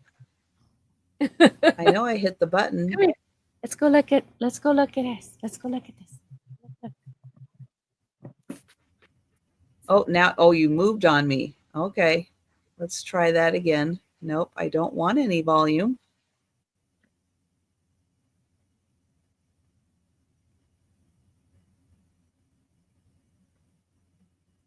Okay. Oh, you want to? Okay, you can.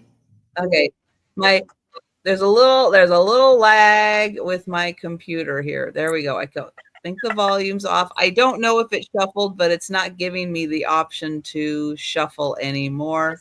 Giving them kisses. Huh? So I guess we're just going to go ahead and start. Let me see if it'll let me push. Start button. Or are you going to move again? Like froze up, maybe? Yeah, it's they're moving. Well, kinda. It's freezing a little bit, but it'll get going. I know I have a lot of tabs open, so it is a strain on my computer to have all this open. So it should start in a second. Right. Okay. You like the people? Give it a sec to get kind of caught up. Oh, okay. Then come here. Look at this. Yeah, up here to say hi to them. Come here, up here to say hi to them. Yeah, come, look at them, look at me. I mean, look at them, not me. Hey, bunny ears. Give them your bunny ears. No, you don't. Well, there was no winner.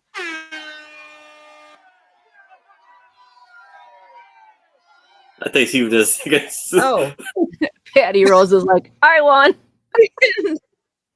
We didn't get to see the race. Oh my gosh, it's running the race. It's running the race with the Edison. Did you guys get to see the race? No. It just went straight to the finish line.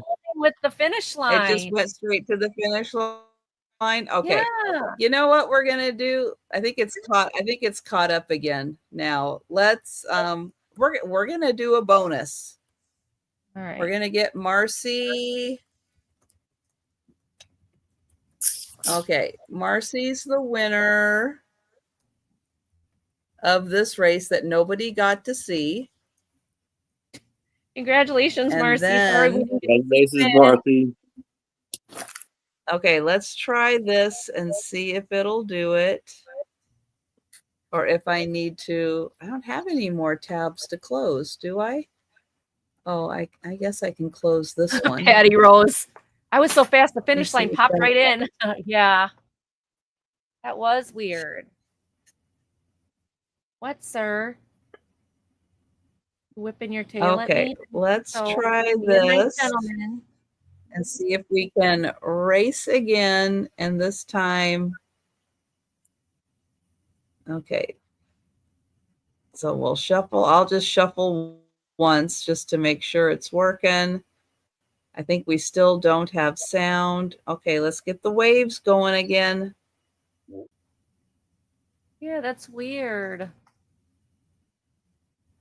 I know it's still. Keep talking amongst yourselves, I can and just I'll keep wait for showing the keys. waves to pop up again. Right, you gotta come and say hi to everybody because they're looking for somebody to talk to. Aw, hello, little one. Yeah, say hi to everybody. Hey. There you go. Say hi. Oh, you're sliding down. Happens when you don't have a second. It happens when he's got no leg, no back leg. His one leg kind of goes. So You watch. He can become a bunny. Put his ears up. He got bunny ears. what's everybody's? Since we talked about a sad song, what's everybody's happy song? See, it's hard for me to pick just one shot, like one thing. That's why I don't know, like sad songs. Like I don't know. There's a couple of them. I guess I'd have to think. Not really sad, but I guess moving song. But yeah, but Yeah. Okay. Oh, Here they Oh, come. There we go. here we go. Here we go.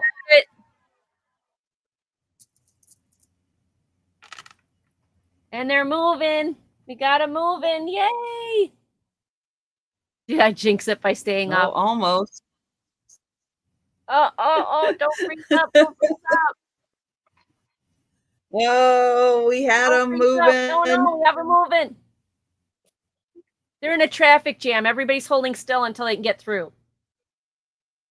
Oh no. Burp. Come on, little guys. Come on, you can do it. Is the screen moving back? Oh, we Well, don't know who the winner is it's- yet. It's over, and we'll see who it's wins. Denise's. Oh, Denise won. Congratulations, Denise Denise. won. Congratulations, Denise. Yay. Denise is just perfect. Wait for me, right, Becky? Maybe as she closes some of the tabs, it'll catch up. Well, I've closed all the tabs I can. Oh, okay. I didn't know if you had another. I If you can't had close. other rate. I can't close anymore. Well, I have other races, but then you'd have to wait for me to set up the races again. Right. So that's not going to work. All right. Next race is for comments left on videos. So watch a video, leave a comment.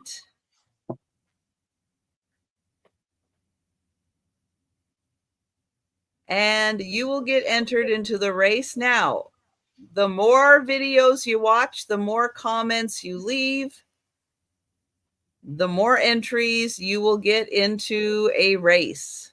So if you see someone with their name in a couple of times, it's because they watched a couple of videos and left a couple of comments.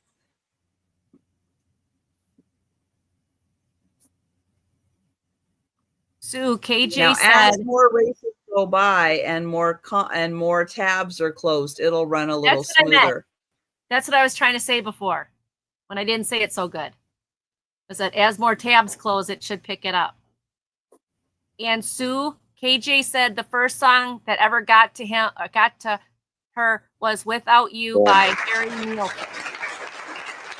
Congrats, Lori. Congrats, Lori. I will say that is a very good choice, and I applaud it. I gotta check it out. There we go.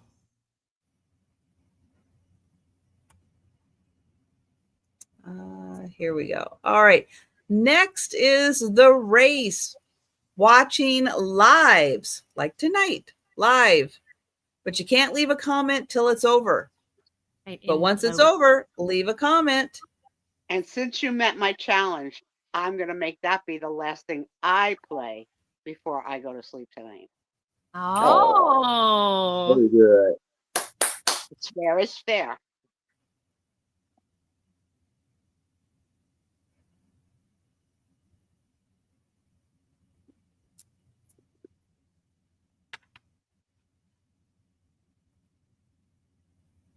Nothing is as painful as watching Joe Cocker try and get the words out to a song. But they're so good. But like he looks like he's stroking out.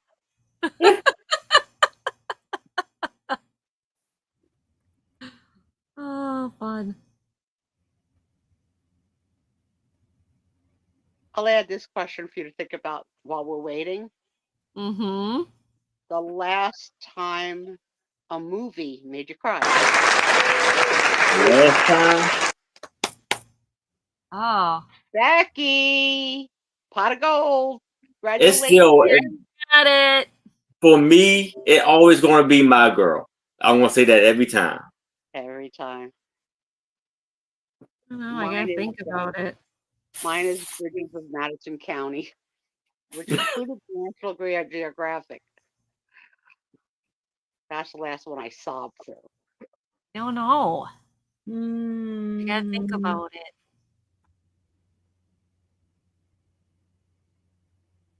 I don't know. I can cry over commercials, like Get Zappy commercial.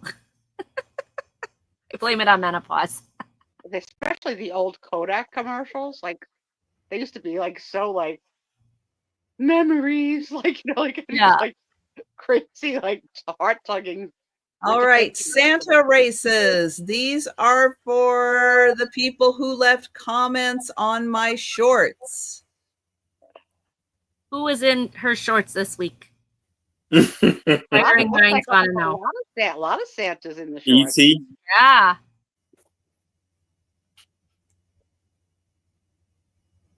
Yeah, they come. There's only like 100 days till Christmas. Somebody said, like, I don't know exactly, but something like that. I don't want to hear it. Kids better start pulling out your Christmas stuff. It's probably less than 100 days now. Becky again. Like 90 days. Again. Oh my goodness. We've had people who have had Halloween decorations up since August 1st, right downtown Main Street in our town. I'm sorry, that's a little bit too much. All right, and the last race for counting packages and leaving them on my post. I have a post on my channel every week where you count the number of packages and you leave the number down in the comments. The very last race of the night.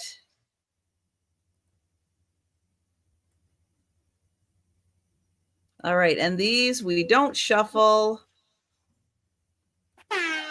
And here they go. Oh, I like that like a dinosaur that floats on the water duck.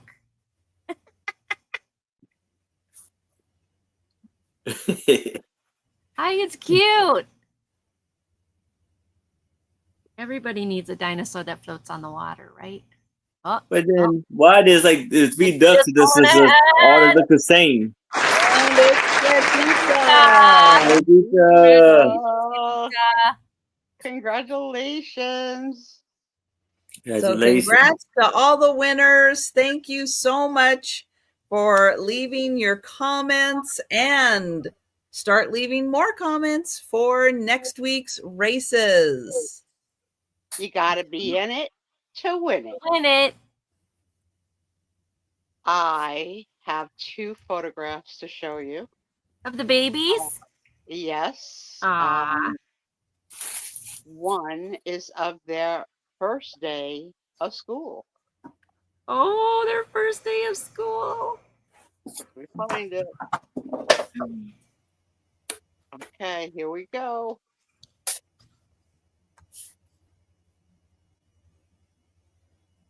Oh, Oh, aren't wow. they cute? Aren't they so cute?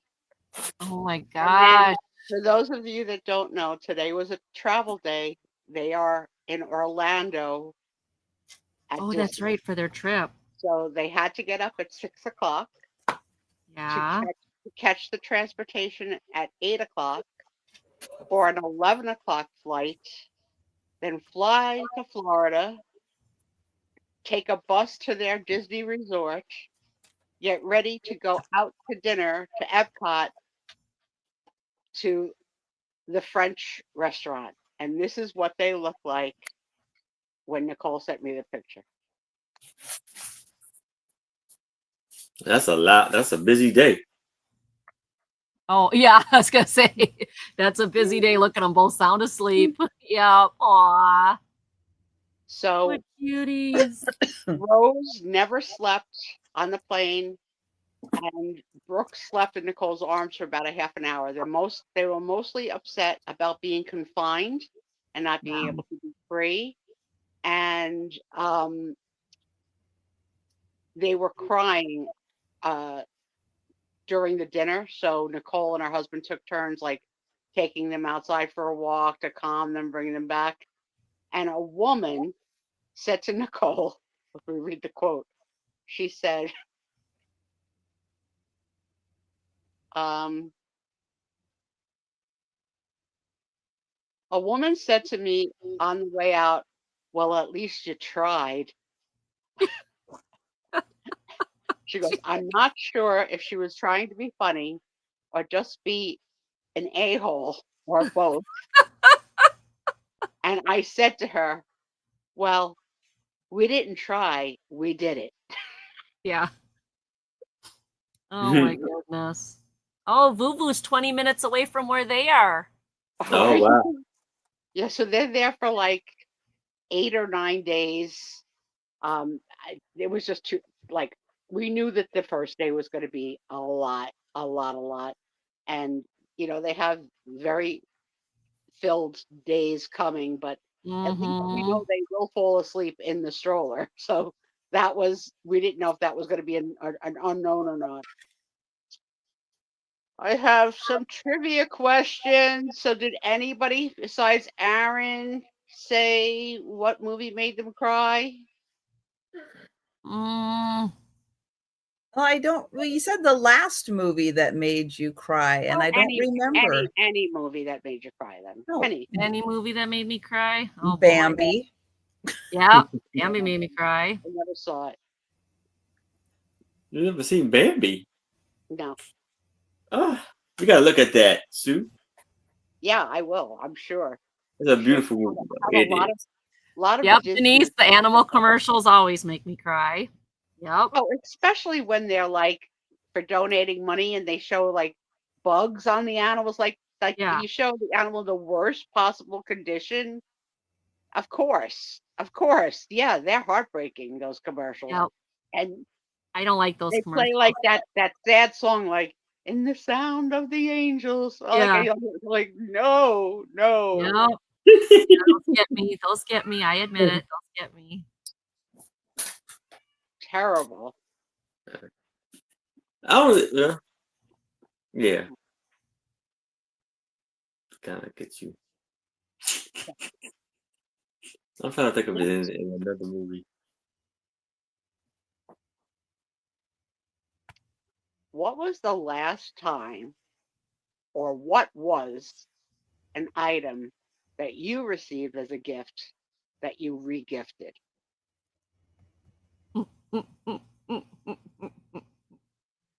I don't remember if we gifted anything. No, that's really good. I am the regift queen because nobody. Oh, really? Oh well, first of all, I don't get any gifts really, except for what we have now happening in our world. Pretty much, Tom is forbidden, like because he's so off. But I would say the items that I did the most regifting were all of my bridal shower presents that I hated throughout the 20 years. Had them in a closet, and anytime somebody was getting married or whatever, Just pull one out. yeah. So I had like bridal shower wedding gifts for like 20 years because I had so many. Wow. How many vases, how many, carnival glass bowls or whatever they were at the time. It just was too much. And I don't miss anything that I regifted at all. So Sarah Lee said Toy Story 2 made her cry. She saw grown men coming out of the theater crying. KJ said Kodak had one of the commercials with the man singing Turn Around, and it showed photos of his baby daughter growing up to her wedding photos. Yeah, that would make me bawl. That would do it. Yeah, that was beautiful. I mean, and for you guys that don't remember, my daughter got married during COVID and I couldn't be there. So I watched my daughter get married on a Zoom call. That killed me. That killed me.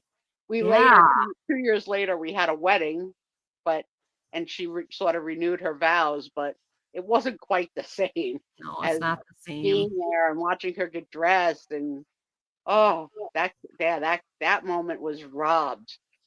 Yeah, that's too bad too, because that's something you can't do again. Yeah, and they had to do it because it was quick, because my son-in-law lost his job around that Thanksgiving. Ooh. And he would have no medical insurance come January 1st. So it was either get married and have him insured, or postpone for no reason because they were already living together. Right. So they quickly got married. And she had the white dress. She got married on her balcony. It was lovely. Aww. It's really hard to watch it. I was gonna say, but still hard, and even if it was lovely. Yeah. And when 2 years later, when I was able to attend and be at the second wedding and watch her get dressed and all that, I told Trisha that she said to me at one point during the festivities of before the wedding, she said to me, "Mom, you're at about a 14. I need you to bring it down to like a 7."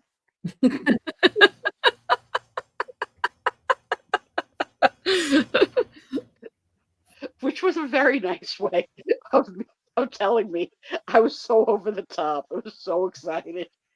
That's funny. Oh, okay. Let's see. That was that one.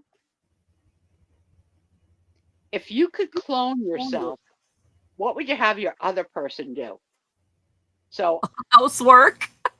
I would let my other person stay here with Tom, and I would go to Love Island. I'd want them to do the housework so I can get other stuff done. Housework. Or let them just sit and do eBay, list on eBay all day. And get this Can I clone? Yeah, can I clone two? So one can do the listing and one can do the housework.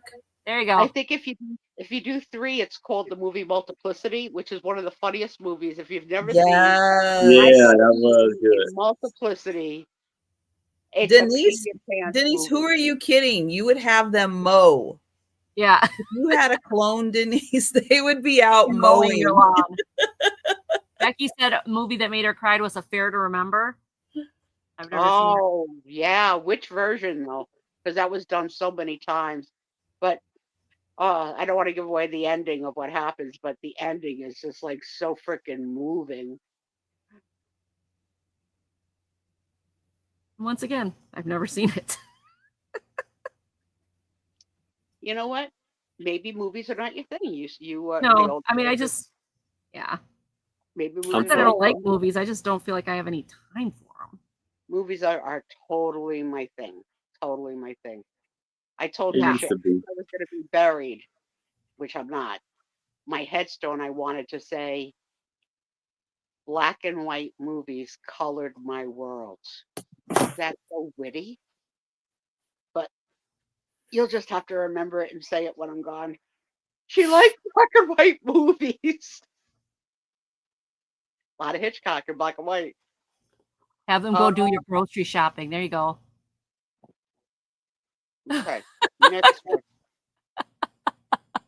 KJ says we got a lawn sprinkler as a wedding gift. We rented an apartment for the first 15 years of marriage. They didn't use it. Denise says I'll have a clone do any of my social interactions. Oh yeah, Denise loves a party.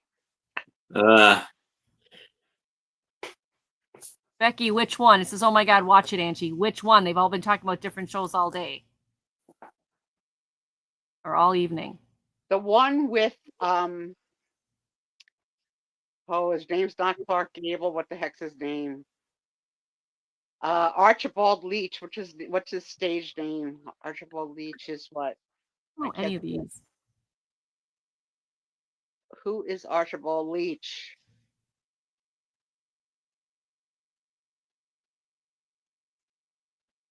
Are you talking about an Affair to Remember the original? Okay, Affair to Remember the original. Okay.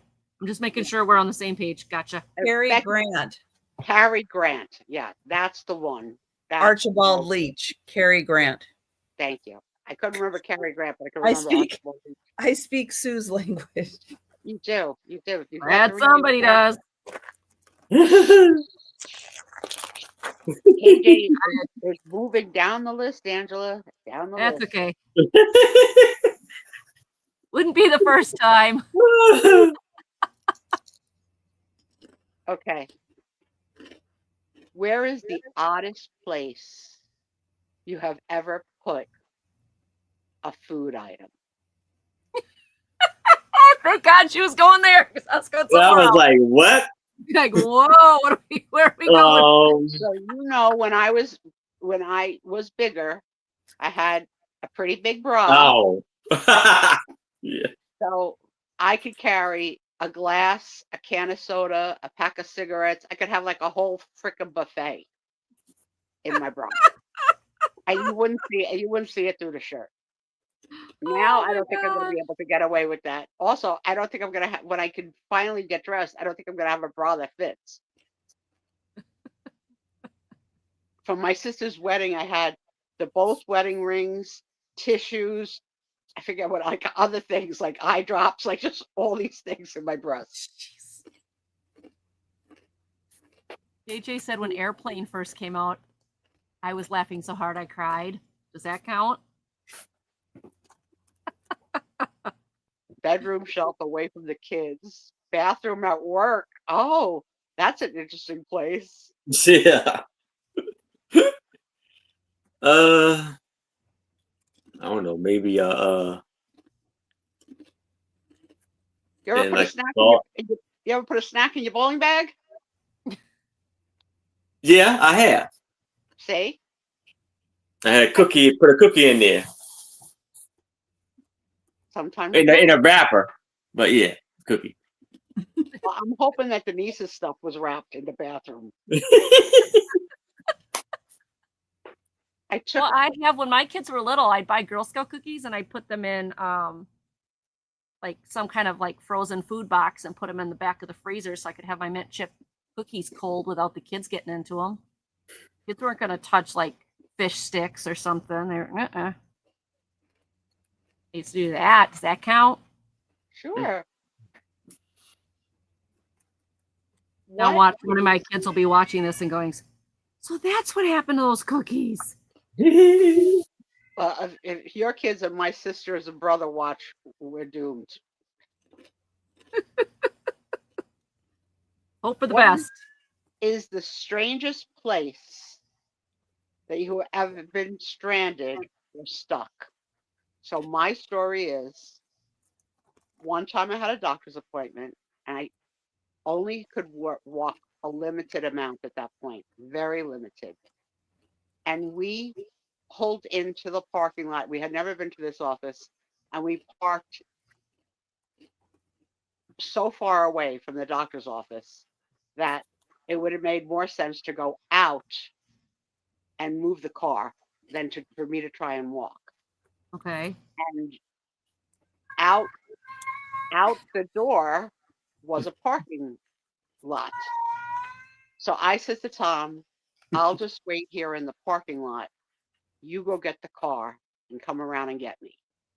What I didn't know was that it was a gated parking lot, and you have to have a key pass to open the gate. So when Tom came to get me, he was on one side of the parking lot behind the gate, and by this time I was on the ground because I couldn't. And then finally, a man came out. No, before that, I heard someone turn on their car from like their office. Like I heard a car turn on. I was like, great, I'm going to be saved. Someone's coming. And then it stopped. Like, I guess he didn't hurry. And when the guy came out and saw me on the floor, he went to go get a chair, lifted me up, put me in the chair. Then he took his car to open the gate to leave. And then Tom switched the car to come around to get me. And then the two of them lifted me to put me in the car. And then that's the day that I needed to pee so bad that I peed in the parking lot, and Tom wanted to divorce me. You got a choice. I'm either going to pee in the parking lot or I'm going to pee in your car. Pick quick. So that's my strangest story. I know it's hard to top because it was weird. Yeah. But you've been on an elevator, on an escalator. I wasn't an elevator. Okay, it was the way it went. The way it went is kind of weird. The kind of like a problem, because I remember at work with one of the buildings we go to to help this group, do what they need to do, moves and stuff like that. So they got another building. So me and this guy, he's a cool guy, but he's like very talkative, and I think he may have like ACAD or something like that. He's kind of real hyper, and he's just talking, and so the elevator. They said the elevator was having issues, and as we were going on it, he was like, I was like, we were talking about that. I hope we don't get stuck, and I was like, well, I never been stuck on I was bragging about like I never been stuck on an elevator. Yeah, we got stuck on the elevator. I jinxed myself. So I'm sitting there. We're sitting there. I'm like, everything's fine, no problem. I'll say about maybe 20 minutes, maybe 10, 20 minutes or something like that. So I'm just relaxed, whatever. Now, again, he talks a lot. He's quiet. He is quiet almost the whole time, right? At one time, we were talking a little bit, then he just stopped. Then all of a sudden, I hear, boxes. We can't see each other because like boxes are in the way. Then all of a sudden, I hear. I'm like, you all right? Yeah, I'm good. So then he opened up the door, and we get out and stuff like that. Yeah, you could tell he was getting upset and nervous or whatever. So we get back. He tells all of my coworkers, "Yeah, Aaron was scared in that elevator." I'm like, really? You're the one. I don't think I've ever gotten stuck anywhere. I mean, okay, traffic and stuff, but not anything dangerous. Right? I got stuck. Where? 2005. I think it was 2004. The blackout, the big East Coast blackout that. Oh yeah. All the states and everything. I had just arrived at JFK Airport like 15 minutes before the blackout. Oh no. So there I am at the airport, and there's a blackout. Oh, that's terrible. Yeah, so what do you do? That was at 4. That was like right before 4. It was like 3 something or just after 4 o'clock or something that had happened. My flight was supposed to take off at 7 or right before 7. And so I was there with a coworker, but his flight, he flew to Utah, and his flight was at another location. Cell towers, you couldn't get call because everybody was flooding the cell Right, tower. You couldn't right, get calls right, in and out. yeah. His flight was actually there, and they took off. My flight was not, because the plane couldn't land. So the plane Oh my couldn't land. gosh. So my Right. plane wasn't there. So I'm hanging out at the airport, as women do. A bunch of the women, us women, got together. We formed a group, go to the bathroom together, all the stuff that women do to protect themselves when you're in an icky situation. Yeah. And then somebody came over and said, there's a red eye to LA. West Coast people, get on the plane. And so we booked it to that plane. So I got the red eye to LA. We got there at 2 a.m. Oh. The airport people freaked, because they had no idea that most of the plane did not want to be in LA. We just wanted to get on the West Coast out of New York. Oh no. So they spent like 2 hours finding flights for us to go on in the morning. Gosh. So I ended up on an early morning flight to Salt Lake City. Then from Salt Lake City, I was able to get a flight to Seattle. So I had worked at the office from 8 a.m. until like 2 when we left for the airport to get down to the airport, because I was coming from Connecticut down to JFK. Wow. So by the time I got home, it was like 1 p.m. my time. So it took me like 24 hours to get home. I was going to say, did they expect you to be at work then the next day? I finally made it home. But yeah, that was like my ultimate. I got stuck. A nightmare. Yeah, I would have been completely freaking out by then. My stuck in the elevator story is a little unique. So Trisha knows this. It happened years ago. I was on a cruise ship, and I was able on my scooter to see everything and everything anywhere was scooter accessible. So the only way to get to the library was to go up a flight of steps, which I couldn't do, but they put in a mini elevator, like not a full-size elevator for a lot of people, like a mini elevator for like 1 or 2 people. Just like a lift? No, it was an elevator. Okay. But it was small. So I go in with my scooter, and the door sort of closes, but doesn't exactly close. And I go up a bit, and then it stops and starts to like make this crazy beep.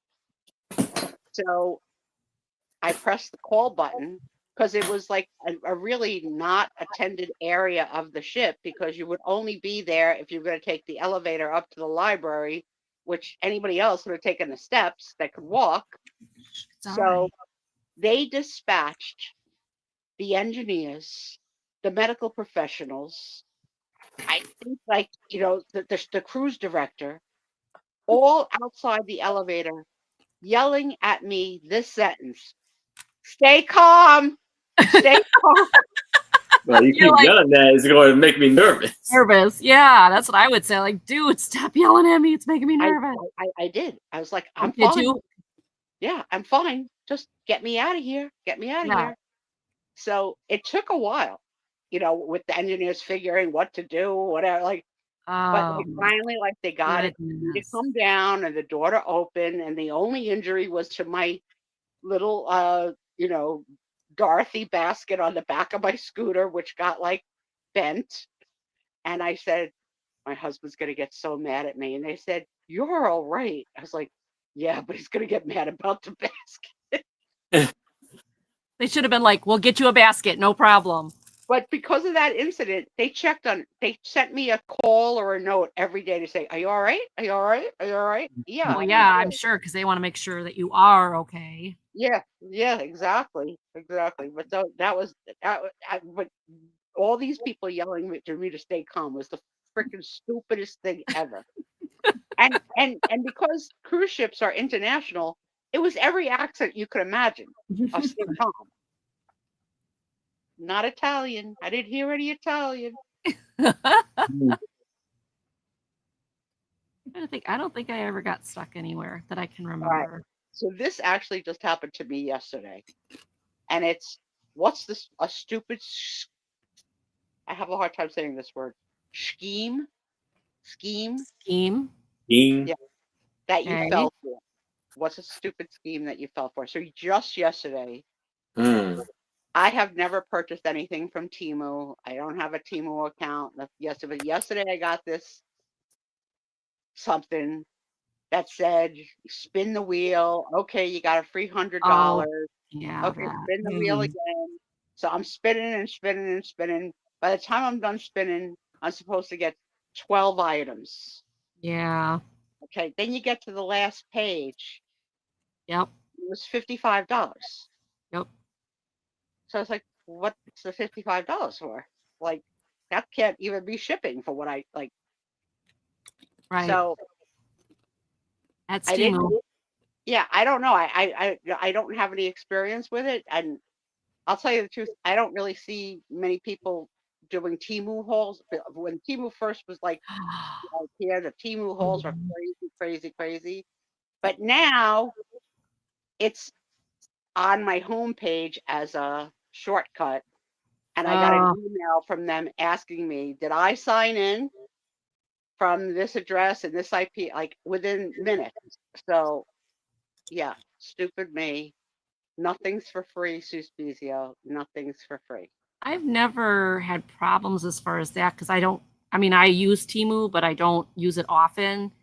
And I just ignore all that stuff because I know that stuff is all just crap anyway. I just whatever.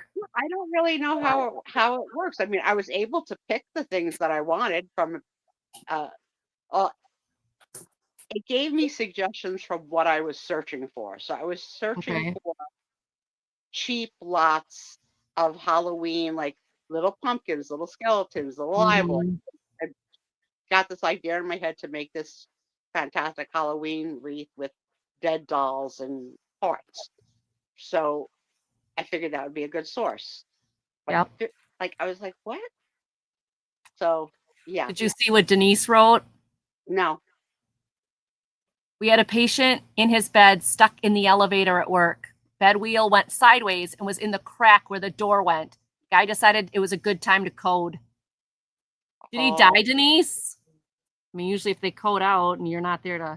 Oh, no. Oh, my gosh. Well, I was actually... all is well, Denise. I was thinking of Denise during Trisha's story, because when all the women went to the bathroom, wouldn't it have been nice if Denise had left you a little, dinner? So yeah, because at the airport, as word spread, Well, no, I mean, you imagine, 2001 had just happened a few years ago. Airport security was really tight. Then, they were checking everything, and they were one of the first people to go. There was no security whatsoever at the airport. Scary. None. No security. The food people had gone. All the airport, the people who worked for all the individual airlines. Yeah. They were gone. Everybody was gone from the airport except us passengers. What? I think they should have made a movie. Oh my gosh, I would have felt so uncomfortable. I mean, we were the only ones there. Yeah, should have been a movie. And then later, into a game about cannibalism. Luckily, I didn't have to stay there because the guy was saying, this was Thursday. Okay, this happened on a Thursday.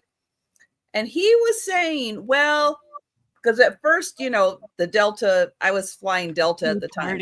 They were there and they're like, well, we might be able to get you on a plane on Sunday. It's like, I'm sorry, but I'm not living at the airport for the next 3 days. But you couldn't take a cab anywhere.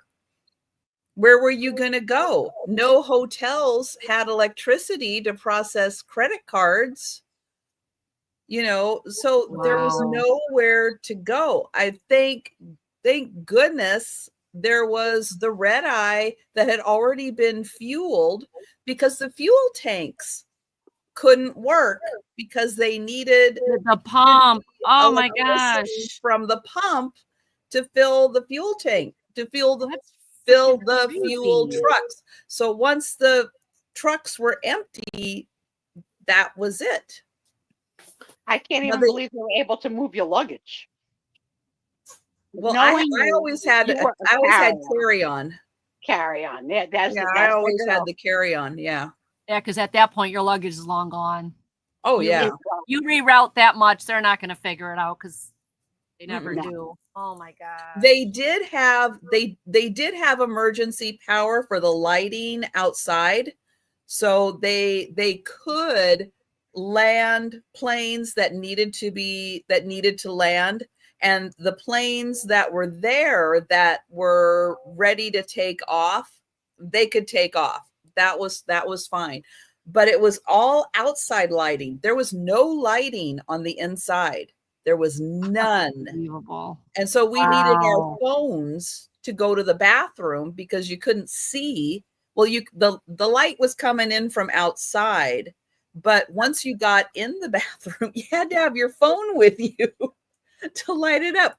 Well, we had flip phones. Oh yeah. Oh yeah, back then, yeah. You weren't getting much light. There was no flashlight mode. You weren't getting a whole lot of light. Gracious. And you had to be careful because what are you going to do? Run out your battery? How are you going to charge your phone? Yeah.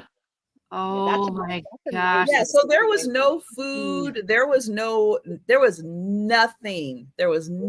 Everybody just hightailed it out of there, which I understand. They have families and homes and stuff that they had to get to. I get it. But maybe the police should have been there. Yeah, you think? Somebody should have been there. But it was like there was nothing in the airport. Anybody could have walked in. Anybody could have walked in or done anything at the airport. Crazy story. Yeah. That would freak me out. Yep. That would be traumatizing.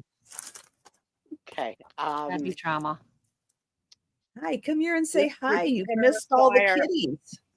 A little bit of thought, and I'll give my answer first to give you a chance to think about it. What's the dumbest thing that you said in school to a teacher or your class? So for me, as a sophomore in high school, what are you, 14 years old, maybe 15? Okay. I took radiation biology, and Mr. Barub was teaching. And he said, we were talking about maybe like uranium or whatever, something radioactive. Yeah, right, Lou. And he said it was even found in the stools. So I had this perplexed look on my face, like, in the stools. Like, to me, stools meant chairs.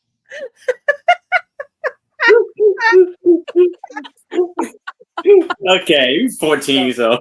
Yeah. Hey, I was 14 years old in an Italian household, okay? We weren't talking about stools. And we didn't have any stools. But that's what stool meant to be, like a bar stool. So he could see this, and he did not like any talking. So I whispered to my best friend, who was like my seat partner, and she looked at me like, don't talk. Like, like, we're going to get in trouble for talking. Don't talk. And he saw that interaction happen, and he asked me, "What's the matter, Miss Provatero?" And I said, "What does that mean?" He goes, "What?" I said, "Stool." He says, "Oh, feces." And I Still went, don't know. had no clue. No Oh freaking no. clue. No clue. And Oh my no. boyfriend, who was also in the class, turned around and yelled out SHIT, and I was mortified. So that has to go down as the dumbest thing that ever happened to me. A student, honor roll, merit society, but some words just were never in my house. Not Yeah. words that I ever heard. We didn't even my call it SHIT. God. My mother called it gaga. Okay, you gotta go make a gaga. Go make a gaga. That's it. I So wanted when he said to. gaga, I would have had no idea. I want to say the one. Look, this wasn't what I said, but this was what someone had asked me. This was around the time. This was Halloween at this time, and he asked me. He was like, "Have you ever seen a black skeleton?" I'm like, "No, of course not." Yeah, they always saw the white ones. I was like, "Oh God." God. Oh, mercy. That's so cute. Trouble. That is adorable. Do we get any answers? Anybody volunteer anything? Should I look? Let's see. I was hardly very quiet talked in in school. Huh? I never said anything in school. I was so quiet, yeah, for the most part. I didn't even. I rarely talked. Denise said, Mrs. Cook, a major B, you can fill in what a B is, was telling us all how worthless we were and kids in Japan were so much better. I stood up and confronted her. She was screaming at me to shut up. I was typically very quiet in school and everyone was shocked. It was like E.F. Hutton spoke. Wow. Good for you. Good for you to speak your mind when someone's saying such nonsense. Well, somebody's very dissatisfied with their job. That's for sure. That's for sure. Yes. Just really thinks very highly of Japan. I'm trying to think of what I said some stupid things, but I don't really think in school to teachers or anything. I never got sent to the principal's office or anything like that. I never got in trouble that I can think of. Okay, well, this when I was real young. I did plenty in grammar school. This is what, like, I remember this. I was in first grade or something like this. Be nice to each other. So I'm young, very young. So for some reason I thought my ring finger, not the ring finger, the what is it? Oh, that's your ring finger. Ring finger. Yeah. My ring finger, I thought was the middle finger, so I thought it was the bad finger.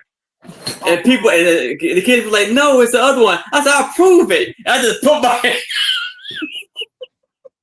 And then the teacher came in there, "What are you doing?"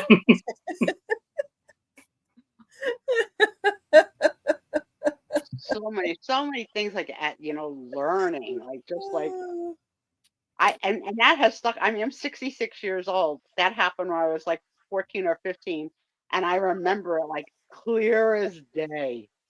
Clear as day.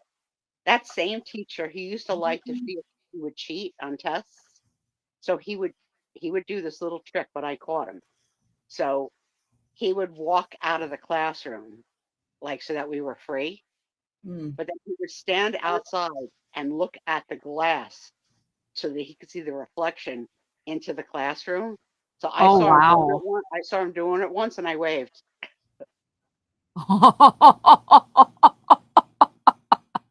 Denise got kicked off the bus. The Oh my naughtiest thing I ever did, I did in 7th grade, and this was so naughty. I unzipped my teacher's dress. What? Wow. Yeah. Why? What were you doing? What? I just wanted to laugh. Oh my gosh, Sue. And back then, you're thinking like, the 60s, it's the early 70s, dresses didn't have that big long zipper in the back, like those shift dresses. I mean, I got in so much trouble for that. And that was one and only time my parents got called to school. And this is terrible, but the teacher and the principal sat my parents down. My mother had no idea what was going on and didn't understand. Like, my mother thought I helped her, like I zipped her dress, not unzipped her dress. My father understood what I did. And Oh no. there was a very smart girl in the class, like brilliant smart. Let's just say her name was Alice Cooper, which it wasn't. The teacher said to my father, "I'd rather have 10 Alice Coopers than one Sue Provatero." Oh wow. Well, so much trouble. But that's it. Then once I got a steady boyfriend, then the antics stopped. I didn't have a steady boyfriend until 8th grade. 7th grade, I just had like boys I kissed and stuff, and short-term romances, like 1 and 2 weeks. But by 8th grade, 1 to 2 weeks. yeah, like in 7th grade, 1 or 2 weeks, you go out, go out with friends. But by 8th grade, the kid I went out with in 8th grade, I went out with for 4 years. I went out through all through junior year. Wow. Okay. So he stuck. But yeah, so that was that. All right, I am out of those types of questions. It is 12:34. I will give the room this option: bed, or a couple of a new type of question, which is sort of like a would you rather, but it's an either or. And we could start this new game next week if you like, and call it a night, or we could do a couple if you like.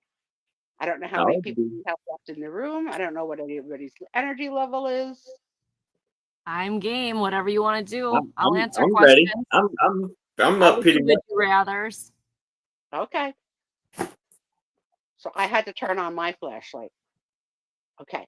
It's either or. So the first choice is, okay, you could only speak in a high-pitched helium voice for an entire year, or you can only speak in a whisper for an entire year. Well, my husband would probably say I'll be speaking a whisper already. Yeah, I want the helium voice. I got a lot to say. I'll take the helium voice. I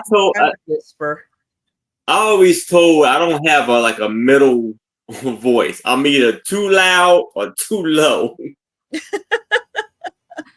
I'm sure my husband won't vote for me whisper because I talk too much. But I would go with the high-pitched voice because then we won't give your husband a vote. Goody. Right. Okay, then it's going to be high-pitched voice because I wish Tom would only speak in a whisper. If I could have that trade-off. Yeah, but I would do the high-pitched voice just because I've got so much things to do. I'd rather be able to talk, even if it's annoying. I could hear Tom. I already can get annoying. 2 or 3 rooms away, I could hear him. Well, I talk to Tom, can never hear me. Never hear me. Tom. Then I call him on the phone, and then he gets mad. Why are you calling me on my phone? Because you don't hear me. No vote. No vote. Nope. That's, I think, what I would go with. Put the vote away. Okay, the light. Would you rather skydive from a high altitude plane? No. Or explore the ocean floor in a submarine? I'll do that one. Ooh. I'll do the ocean. I've done the submarine and it's great. So I would do that again. I would do that in a heartbeat because I'd love to see what's down there. I'll say the submarine. I'm not going to the Titanic. I draw the line there. I did a submarine. The last submarine that went to the Titanic did not go so well. Did not make it. I'm not doing it. I don't really think Denise is going to skydive. Al, you can't say neither. Nope, you have to pick one. They make me pick one, Lou. You got to pick one too. They always make me pick one. But I have no problem. I would definitely go with the ocean. Yeah. Becky's gonna go with me. Awesome, Becky. Let's go look at the fishies, the colored fishies and the animals down there. Yeah, I did that submarine tour at one of the islands. It was phenomenal. Like, yeah, I want to do that. Took my breath away. It might have made me cry. There's a whole nother world down there that we don't even realize. I mean, Denise is going to skydive over a lake so that if her parachute doesn't open, she'll become her own submarine.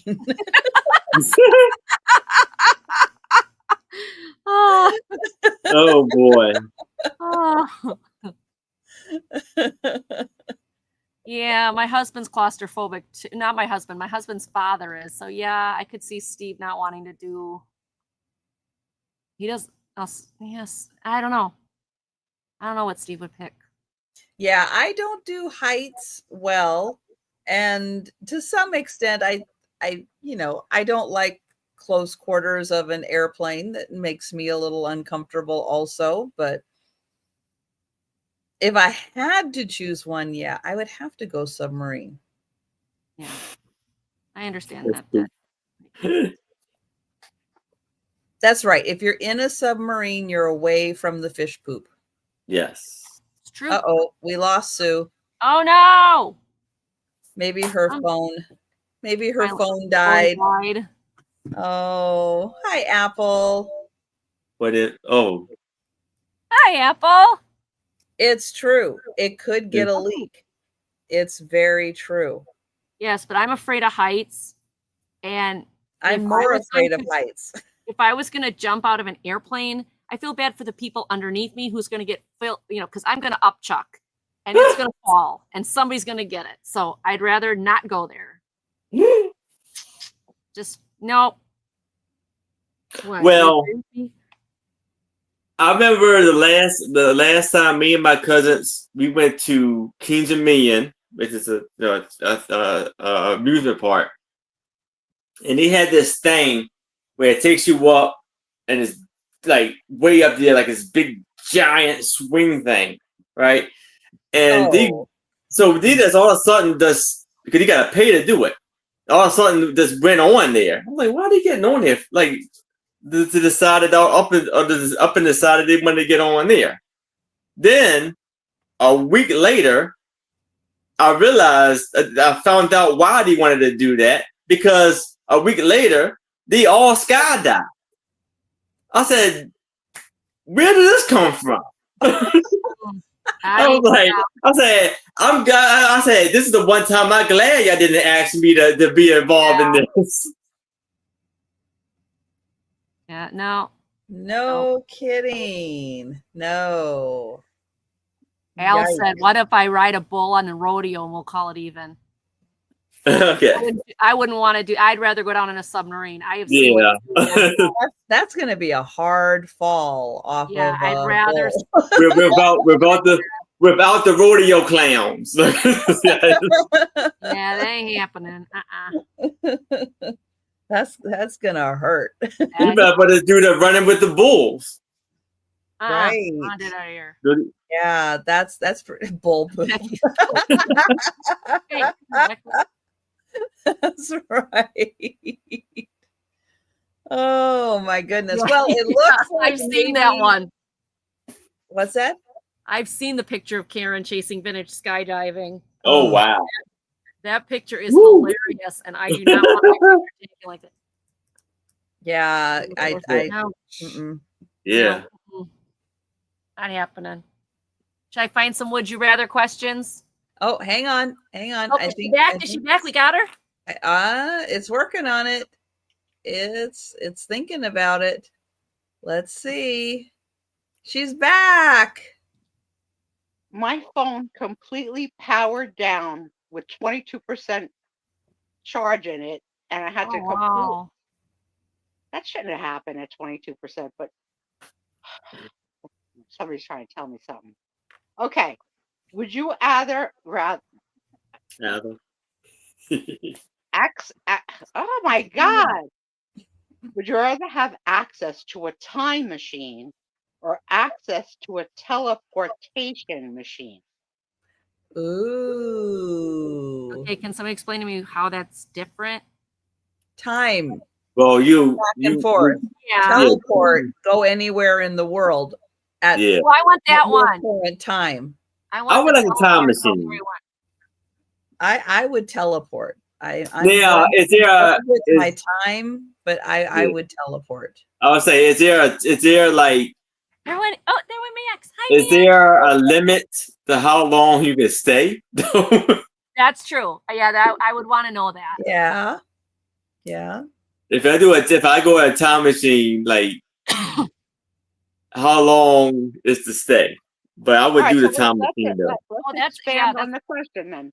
So let's say you Ooh, answered I yes like to that both. one. What if you answered yes to both? Then, and you could only be there for an hour, okay? Where would you go for an hour? Or for the other question, when in time would you go? Or like, where would you go? I know what year I'd go. 1574. I am a Queen Elizabeth. Renaissance. Oh, because I want to see what it's really like. I don't think it was that glamorous though. Oh, no. I don't think it was that glamorous. No, it was not. That's the thing. In I the would words- want to. in the words Because of it's my only for an dear- hour, you guys. It's only for an hour. Yeah, but in the words of my dearly departed Mother Maria, you'd have to make gaga on a porta potty. That was like a bucket with all Yeah. that dress material. No. Oh Not yeah. You guys, it's not that bad. Lift the dress up. Unless It goes you're able underneath to hold and it in you for sit, an Get hour. it done. You lift the dress up. Okay. 2000. Are you a noble woman or Well, not? I would have to be. I have to have service. I don't think you get to choose in a time machine. That's it. Well, then there'd be that'd be hard. That would be difficult. That would be difficult. So I guess time machine. I'd go back to the 1500s. Or maybe I'd go back to the time of Jesus. I got several questions for him. Okay, 2,000 years ago, maybe. I might be have able a to get whole his bunch of phone questions number. for that man. I might be able to get his As phone as number. a woman, I'm not sure you would have the access to him that you might want. Okay. Oh, I'd find a guy then and say, "Hey, can you ask him? Because I need some answers." Mm. But then, as far as I don't teleporting, think a guy's going to listen to you. I'd He's figure going to be something like, out. "Hey, lady." I'd figure something out. Oh, I Apple really wants wanna to go to go. Studio 54. Yeah, thinking about it. Apple. Apple. Now, can you transport? That was fun. Now- Apple's too young. I got to go there. It was fun. What is it? Now, if you It was the disco of all discos in New York City, and Ah, okay. you had to stand on line outside oh yeah, and be chosen to get in. It Oh, wasn't first come first served, and it was filled with stars. You know, like oh, okay. Got it was it. crazy. And all kinds of other things you would Yeah, not want access lot to. of Yeah. illegal substances for sure. I did not partake in. I just went to dance. I only got in once, but it was Hey, you fun. got in. Kitty, Yeah. pressing the buttons. I had on leather pants. But they were probably they might have been pleather, but in my mind, I'm remembering them as leather. And I wore long lined black gloves with jewelry on the outside of the ring and the bracelet, and my hair in a very high side pony with metallic things running through my hair, so that when I would flip my head, it was crazy. It was crazy. It was so much fun. I don't know.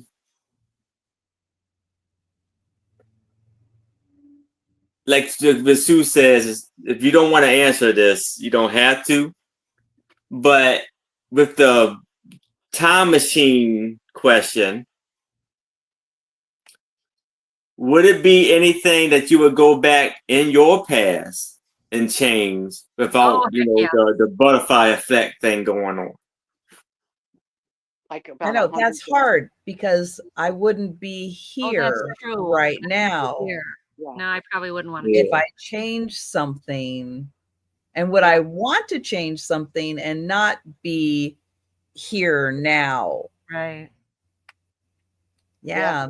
That is a very tough question to answer. What was that? That was Yeah. a show. Was that Quantum Leap? Yes. Or you go back in time. Yeah. Yeah, and change history. Mm-hmm.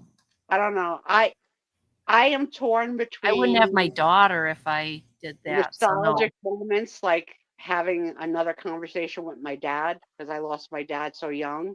Like Mm-hmm.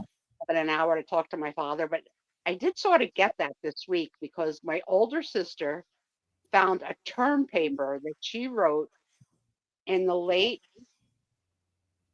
70s for, Oh, wow. for college, where she interviewed my father. And Oh, the interview was about Just his stop choice playing with my mouse. to continue to be a smoker, knowing that it was killing him and knowing that his family would be left without him. And how, like, so it was really interesting to read it because it was in a Q&A, like interviewee, interviewer. She didn't identify herself as his daughter in the paper, but I could definitely hear my father saying those things because my father could not stop smoking. Couldn't do it. Just, Wow. and he died at 62. Very young. Lung cancer, lung removed, like just so. Yeah, I think that's the one thing I'd like to have a conversation with my father as an adult, like because I was a kid when he died, Yeah. And I'd also like to relive a couple of really special moments, like my first kiss with my boyfriend of 4 years. Not the kisses in 7th grade, but the first kiss with my boyfriend of 4 years, like how I have it romanticized in my head. But there are so many things I would want to go back and tell people off. Like I had the nerve to just say, like, no, be a Denise and say that's just wrong. Mm-hmm.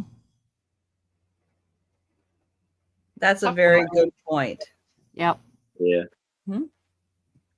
Oh, that's true, Lou. That's a good question. Okay, you get kisses. Stop. Okay, we'll do a couple more. We'll go. It's 12:50. We'll go till just before 1 o'clock so that everybody can do their shows and we can be off by 1. Okay. All right. Okay.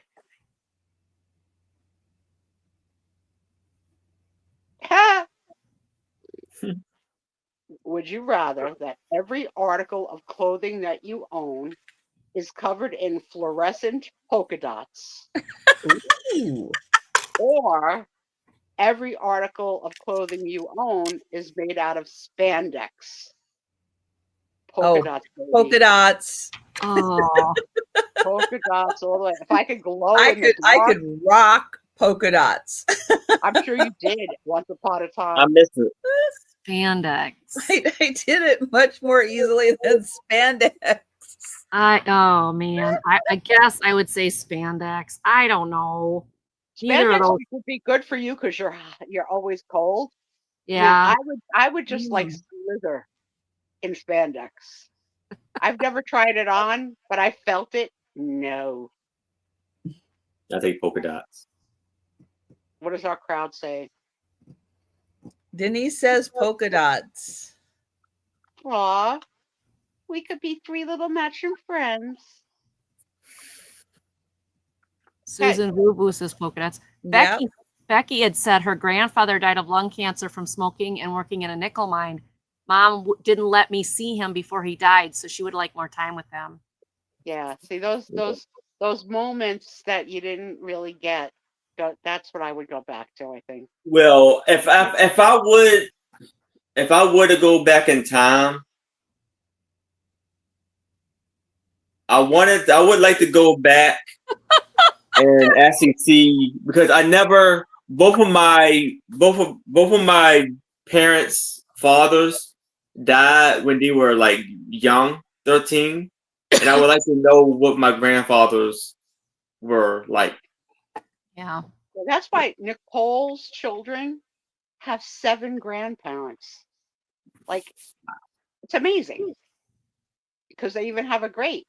They have one great. She's 90 something now, but like they Wow. know her, and they'll have pictures with her and stuff. But I think it's so great. Hi. Let me take a question away from the either or, because I was going to ask this before and I forgot. Would you ever, or have you ever, or has anyone ever tattooed a name on your body, or have your name tattooed on someone else's body? No, So I don't have any tattoos. No. I would never have a name tattooed on my body. No.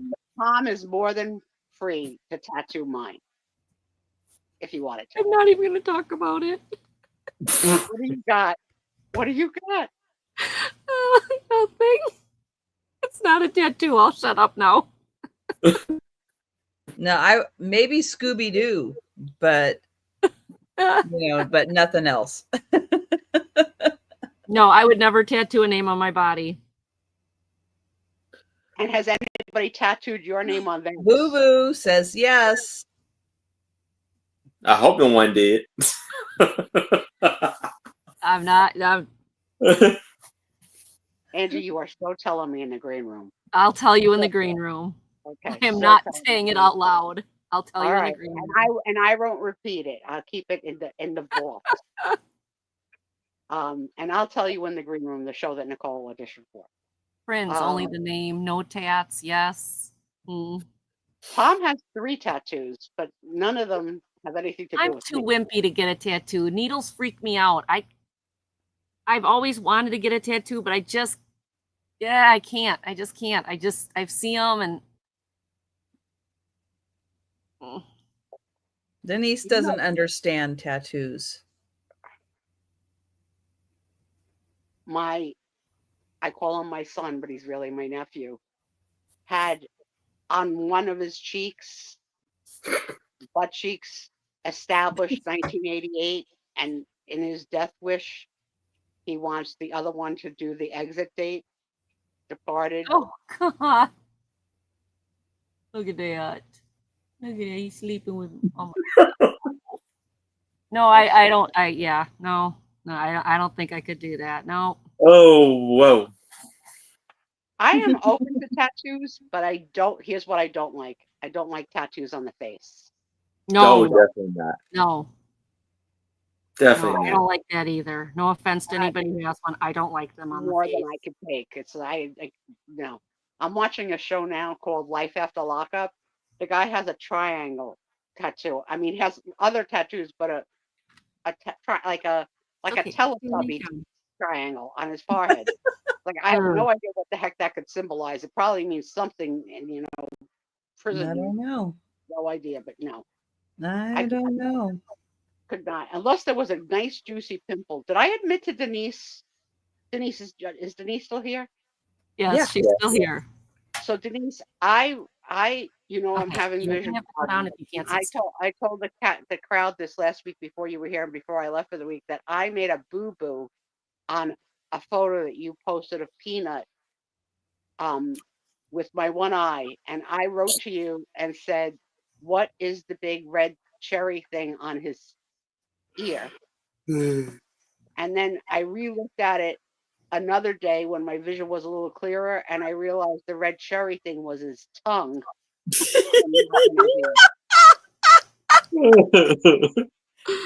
Oh my gosh.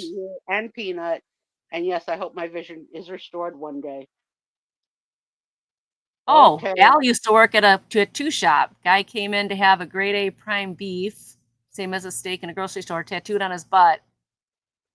I looked right at my boss and I said, I'm not shaving his. Oh yeah, right. Yeah, you have to do that, right? No, my cousin married a guy who had on his toes, one foot said coming and the other foot said going. Like, that's not even that funny. Like, it's not like, for a whole lifetime. A whole lifetime. Every time you put on socks, You gotta you're look cracking now. yourself up with that joke. It's not even that funny. No, yeah, that's not. Oh, are you sleeping now? Okay, you go sleep. All right. This one is going to be tough for this crowd, but I think I know most of your answers. Would you rather be in a room full of giant puppies or giant kittens? Kittens. You are in a room full of giant kittens. Kittens, kittens, kittens. What do you mean giant? I don't know. That's how the question was written. So let's take the word giant out and just say a room full of puppies and a room full of kittens. Well, yeah, I would have more kittens. If you're gonna be giant, more kittens because they're a little bit. I'll probably say they're a little bit more gentle. Okay, I'm gonna surprise people. I'm gonna say puppies, mostly because kittens and claws. Oh yeah. Little baby kittens do not understand claws, and man, you get chewed up with kittens. Everybody's saying puppies in the chat. Go with puppies. On my bucket list of one day going to a cat cafe, I have got to do it. I am so envious as they crawl all over Angie on every show, and when Joe comes to visit, and you get to have kisses. My rat bee. But no, I could never be with a room full of dogs. I'd be scared to death. I'm afraid of almost every dog. There's a video of like this little boy, and when I'm saying attack, it's not really being attacked, but it's like there's a whole bunch of puppies, and they're just like jumping all over him and like literally knocking him down because there's so many. Right, this is the last question before we say our good nights. You are always free to ask us any question while the gang is telling us where they're going to be over the next couple of days. So the last question of the night tonight is, would you rather hear colors or taste colors? Well, how do you do all that? I'll say taste, because I want to know what purple tastes like. I thought I say taste it, but how do you even hear colors? No more than you can taste them, Aaron. She's just. I don't want to taste it. Nope. Brown will be. Well, I can't even take. If Tom, I don't understand how it's voluntary. That how would you taste a color? You can't eat it. But how would you hear it? Would you hear it all the time? Would it be nonstop? Could you ever stop hearing color? Probably not. What happens when you see a rainbow? Do you freak out? I don't know. I already have ringing in my ear. I don't need more sounds making noise in my head. Remember that song in the 60s or 70s, Ball of Confusion? Mm-hmm. Yeah. All right, that was my last question for this week. And again, Al thinks all colors taste like tuna. Yeah. Oh, look at Sue's face. Someone's in trouble. I can see that, Al. That would be a problem. That would be like everything tastes like chicken, right? That would be a problem. Yeah. Yeah, I don't think you're going to taste the rainbow. Even the cat's crying. What if green tastes like grass? Yeah. Or brown tastes like something else. Exactly. No, I'm not tasting it. I'd rather hear it. Yeah. I could see a problem with that. Okay, so we're gonna play this again next week. We have a lot of cards left. All right. Let's be on this subject. I just want to ask a question because this is on my mind. Trish, what is it about licorice that is appealing to you? Black licorice? Yeah. Oh, yeah. There's something about the taste. I do absolutely love the taste of black licorice. And it's something that gets like right in, like sour. You know how sour is like right in your jaw. You can like feel the sour right in your jaw when you eat something like a, like a Sour Patch Kid, you can feel the sour. Black licorice, you can feel the black licorice. I love that. I love it. I don't know how to describe why I like the taste of it. I just like the taste of it. And then when I found out that phone down. When you go to like Finland, they salt it. So you have salted black licorice. Maybe tasty. Oh, it is so good. Oh, sounds yummy. It's a little harder. It's not chewy like ours. It's more of like a sucking kind of licorice because it's really hard, but it's really, really good. Always with somewhat the jelly beans. The yellow jelly beans always taste like pledge to me.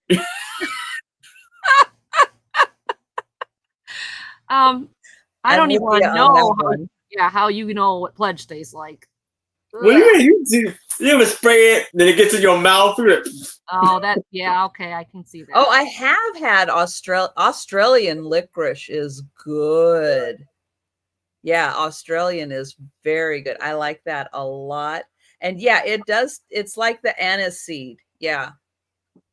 Yeah, there's something about it. But no, you're right. The yellow does taste like pledge. And you don't even have to, it's like once you spray pledge, you smell it and the taste gets in your mouth. Yeah. Yeah. Yeah, I'm figuring that the colors are not going to be tasty. They're going to be disgusting.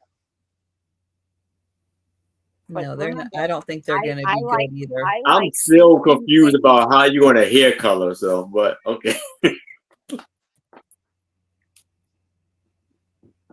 I don't know. I don't understand that either. But I guess that's the point of the question, right? It's a conversation starter. That's right. That's right. And there's plenty more where this came from.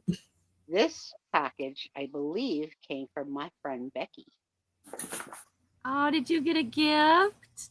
A while ago. So this one is the one that we finished tonight. These are the questions. This box is done because there were only limited questions that I could sort of change enough to be tolerable. But did you enjoy reading the other questions that you couldn't ask us? I couldn't imagine a situation where I'd feel comfortable with anybody. Like it's gross. It's like really like it's like confessing all your dirty laundry and no, some secrets. I mean, I wish that I have not told a couple of secrets that I have told in my life to people that I no longer talk to. You know what I mean? Yeah. That's a life lesson learned. Me too. Those secrets are still there, and that person or persons still know. And no, I keep it close to the vest. Assume the worst. It's gonna get out. Yeah. So nobody tell my sisters and brother what I said. Okay. Cross my heart. Yes. Gotcha. We're on it. We're good. We're good.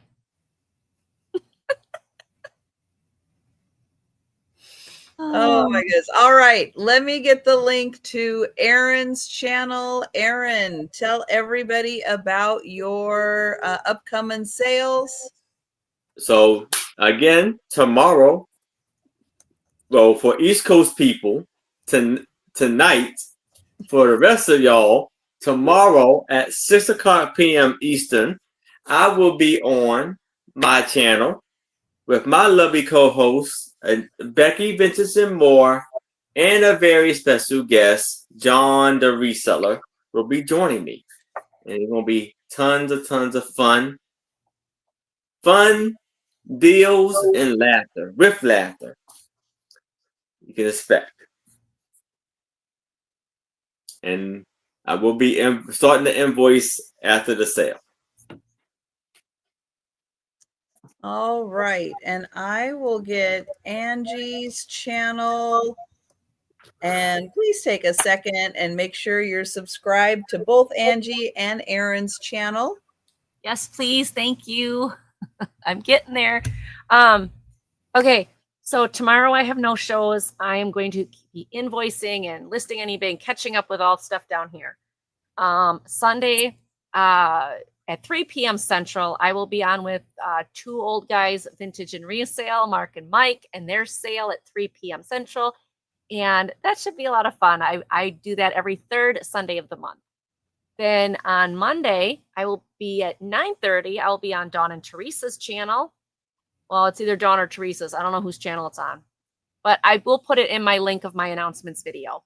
And then every Monday, 5:30 Central on Monday Market on my channel, I have a special guest. This coming Monday at 5:30 Central is going to be John the Reseller.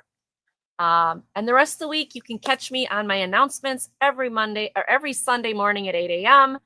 to find out what the rest of the week is going to be like. So if you have not given Trisha a thumbs up before this show ends, go give her a thumbs up. Share her out. Let people know she's here. And thank you, Trisha, for always letting me come and hang out with you because I always have so much fun here. Yes. Probably get in trouble a little bit too, but that's all good. It's all good. Just a little. Oh. Just a little. Let's see. Well, thank you guys always for being here. I appreciate it. I will be back Saturday night, 10 p.m. Eastern, late night, with Denise's Magical Emporium, Karen Chasen Vintage, and Southern Siren Vintage Gina. It is going to be a hootenanny. So stop by. It's going to be a lot of fun. And then Sunday, I won't be on YouTube, but I will be back Monday for the lunchtime sale and Monday evening with... I haven't got a clue. I think Kim. I think next week is the week of Kim. Kim from Oh My Vintage. Cool. That's neat, Voo Voo. I know what I want. I've wanted it since I was probably 20. So I've wanted this tattoo, but I've watched my friend get tattoos and I can't mentally get over the fact that because I'm not a needle person. I think about the needle and then I can't do it. But you're not going to see it. Well, my best friend told me, she says, not to worry. She'll just get me hammered. So I won't be like, I'm like, thanks. How easy would that be? To get hammered. Well, 2 drinks and I'm hammered. So yeah. I don't think so. That's not always a good thing either. No. Yeah, our tattoo shops have like, don't come in drunk. Like, you're not getting a tattoo. Trust me, I wouldn't anyway. I don't drink that much. It's just she's so determined to get this tattoo on me, and I'm just like, it's gonna hurt. It's gonna hurt. She's like, oh, good God, grow up. Okay. So hard. Everybody have a great weekend. Erin and I will see you tomorrow. And thank you. Thanks, everybody. Good night. Good night.